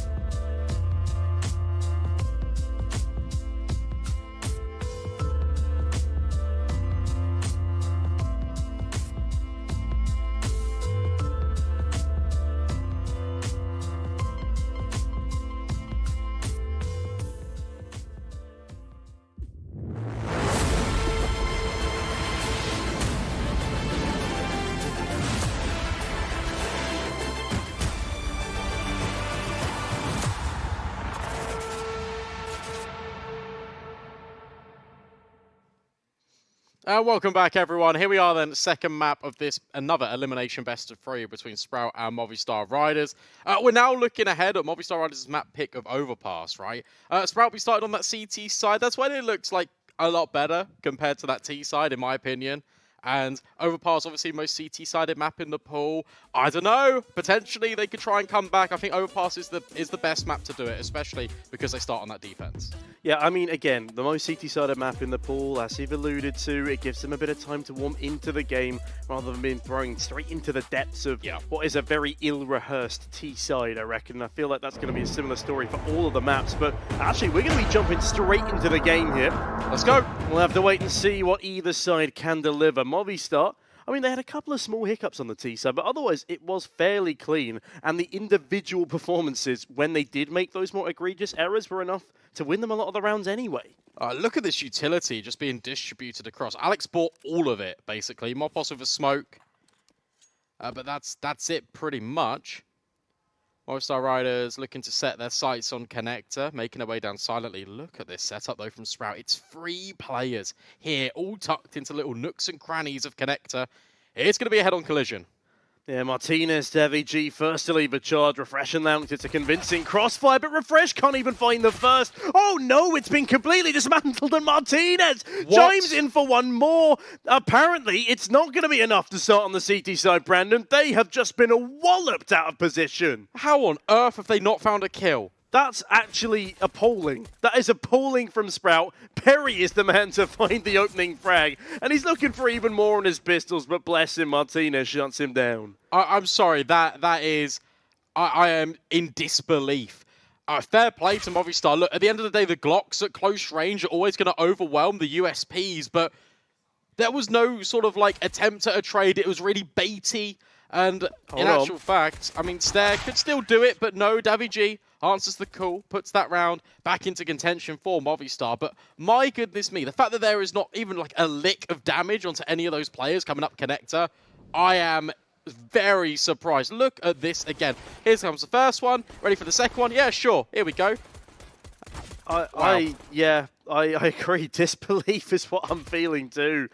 It's a valiant effort from Stair, I suppose. I am feeling disbelief.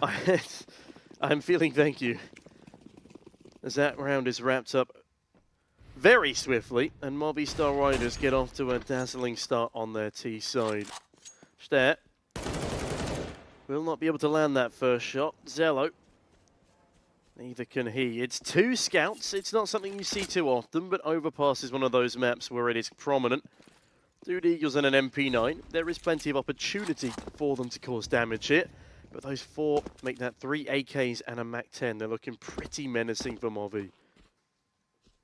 Yeah, grouping up, just moving as a unit. It's systematic. It's what we saw from Inferno. Double scouts on A. I mean, if you stick them together, they do become an AWP. I don't think that's quite how it works, Brandon. It is. It's like magnets. Let's see it. There you go. See, there's the first shot, and now Stair's going to swing. But unfortunately, there we go. What? Fair enough. Okay, there you go. 2 bullets. Makes an AWP. Zello with another. MAC-10 overwhelms the first, but again, you've got a player here for Sprout that's looking pretty good. Jello spots out. He's trying to bait in his teammate and refreshing towards Truck, firing off more shots. They might overlook him. Berry has found Mopos. Refresh can't get anything done. And Sasso is completely dismantling the defense. Another kill coming in, but there Lorx is the savior. My goodness me, does that get close? What a massive round there from Sprout. This has been 2 back-to-back wacky rounds. And the scouts, they do so much damage on long. I guess you're right. 2 scouts does make an AWP. And it also takes 3 kills out of the round. I thought that was a much more outrageous wallbang than it was. No, that's okay. I thought it was like through the through the half wall. Yeah. No, it clips the edge of a left-hand side of long. But I was like, are you good, Brandon? But no, you were good. You were vibing, Brandon. We're having a good time. Speaking of magnetism, I'm attracted to this cast. It's been good fun. I don't know where I was quite trying to go. Yeah, we're going to move on quickly. Laux, in the meantime, gets moved upon quickly. Davy G Leading the charge with Alex, but it's an absolute shutdown. The Tech9 investment gets nothing done. Salsalt 1v5. And it looks pretty.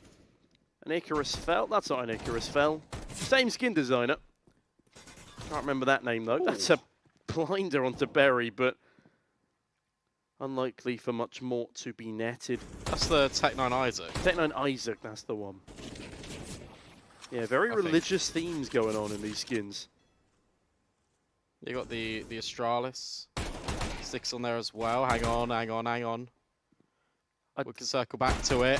It has been tagged. It shouldn't get out of control, but you never know. I was going to say, I was being cautious. That's fine. And Stare being cautious as well does close it out, shuts him down. That was nice. Probably a little bit more economic damage than they would have hoped for. Because considering it was a 1 versus 5. But 2 casualties, not the end of the world. You can rebuy M4s. It's all good. It's all gravy. No, it is very clean. And I was going to say Astralis in that era, gods of the game. That was a ridiculous kill. It takes me back to when, what was it? Was it Blade or Zonic? Zonic playing in one of the Blast tournaments. He does that around the edge of the 1v1 map and 1D simple. That's what that reminded me of. Zello, though, looking to get more than a 1D. Oh, nearly. Well, hoping that he won't get taken down by the opposition to such a manner. As Berry, well, he's actually top of the scoreboard right now. Looking for even more cash farming with that MP9. Stares down Salsol, finds another 2, the tally. The pistol's really not finding much here. Zello, that's a blinding shot. Martinez. There's just nothing you can really do against that. No, not really. And this one's by the book, and this is really good for Sprout. It will give them a little bit more confidence, right? You want to make sure you don't trip over your own shoelaces, especially in rounds like this, because there's potential for it to go a little bit crazy. Things can get a little bit discombobulated, but the fact that you're keeping all 5 players alive, the kills are spread out as well. Your MP9's farming a little bit of cash as a little bit of a buffer. Utility on point. Berry's got to be careful. Will actually probably just slink his way back in towards the maze that is Connector. And now for Alex and Davy G, they can just try and do significant economic damage, but Refresh says no. Yeah, Refresh will deny. That was a nice little detail as well. They swapped because Berry was quite low. He was like, okay, you can go with the MP9, go forward and find some kills. Yeah, that is a nice detail indeed. And something else I noticed, we talked about Berry being the sacrificial lamb, giving up the util, giving up the weapons. If you go back to the first round, it was Alex to use all of his money to ensure that his teammates had utility. So both IGLs making the necessary sacrifices for the team. Yeah, it's nice. Team players all across the board. I'm really good showing from Sprout. This is not been against the gun round just yet, because Movistar Riders did invest after winning the pistol. So we're now going to see full AKs across the board for the Spanish side. And this is the first true test of map number 2 for Sprout. Yeah, can they win out the gun round? Something they struggled so egregiously in the previous map.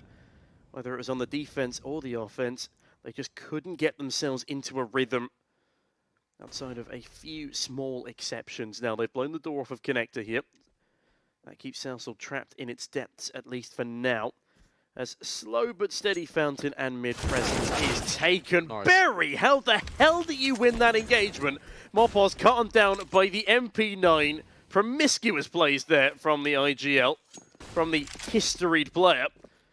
As Connector control is taken back by Movistar, but still no advantage reobtained. I like that from Sprout. They send 3 players in towards water. They go, okay, we know it's a primary zone on overpass. We want to make sure that it's in our favor, in our contention. And Berry just takes the peak. He's actually surrounded with an AK of Launks as well, in case things get a little bit out of hand, but not needed.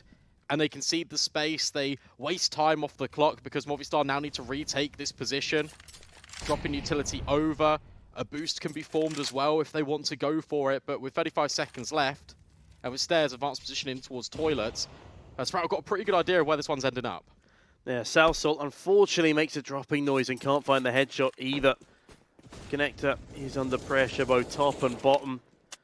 As Movistar Riders are under pressure to make a move, and when I say make a move, it might just end up being a retreat here. But retreat they shall not. Stare catches Alex. This is going to be a nightmare. Martinez drops the bomb. There's no chance in hell of this round coming into fruition. And by God, Berry, the impact he's delivering. He really is the GOAT. A 3 KD, making a 2 KD right now. Stare chimes in for one more. And look at the smile on his face. Godberry. Godberry. Impact frags with the MP9. He opens that round and he closes it, basically. Significant damage with the SMG. Wielding that bonus weapon and put it into really good effect. It's all on Stair here, by the way. Gets all the information initially to set up Sprout with a 4-man reinforcement setup over towards B. And then here's the players running through. Alex is a little bit late to arrive when Movistar reset after being a bit loud and not finding anything with the boost. And as a result, Stair's able to clean up, drop the bomb, and the round is Sprouts. Honestly, I wouldn't be against keeping Berry on an MP9 because of the versatility it affords him. And if he is going to be consistently entry fragging... No, you can't give him an MP9 for the whole game. That's one step too far. I mean, it's been working pretty well for him so far. Let's see how the AK will afford him. Got a couple of nice exits with it over on Inferno before Salsol eventually overwhelmed him. Stair, though, needs to be careful not to be overwhelmed in the same sense by these pistols. Nice little free fire there. Won't quite catch anyone, but it's information. There's Berry. Okay, no, give him an AK. Martinez to fall first. Look at him. He's pushed all the way through Monster. He's in their spawn killing Martinez. Yeah, I was talking about versatility. I didn't quite expect Berry to be that versatile. He's insane. Look at him. Look how proficient he is down towards Monster. Look, at the end of the day, Overpass is one of those maps on the CT side. You can get away and you can be a lot more liberal with how you play on the defense, right? It's these extremity pushes garner a lot of information, firstly, and secondly can be a massive thorn in the side of Movistar, and Sprout really utilising it to good effect. Yeah, I mean, this has been a massive start for the boys on Sprout. Movistar looking a little bit lost on their own map pick. They've not really had the economy to contest so far, but when they did, they fell to pieces. That's a flawless round for Sprout. That's 5-1 now. We're starting to see smiles across the board. Hopefully Refresh finds his own element so he can join in with a cheeky grin, but otherwise... all is quiet in the Movistar camp, and the coach is looking a little more concerned than he did in the previous. Yeah, I mean, look, this is what I was saying a few rounds ago, right? The rounds you win, and you do it in a convincing manner, is only going to instill more confidence and belief back into this team. We know, going back even like a couple of months, what this team is capable of. The prospect of this roster is tantalizing. Because you've got Refresh, who's had really good experience in Heroic. We don't need to go down that rabbit hole. We've already been there in the pre-game. But look, Zello, very good Romanian prospect, as to is Launx. Launx wanted by ENCE, remember, as well. And also Stair, who's also been linked with Astralis. So there's a lot of youth, young, incredibly exciting prospects on this Sprout lineup. And look at this. Stair, oh, he's on the sixpence. Freddie, bless him, was so worried when Parla was there. He was like, wait, is it an 8pence? You're doing a great job, Freddie, man. It's your first event. Absolutely killing it. No, we've been having a lot of fun. I've been enjoying our little couch segments. I'll be joining them later today, and so will you, actually. Yeah. I'm looking forward to that. And shout out to Freddie for filling in for the depths of whatever the hell happened yesterday. And, of course, all the rest of the talent crew. I'm looking forward to seeing our fellow casters for the last two best-of-3s of today. They look to be equally as exciting as in this 3 versus 5. Movistar, well, they need to do something very exciting to try and pull this round back into contention. But Sprout, they've got good positionings. 3 down towards this B bomb site, and they would never expect 3 CTs to be holding from the monster angle. Exactly. This is really nice. Anti-flash from Refresh. Stair's even playing it as well. Berry taking the first portal call, and in fact, passes the test. Now, Stair can get it off his angle and have a little bit of a peek in. Refresh, he got spotted on that jiggle. 100%. That's why Mopos leads with the grenade. Tries to put smoke in the face of Refresh, but that's where Stair can swing. And that's the powerful setup. And Launx even in the back lines from Connector. That is really well worked by Sprout. Yeah, those were some amazing crossfires there. There was just nothing that anyone would have been able to do on the Spanish side. And as all that comes on down, very overwhelming from Sprout. Stick to what you know. Been working on these setups. You've been practicing your CT side for months. Nothing needs to change here. And this is just really nice. And also, I'm still loving how Berry is slotting in so nicely to this CT side. He's proactive. He's filling in the more difficult positions. He's doing it on every gun that's given to him. And Movistar Riders are going to give themselves a moment to breathe with this tactical timeout, which I do think has come a little bit too late, Brandon. Yeah, compared to what we have been seeing all throughout the tournament, right? But at least it's come in. That's that's the kind of the counterpoint to it. The fact that now the coach can get on the microphone. It's not for this next one. It's probably not even for the gun round. It's just maybe take a breather, just saying, okay, guys, look, we're down a little bit of a deficit. Overpass, we know it is CT-sided. We've been here before. We know how it plays out. Another double setup. I really like this as well. It's layered peeking from Launx and Refresh. And no overextensions. Furthest forward player right now is Stare, but he can take contact and actually just reside quite safely in amongst toilets. Yeah, no, it's interesting to see how Movistar aren't quite able to deliver the same caliber of T-side after not having the momentum builder of a great defense beforehand. Now, I feel like this has been one of their cruxes for a little while now, especially on their map pick of Overpass. Again, it appears to have been the crux of every team in this tournament so far. Yep. Really don't understand how the T-sides have been let slip that heavily.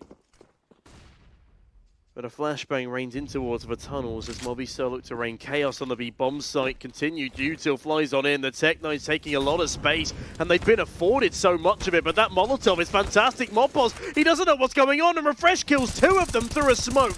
The spams continue. Berry does great damage, and Refresh is looking to do even more. He needs to build up his confidence as an individual, and this is a great time to do so. Mopos rips the head clean off of Berry. That is at least a nice reply. This smoke wall is still causing carnage for the CT retakers. But speaking of carnage, poor old Salsol ripped to shreds by a wallbang spam. Launx, though, picks up 2 more. Mopos, oh, hello, has been jumped upon by Refresh, but Launx will seal the deal. And Sprout, what a very nice retake.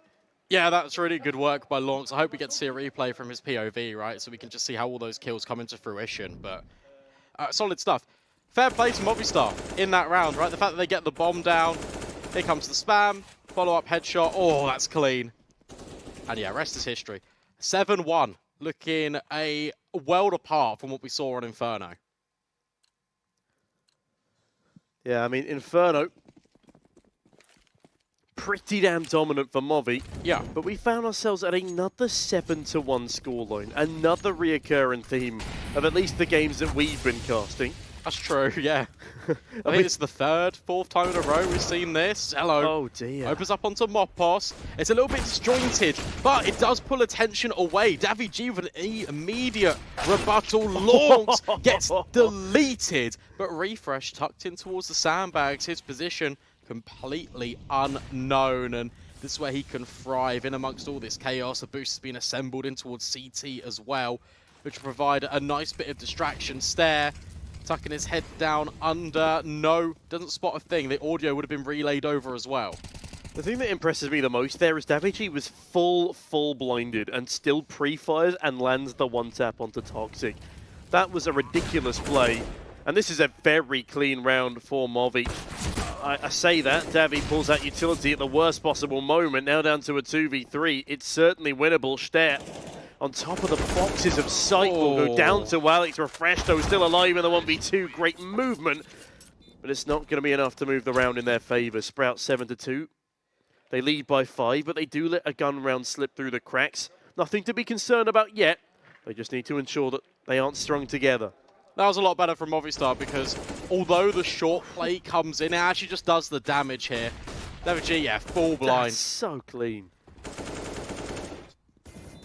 But more importantly for Movistar, right, they all group together, they move as a unit through and then up in towards the bomb site. Taking the time out as well, making sure that they're all on the same page and make sure this isn't a flash in the pan, right? You don't want to immediately give the rounds back towards Sprout. This is your opportunity to build back into the half. The words of encouragement, the fist bumps, they are all here to stay. Movistar are also here to play. Remember, they can still close out the series in 2 and send Sprout home if they win on Overpass.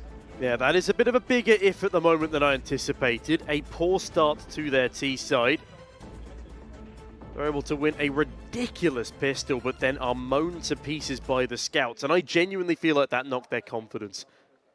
I feel like they're a team that thrives off of confidence, thrives off of individual performances early on. Also, Alex, a man I called a workhorse in the previous map, currently sits 1 in 9, Brandon. Having a rest. He's taken the saddle off. Stare, good forward positioning here. Mopos, though, good control. As to is the rest of Movistar, who have also congregated in Connector. daviG could actually completely catch out Stair here. Oh, but Utility's been thrown. Ciello's holding the entire time. That setup's really nice. The good reinforcement from Europa. That is trust in your teammate. Yeah, now they need to trust in Martinez to even the numbers, and that's a good kill onto Refresh. Again, another overextension. Salso, though. Hello. He's peeking over. He's getting cheeky with it. Sees a flashbang thrown from Berry. Does at least know the position of one of these players towards Monster. And from what they've seen so far, they can safely assume it's a double stack, and Berry stacks some lead into the chest of Salso. Won't be enough to kill him. Alex and Lounx, they are literally kissing in the smoke. Lounx is the first to start firing. He's going to find a second as well. You're absolutely right. The C4 is dropped. 2 versus 3 now. And with 30 seconds to go, Mopos, how is he not aware of this position? What is going on in the comms right now? Martinez, he dies to the USP. Oh my God, Lounx, what a flank. Sprout, that is ridiculous. He's just in the smoke, he's fading it, and he does all of the heavy lifting. You've even got Stair in the back lines that allows Sprout to be in that position in the first place because of his advanced movements towards Playground. How this isn't commed is unbelievable to me. It's in amongst all of the chaos. Mopos just has no idea. And Movistar Riders took a pause before this round to make sure that they were all ready to go. And the round is just thrown into a little bit of disarray. As to is the buy. Look at this. Aggression, Berry, you full blinded yourself. That's not ideal. What is going on for Berry here? And somehow Cello still gets a frag in the midst of that as daviG. It's a spicy headshot. Mopos find another. Okay. Uh-oh. Maybe all it takes is the weaker investment, Brandon. We've seen it time and time again. Counter-Strike is a wild ride as Berry is about to ride off his own momentum straight into the open arms of daviG. A 2-man advantage now for the T side. Again, despite the weaker weaponry, Mopos on a... That is a big green, not a scout. It's Martinez, funnily enough, on the weaker of the 2 snipers. daviG again waits for Lounx, cuts him down. This is a monster round for daviG. They've given him 3 one-on-one duels, all of them untraded. Refresh now has a very tall order on his hands, and I don't think he's got this in a 1v4 turn 1v3. Oh, daviG. If he gets caught off guard here, there is a world. I think he might have just been spotted. Yeah, Refresh. Oh, no. Doesn't pull the trigger. And as a result, daviG with a multi-kill. Movistar Riders bounce back immediately after being really thrown off kilter by Lounx in the smoke in the previous. Yeah, that's an amazing recovery. And on the flip side for Sprout, that's gonna be messing with their heads a little bit. That's exactly how HONORIS lost their final map. Eternal Fire were just able to pull out something wacky with their pistols. This one had a scout in tow, but in all honesty, the scout wasn't really needed. daviG's Tech-9 did all the heavy lifting in a 3K with the AK. Yeah, clean as you like it. Look at Stair. Oh, he's so far pushed in Playground. Oh, they don't know. Oh, they do know. They do know. Never mind. Well, it was fun whilst it lasted, Brandon. Making memories. As Playground has now been stolen back by the terrorist side. And Sprout, not disjointed, but heavily stacked towards the lower side. Cello has got a really tall order on his hands here. Out in towards long. Boost coming in for Martinez. Oh, he's jump spotting to see if he's there. He's not. Well, he kind of is. In fact, he's just below the wall. Oh, but he misses the shot. That would have been a valuable man advantage to find. They have at least even the numbers, though. They've avenged the death of Stair. Refresh finding a kill towards the lower side of the map. Now they've decided to go for a 2-2 split. The defense is primed and ready to rumble. Martinez chucks the bomb to daviG as he looks to potentially self-boost himself onto the half wall. This is the first opportunity. You could call that jump spotting, Brandon, to save yourself some embarrassment. That's what I call it when I miss 8 times in a row. Cello, though, flashed off the angle towards Banana. Is at least alerted to the presence of 2 players now. That util reigns in from long. Will this cause a rotation up? Yes, it certainly will, but Zello misses the mark. Refresh trades back. Alex is faster, and this is slowly starting to crumble, but look at the time. Berry, the hero, will defend the site, and there's nothing Martinez can do. That's really nice from Sprout, because not only have you got the attack and the reliance on Berry to find that kill on the bomb site, Refresh throws himself forward out of connector and leaves enough space for Launx to then come in and trade. He's completely unknown, and Movistar Riders crumble at the pinch of Sprout. Really nice work. They just leave it way too late, the T side. And with that, it's Sprout actually calling the timeout themselves, letting Movistar molt. Movistar are at risk of having an even poorer performance on their T side here than the likes of Sprout on the previous map. Are we going to see another affair of trading map picks? It's certainly a possibility. I'm loving how happy Berry is, though. Also, he's so calm and collected when he's explaining threats to his team.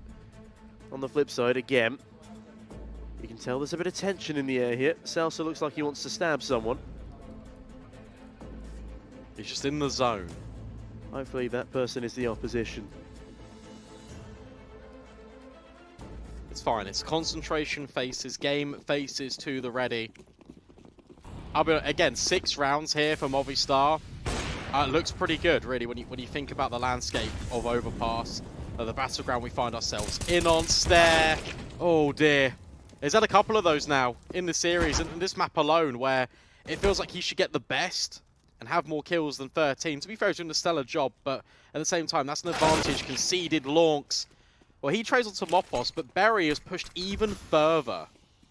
Yeah, Berry is on a wildly fast chase. Oh, he's going to find the bomb. Martinez on the bomb has been spotted by Berry surely at this stage. He has. Yeah, that's information commed on over. Launx is starting to rotate on up towards the A site. That's a nice shot. Only clips the leg of Martinez, though. Berry does a hell of a lot more. Decapitates Davy G. Executes him from the rear, and with that, it is now a 4 versus 3. Health bars dwindling for the side of Movi. Hopefully, their game plan won't follow suit, but Berry looks to ensure that's exactly what happens. Baits out a shot from Martinez, stays alive, keeps the advantage going. Alex does eventually remove him. Can the Spaniards recover? They might be able to, but it'll be a bit of a big ask, really. It all hinges on this engagement right now between Refresh and Alex. Jump spotted, audio's definitely been given up, but Refresh just doesn't quite rise to the occasion. And as a result, now these rotations are scrambling. Zastol's already on the bomb site. He can cut this rotation in before it's even here, but the flashbang is absolutely perfect. It's blinding. And now Launx is still thrown into a 1 versus 2, but the bomb is dropped. There's no time to plant. Alex needs to get this kill. Launx is just dancing around the truck, and Alex does manage it in the last millisecond of the round. Movistar survive, and they hold on. With less than half a second to do it, the dancing around the truck was perfect, but not quite perfect enough, it seems. Alex saving his team again. And that's why he's the workhorse. Berry, what a performance in the round. Such a fast push through Monster. It looked like it was perfect. Wow. But that's just ridiculous. And if Refresh just finished his dinner at long, that wouldn't have even happened. Refresh has really not been having a fun series so far. Not entirely sure what's been going on inside that head of his. He's had the pressure of IGLing alleviated, but it seems there's something else that's blocking him from reaching the same potential he had back on Heroic.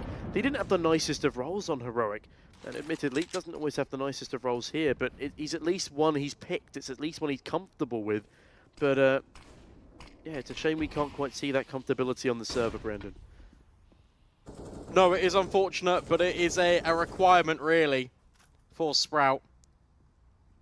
And look at the buy that they're working with. Stair, the only premium weapon brought forward for the defense. I like this boost. See over the top towards Monster. No one's home for Movistar. They've been having a lot of continued success over towards the A bomb site, and they look to do it again. There, though. Looks not to be bested this time. Alex does at least trade. And with just a couple of pistols towards long to defend it, well, this could be the 5th on the board for Movistar. Refresh and Zello. It's a nice crossfire, but again, The pistols have missed the mark before from these exact positions. Zello continues to hold steadfast. Movi are playing this one very slowly. They need to be careful not to let the clock tick as low as in the previous. Refresh forced backwards by a Molotov. Stuck in the corner now as Zello narrowly avoids one of his own. They've cleared at least one of the corners, and now they've cleaned out both towards long. Mopos and Martinez a frag apiece, and Celso chimes on in 2.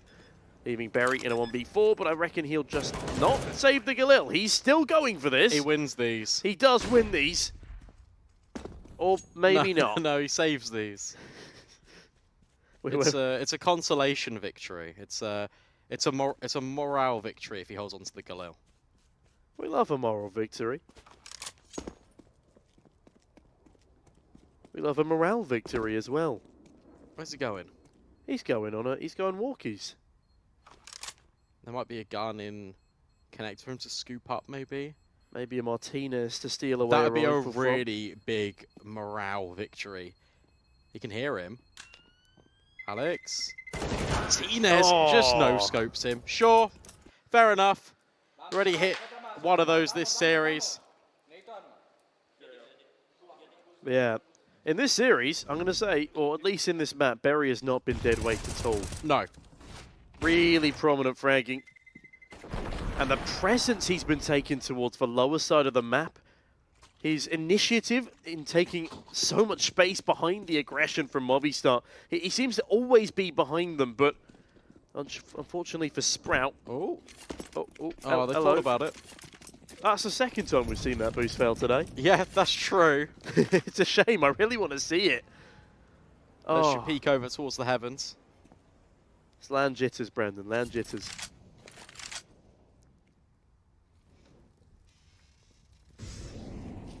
Salsor, though, looks to ensure the teeth are chattering on this Sprout side.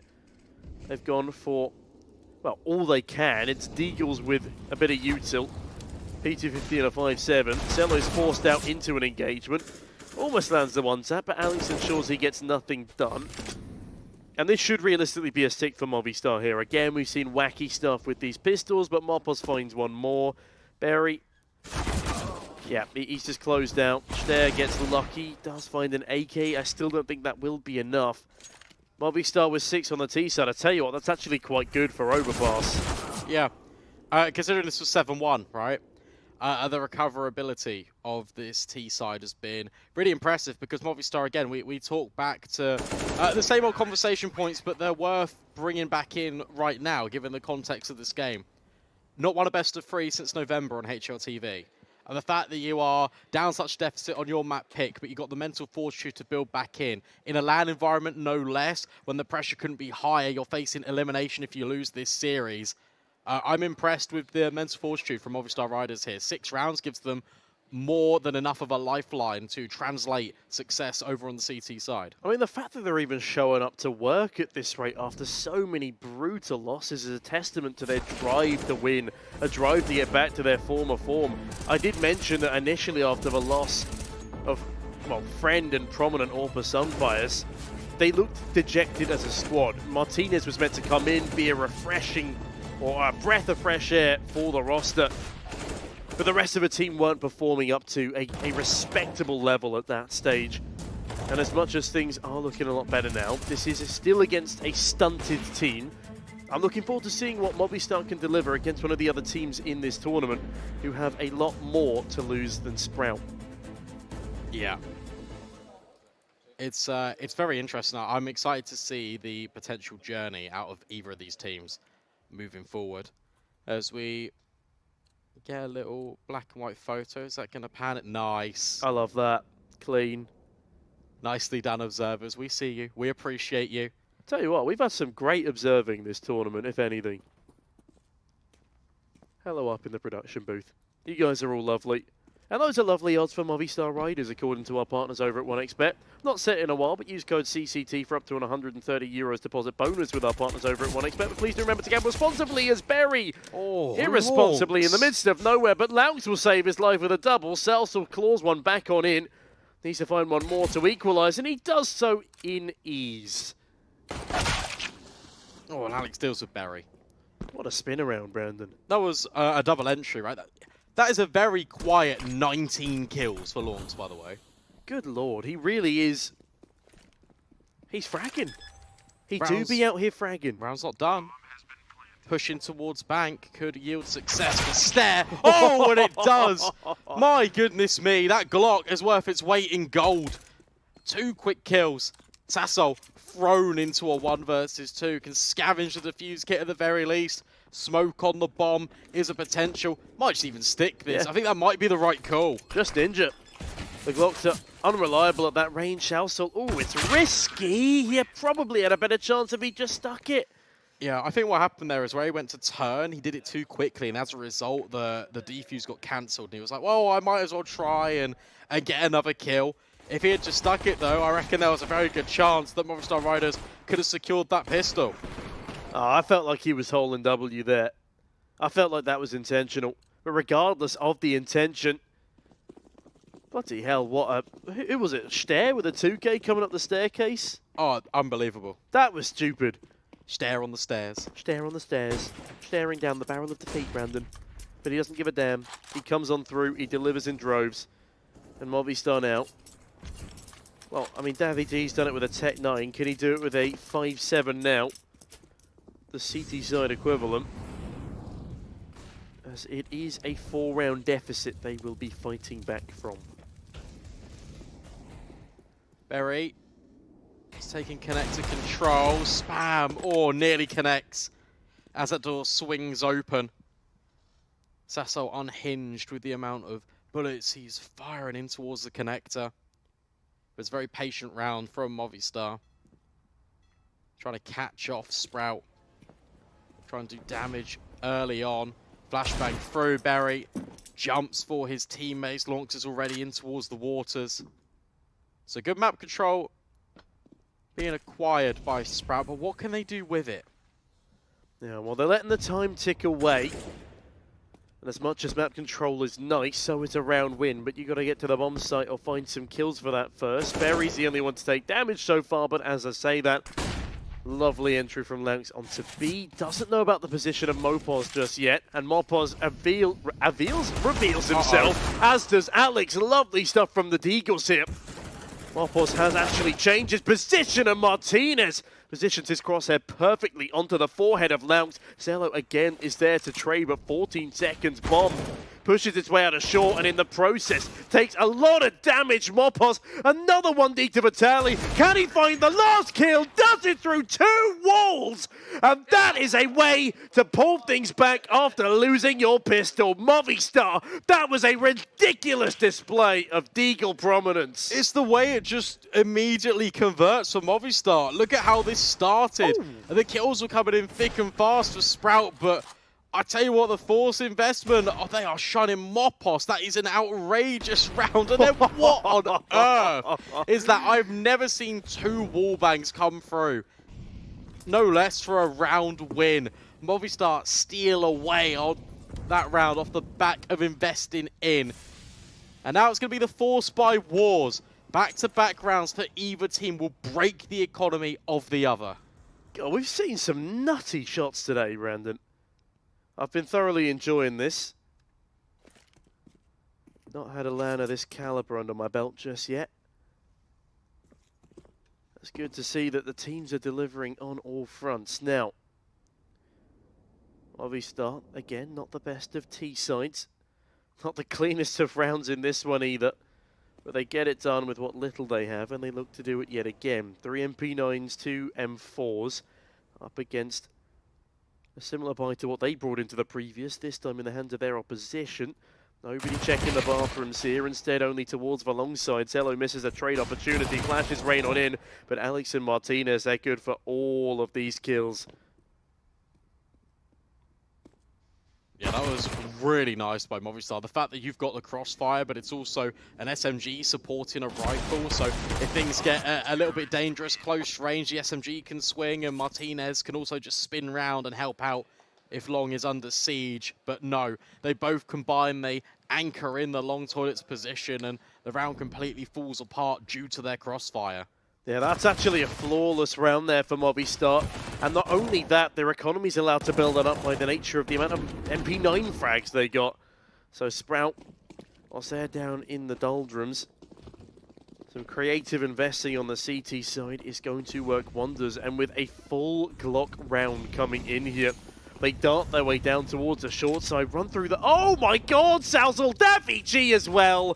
They interrupt my sentence completely. What an absolute farm. They do not see a single one of their opposition and kill 3 of them where they stand in short water. Honestly, that's best case scenario for Sprout because you don't let the SMG get extra money back into the bank balance. So that nade does incredible damage, but the kill reward is not as much as if Davy G got those kills with the MP9. You're right, but it does look cool as hell. Oh yeah, absolutely. Like that's a really nice nade setup and it works to perfection.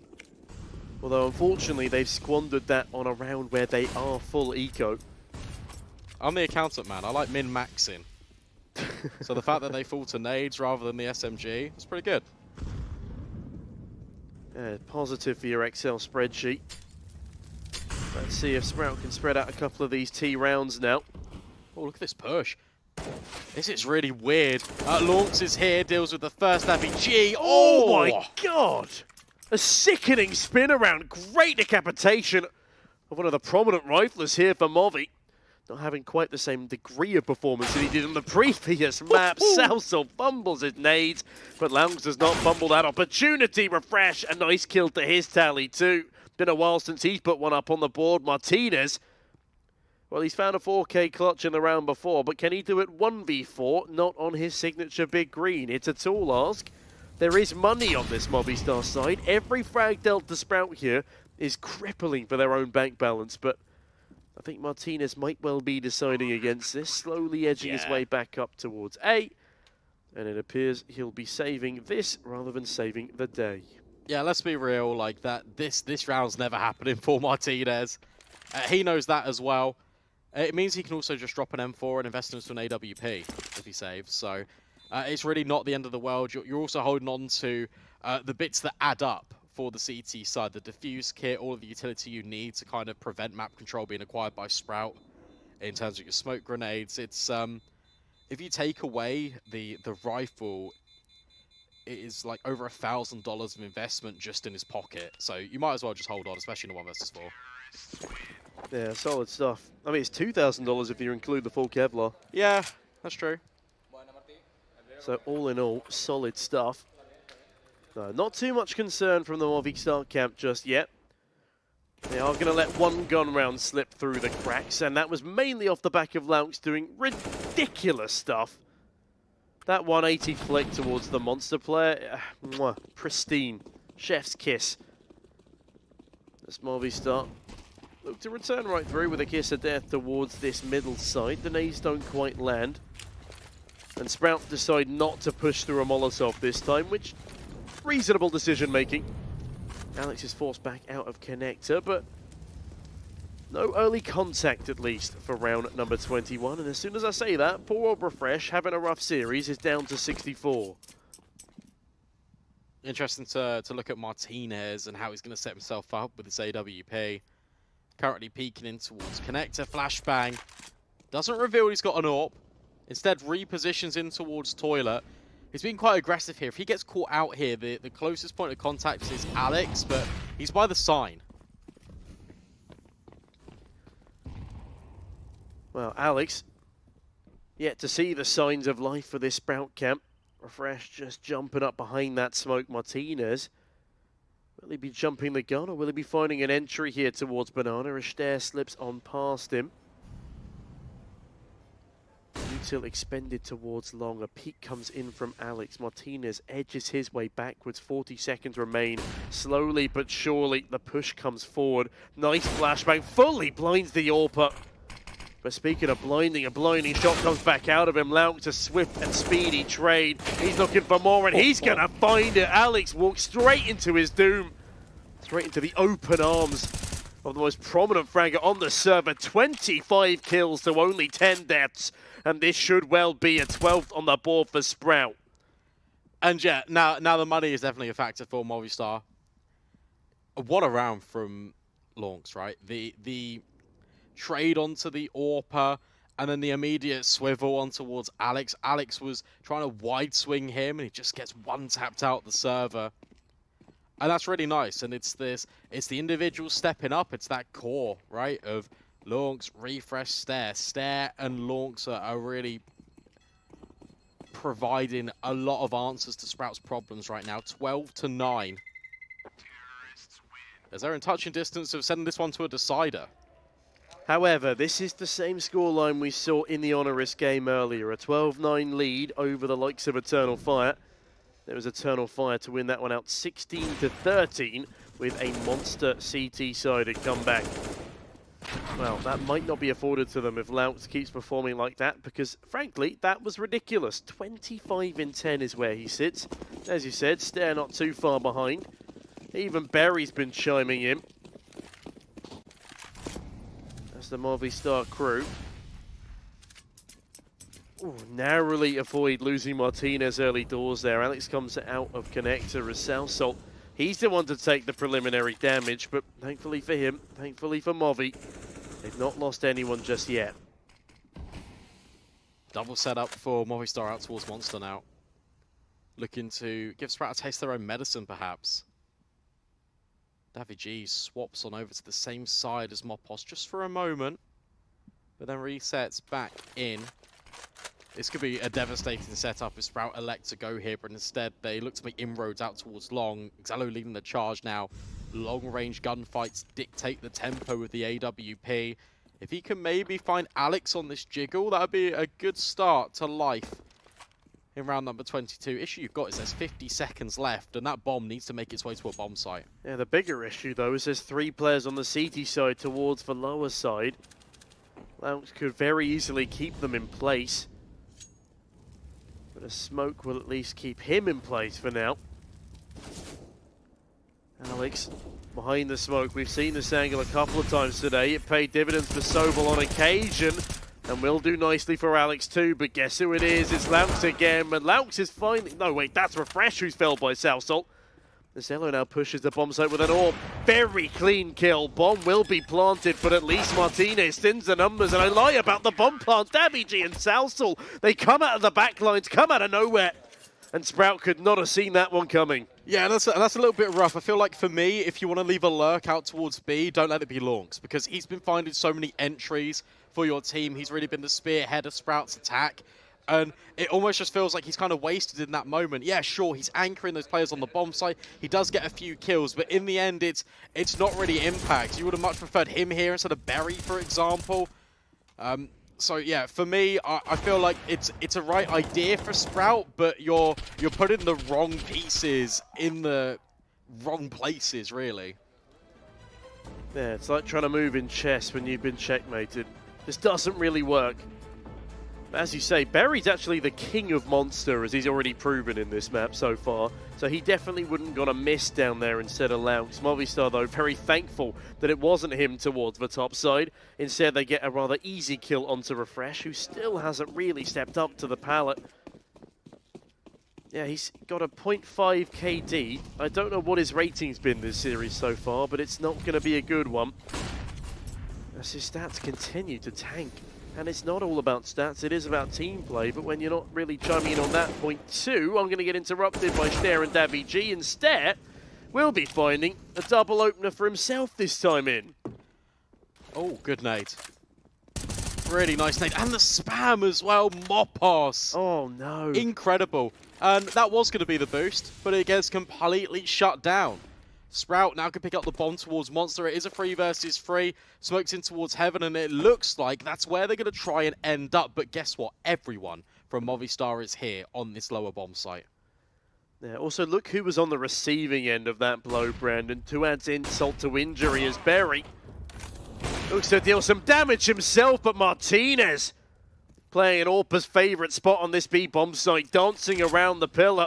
Leaving just there in a 1v3. He'd have to ace clutch this round if Sprout want to stand any chance in winning it. And Mopos stands taller, shuts him down from top of the barrels, and we're starting to hear a bit of commotion from this Movistar camp. Yeah, a really solid round from Movistar, and again, the individual impact from Martinez cannot be understated, and it's actually just all the M's in the kill feed, right? Mopos starts off life really good. Martinez on a swivel, my goodness me, really well worked. Open and closed by Mopos. 12-11, and Movistar have built back in to life on overpass. Sprout look good. Pistols and the conversions. However, is this one live? This one might not be live. I have a feeling this one is... no. No, it is. Okay. They're just chatting. That's okay. They're having a gander at what they can do in this round. Yeah. But my point, basically, Tom, was since the rifles have come out, Movistar have looked pretty much unstoppable. There's been moments of brilliance from Launx, but aside from that, you need everyone to really be performing. Stair had a really good CT half, but since swapping over, he's been a little bit quiet.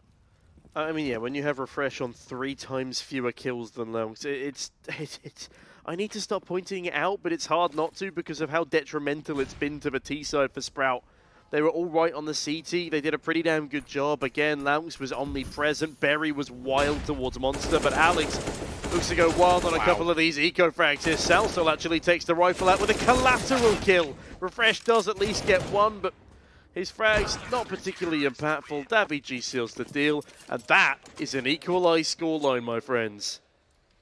And that puts Sprout in real danger because Movistar can really start to set their sights on a 2-0 victory. Again, this one's by the book, it's pistols, you're never really going to expect too much, but the fundamentals from Movistar all swinging in tandem, making sure the pistols don't get completely kind of thrown into the chaos, and davidji and Connect to make sure that will never, ever happen. Stair just on a deagle into this one, Berry reduced to a Galil, as to his Launx. This is looking dire for Sprout, but take a look at the positioning. Launx head-to-head out Monster, but gets completely removed by Mopos. Yeah, Mopos has had fantastic positioning in this game so far. Yeah, that's a head-in-hands one for Brandon there. I had to fit it in before the end of the map. It's refreshing signs. He does get a trade frag. 4 versus 4 as the puns continue. The fragging will too, though, as Salsol, a gorgeous extension from Long. Toyed with a little by the player behind the fountain, but Stair's not in the best of positions. And Salsol will, of course, capitalise. 2 versus 4 here for the likes of Sprout, and I'm surprised the odds are still that favourable for them.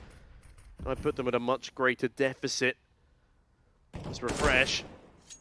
Oh, he's out. Berry gets nothing done either. They leave the bomb. They might just want to call a save here, and you are very right. I forgot they didn't have the bomb with them. So it gets a little bit weird because you've got one player in towards Heaven. That's the only bulk of the defense that Movistar Riders have. But at the end of the day, even if Sprout compromise the bomb site, even if they just completely eliminate all the players, it doesn't matter because that C4 has only just been picked up. But by going silent, it puts a little bit of air of mystery. Where have they gone? Have they reset? No, Berry just starts throwing out utility like it's nobody's business. 15 seconds left. davidji gets ever so closer on the bomb site. Berry up and over. That C4 can be planted, but the utility is really being a factor of Thorn in Sprout's side. But Berry's actually going to find 2 kills. Refresh, another refresh! What a time to come alive! Where the hell has that one come from? A half-buy round from the boys in Sprout nets them a 2 versus 4 clutch with Berry being the deciding factor. That's honestly just quite ridiculous because originally you had no one there from Movistar and it looked like they weren't going to breach the defenses. Suddenly you get rotations in from CT, even after you've fallen silent. davidji getting closer, but it's Berry. Really nice impact from the Galil. Refresh just does the rest.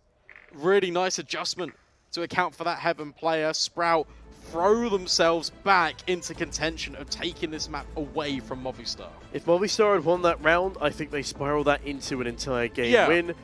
But Sprout, they could be taking us onto a 3rd map with that play alone. Berry and Refresh. the two bottom performers on the scoreboard, especially, I think he needed that for his confidence. Yeah, for sure, definitely. Hopefully now he can deliver on a higher caliber, as Berry's been put back down to the SMG, but it will be 4 AKs coming into the fray. Movistar have been afforded another buy round, but there is a notable lack of utility on the IGL, and now Davi as he expends the rest of what he had. Yeah, if Sprout win this round, then they could be on a really easy path to 15, right? Because the money is battered and bruised for Movistar. It's a financial disarray. A little bit of a lamp flash thrown in for Stare. No one's home, doesn't really receive anything. You've got an aggressive toilet setup again being employed by Movistar. Davi gets completely removed by Refresh. That is a really stunning opener. And they're just going to accelerate off the back of it in towards the bomb site. Mopos does get one and reveals that he's here. Sasso, he's there as well. Berry dealt with now. 3 versus 3 Lonks. It's been a little bit quiet in some of these rounds, but really puts the tide back into Sprout's favor. Movistar, they are going to go for this retake. Martinez is going to be boosted up, trying to see over the smoke. Cannot see a damn thing. Yeah, I love this from Sprout. They're disciplined. They all fall away, and off the back of not finding anyone in the boost, I think Martinez and Alex are going for a save. Yeah, they are. Oh, dearie me. How the tables have turned off the back of that one round. By the way, in this one, Perry tries to replicate his same performance. He finds that entry kill, does a great job, but then tries to hop on top of the site boxes. Will get shut down by the water player in Mopos, but Mopos, yeah, 2 kills just wasn't enough to keep control of that bomb site. As the camera shakes, no doubt so does Movistar, knowing that they are only 2 away from losing their own map pick. And what an unfortunate series of events, right, for Movistar, because that's a 2 versus 4 that has now spiraled into Sprout getting 14. Mopos tries to move in tandem with Sasso, but again, the spacing is a little bit lackluster, and as a result, these kills can be taken in isolation. Allows Sprout to really find their force and find their footing on that B bomb site. Tactical pause being called by Movistar. Feels like it's the last one being used. I wanna take a guess and say that it is because of the frequent uses of them by their coach. I mean, yeah, it's one of the last 2 at the very least, because a fair few have been called in this series. They'll be calling on their lucky stars at this point, though, as things continue to get rather dire. They save over those 2 weapons from the previous, but will those 2 weapons be enough? Yeah, they force up around those saved weapons. Oh, it's not the molly. Martinez plays anti-flash in middle. Not opposed to that. Zello causes some turmoil by the fountain, but the real point of attack, at least for now, will be short side as 3 players ebb their way in. None of the rifles are actually over on B. That is until Alex starts to rotate over. Martinez is completely removed. He saved the AWP for sure, but he's not going to be involved in this fight. Sasso will get one, as to will Mopos. It's all falling apart for Sprout. Suddenly, the MP9 and the Deagle have combined, and Berry with a MAC-10 does find the first, but that's about it. Movistar Riders answer back with a devastating, punishing blow to Sprout. It always seems to be on the lesser buys that Movistar are able to pull things back together with massive, massive plays from them. And that's a decision being taken by that pause. The coach getting in the air and say, do you know what? We're going to buy around these weapons. We're going to play for the map win. We don't care about overtime. We're going to try and see this out in regulation. Yeah, not only that, they're going to play with confidence, and confidence they were brimming with. Great stuff from the Deagle as well, the discipline from the Monster player to just hold until the short players push on out whilst they were so distracted by the rest of the players towards the back of the bomb site. Oh my goodness, that is rough. Louts on an AK down to 8 HP, and if it wasn't a FAMAS, it would have been a kill. Oh, Mopos finishes what Salsal started. Salsal found one through the wall anyway. Berry goes down. My voice cracks in the process, but Movi, that's a 5 versus 3. And I'll tell you what else has cracks forming, this Sprout offensive. Yeah, this is very difficult. Another player has been spotted on the jump spot. Oh, dearie me. the trickle-down effect from losing one player, transitions into two, transitions into Sprout being a little bit timid now off the back of gathering that toilets map control. Martinez, he's jump spotting, he's trying to kind of bait in the fact that he's on his own. Hey guys, no one else is here. But Alex is tucked in towards the truck the entire time, gathering so much information in towards Long and Divider, flashbang through. Works out Martinez dribbling the smoke down again, trying to funnel Sprout into this position. Stare up and over. Sassol could even take first contact and sell the idea that Alex isn't here, but he does answer the call. Jello will fall, and suddenly this is all falling apart for Sprout. Refresh with the spray, only good for one. Tied up scoreline yet again as Movistar elevate to 14. Yeah, as you said though, this time it is 14-14. There can be no more mistakes for either side of the equation. And with Movistar's prominence in these past two rounds, they will not be the first to slip. At least in their minds. At least with what they can bring to the table here. It's really nice smoke being thrown out as well from Martinez, because it means that Sprout have to walk through and clear truck through a grey screen. And it's that millisecond advantage that is working out. Got a little bit of a round reset. So we aren't live at the moment. Looks like a PC might have crashed because Alex wasn't moving. In fairness, we've survived 4 maps, or almost 4 maps, without a tech issue so far. I think that might be a headset issue, actually. Potentially. Which is usually an easier fix. But yeah. We are on schedule today, Brandon. Which is a nice feeling. But no doubt the nerves running high in the server right now. Especially on that Sprout side, because guess where we are, Brandon? We're in an elimination best-of-3 matchup. It's 1-0 up to Movistar Riders, and the scoreline is currently 14-14. And the buy for the T's is what? Pistols at best? Yeah. We can see some of the highlights roll through. That was a gross. Yeah. Here comes the nade. Explosions of shrapnel and bodies from Sprout.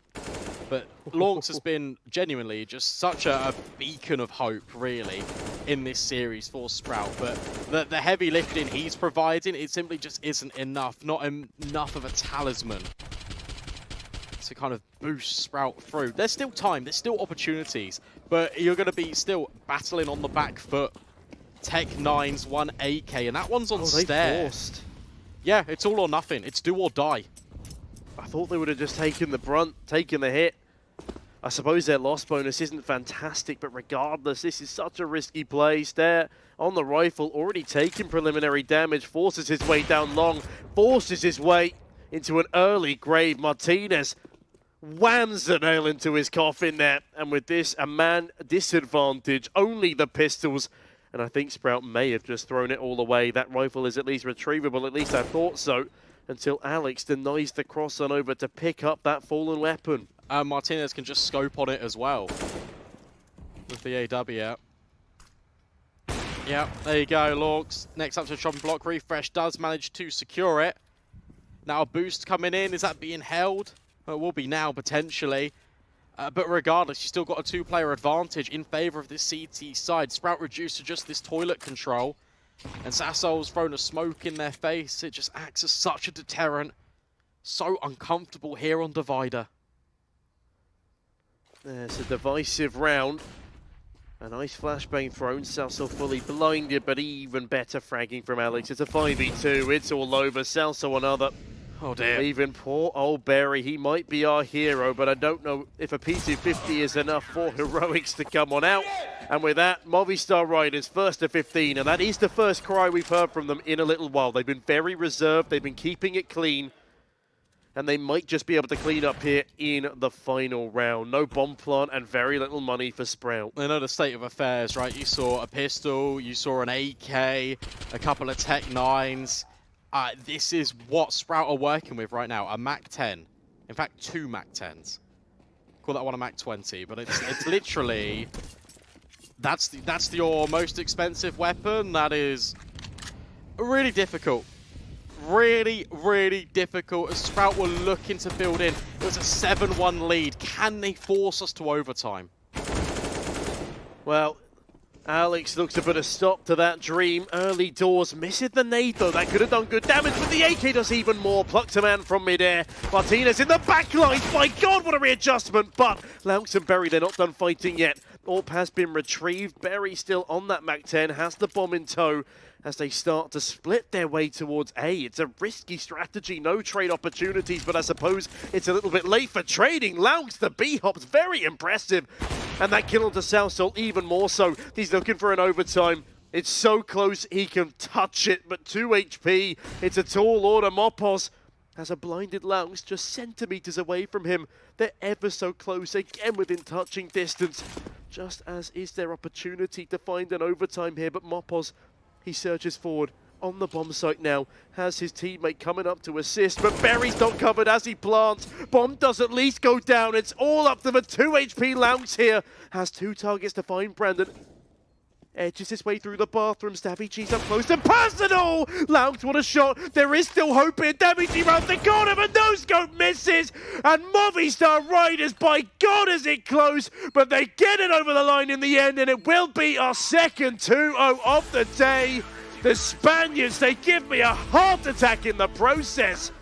But they will be moving on to the next round. Fair play to Sprout. Given the circumstances, given the way they were dismantled on their map pick, they already dug deep and they showed us the kind of promise and potential that they can possess. And I'm really excited to see this lineup develop going forward once they do have an IGL in tow. Because look, you've got Laux, you've got Stare, you've got Excello. These pieces can bring you success. Good sportsmanship as always on the best of threes, but unfortunately that does mean we lose another competitor here at the Central Europe Malta Finals. Sprout, it's been fun, it's been real, but unfortunately your time in the tournament is over. Yeah, it's rough to see those raw emotions as well. You could tell this tournament did mean a lot, especially to the youngsters who don't have much LAN experience. And regardless of their former tournament glory, regardless of making a major run, yeah, this tournament, again, it means a lot to them. It means a lot to most of the competitors here. The Movistar Riders, more importantly, it means they win their first best of 3 since November, and hopefully this is a sign of better things to come. They were competitive against ENCE, which a lot of people weren't expecting, myself included. I thought Sprout might even take this series, but no, in the end of it all, a great performance, and I'm pleased to see, or pleased to say, that we will be seeing more of this Movistar lineup. Yeah, for sure, but it's going to be a really tough road ahead, right? They've got Spirit waiting for them in the, again, another elimination game. The progression to playoffs is quite brutal, especially over in Group B, but Movistar, they do pass the test of time. They're not the first team to be eliminated, but for me, I am more than interested to know what Parla and Freddy have got to think about that series in total. Guys, what are you saying? Thank you, B-Dog and Sneaky. Yeah, Movistar Riders will be moving ahead, ladies, gentlemen, everyone at home. Sprout bowing out of this CCT Central Europe Malta Finals. Look, Freddie, I need some help here, mate. So, Movistar Riders 16-7 on Sprout's pick. Okay. And then they move into Overpass, where our expectation is that Sprout are just going to falter in the same way, just have a rough time, and they managed to make it 16-14. Like, why were Sprout able to change momentum from the first map going into the second? I know they didn't win it, but they made it much more competitive, and that at least was not my expectation at all. Yeah, I think that honestly wouldn't have been anyone's expectation. A big part of it would be the fact they went 8-2 up very early. Overpass, as we've already mentioned today on the desk, as when we talked about the Eternal Fire HONORIS game, is the most CT-sided map in the map pool. And a big part of the success on that CT side was the fact that Laux and Stare, I think, had like a combination of almost 30 frags within those first 10-9 rounds. They went 7-1 up, 8-2 up, and then the castle of cards got blown down. It all came crumbling down at their feet, and it looked just really strange how it all of a sudden flipped on a knife's edge. And you also had Berry doing well. Like, what's the crack with that? Berry middle of the table, 16 frags. You know, it's not a full-on Berry bomb, but that's a solid performance for a coach standing in that's not actively playing. Yeah, I think it was it was during that rampage they heard early on was where the berry bomb was in full swing. He actually, I think at one stage he was around like 12-8, 12-10, which for him, that's fairly decent. And then you look at the scoreboard and Excello and Refresh are below you. Refresh had a shocker of a tournament. He was actually the first person to leave. Longs lost that clutch at the end. Refresh was out of that server, and you can understand why. It's what we've been saying, and I'm going to reiterate it once again because it is goddamn so important. How are you changing from the IGL role into this new role, and you're doing worse while kicking Zyphon in the process? Freddie, I don't have the answers to that question, but something that I definitely do want to bring up, sort of side note, Laux, what a performance by him on Overpass. 31 frags, breaching the 30 bomb across the 30 rounds. So yeah, he did a fantastic job. Completely, and you can never take that away from him instead. They had a really good performance against a very strong team there. You really got to take your hat off to them. They just genuinely looked crisp. Stair definitely did drop off at the end. I was saying he was like 17-6 at one stage. He did end 21-21, so you can kind of take that one with a little pinch of salt, but Lonks never did. He kept his foot on the pedal, 31-18, top of the scoreboard in the whole server for ADR, KD. He had a great performance, but the problem is you have a little bit of inconsistency around the squad. Excello, the AWPer of your squad, 13-18. Granted, Martinez didn't have a great game, but he still did better, and then had more depth around his team of his riflers. Sassol, the lurker, just turned into an entry at some stage, and then Mopoz and David G and Alex in their own right, entering onto that bomb site on that T side towards the end, and then on CT, they were just really forcing the issue, similar to what they were doing on that first map of Inferno. Going back to the sort of rhetorical question that you posed before, I guess with Sprout in their current state, still playing with their coach, playing with Berry, that we need to see what happens next for them. Yes. Who are they going to add? How are the pre-existing players going to start playing differently? And can only hope them the best, but they bow out of this tournament, CCT. We had the scoreboard up just now, just quickly. So it was Mopoz and Sausol at the top, but I do recall seeing Martinez having some top moments, even though he was in the middle of the scoreboard.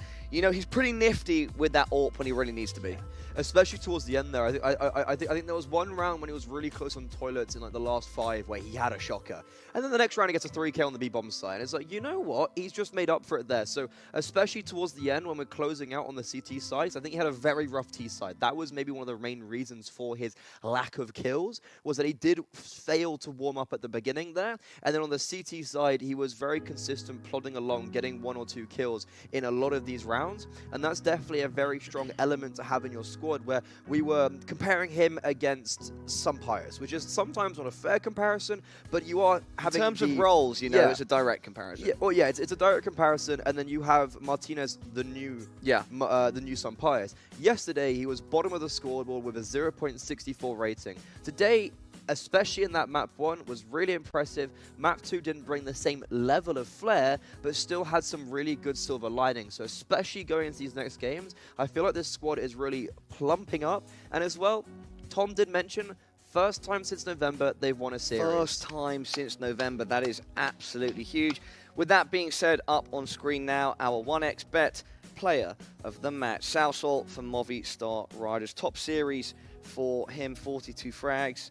30 deaths, 1.26 rating, that's very solid. And yeah, across that series, we see Movistar now showing some promise. It's not necessarily living up to the dream yet that Mopoz was proposing yesterday in his interview, where he said, we think we can be better than last year. But it goes back to what we were mentioning in the pre-match segment, where we're seeing that Movistar do have more to offer. They're starting to show us that. Completely. And if we are going to go along the same trajectory of last year, we're going to see a peak in IEM clone. If that is what they're aiming for, that like going higher than what they had there, they've still got a lot of months to go, and they already are looking a lot better. Sasol, I really like him as a player. I was very disappointed when I first saw him coming in, and there wasn't much success, because I really do rate him as a player. Him and his lurk role is very good. You can kind of compare him to Rops, maybe, in a sense of when the round is going right, he's still there, and he's very good at shifting in, especially on Inferno, towards B apartments on that T side. A apartments on that T side. But then even when the round is going wrong, he's still able to pick apart that defense. And now we see it in clear iteration how well he can actually do. And then you have a really strong entry, like trio pretty much of those rifles. They're all very aggressive. And that's why I thought Sasol was such a good integration of this roster. You've taken out Defs, who didn't add that lurk role, and you've brought someone in now to change up the roster and add just that extra layer under the surface, under the topsoil. That's where Sasol fits in for me. And I really like it. And I think I've had high hopes for this Movistar Riders team, and I'm very glad they're starting to maybe do something. But then you also got to look at the fact that they're playing Spirit next, the favorites in this tournament, the top-rated team in this tournament. They've just come off IM Katowice, where they narrowly missed out on playoffs, if I'm not mistaken, and they lost to Liquid, where Wonderful dropped a 1.21 rating. And this is definitely a scary prospect, I will say. One other question I'd like to pose to you, Freddie, before we leave is, what kind of player do you think would best fit into Sprout going forward? So the issue you've had with Sprout, and Refresh is the oldest right now and was always the oldest. And all the iterations they've had in the past few months, you have had Refresh, who's 24, or be the oldest by sometimes even quite a long time. You've got Lonks and Stare, who's very young. Exello is also like 18, I think. So you've got a group of young players. I definitely liked the idea of MOUZ coming in. I feel like he showed success because he won the We Play Academy Season 5. So he's obviously done something as an IGL. And they gave him 2 days of prac and 2 officials. I do feel like even though Refresh is the oldest, you still can bring a young IGL. I think picking from that Academy talent pool is definitely something that they should look into. And especially when you've got Barry still staying as that coach, I feel like that can be really strong because Refresh has a young age, a lot of experience, and I definitely feel like they should still target that Academy talent pool and just honestly, just give someone more than a week. Like, was MOUZ that bad? Like, I thought he was all right, to be honest. Snacks hyped him up. I've seen him play at a decent level. They gave him less than a week. Like, it's a little bit unfair, but definitely. And they've got the firepower. They haven't quite shown at this event. We finally saw it towards the end, so they don't necessarily need to target someone with massive amounts of firepower. But I think a young IGL can definitely benefit them because we've seen how well these younger IGLs, and I'm not a fan of recycling old players. I'm a big fan of looking at the talent pool in the Academy League. It's worked out for so many teams. And they changed, the book got changed when these Academy players start coming in.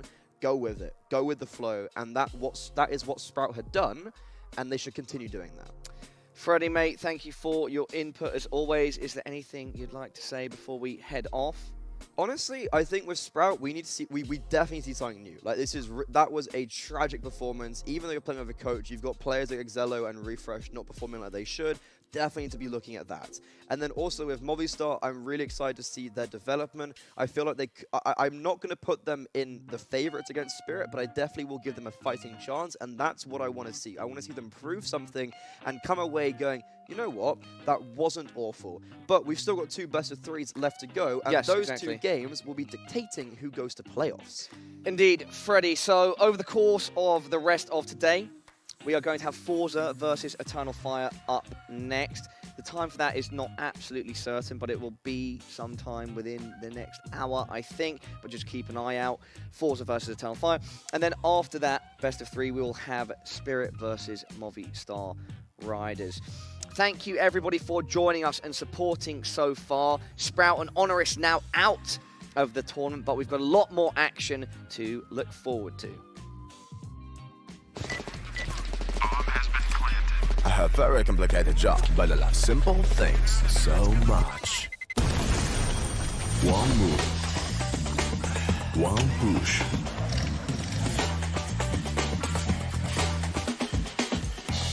One touch.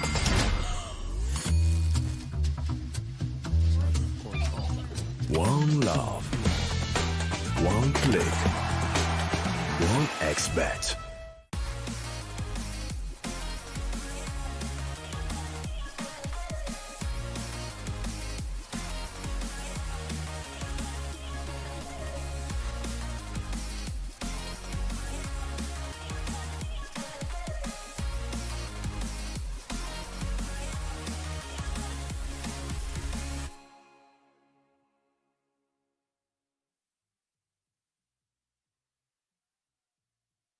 Trying to get the skin of your dream for a long time but can't get it in any way? On our website you have a unique opportunity to get your favorite knife.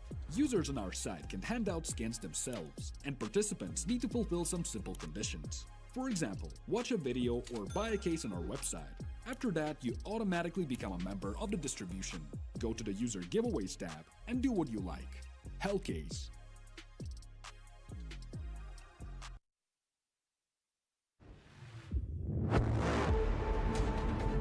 And let's introduce our second guest, Regali, formerly of Game Agents or Fnatic Rising, now playing in Copenhagen Flames, absolutely tearing up the scene right now. They've been playing super well, they've won some of our tournaments.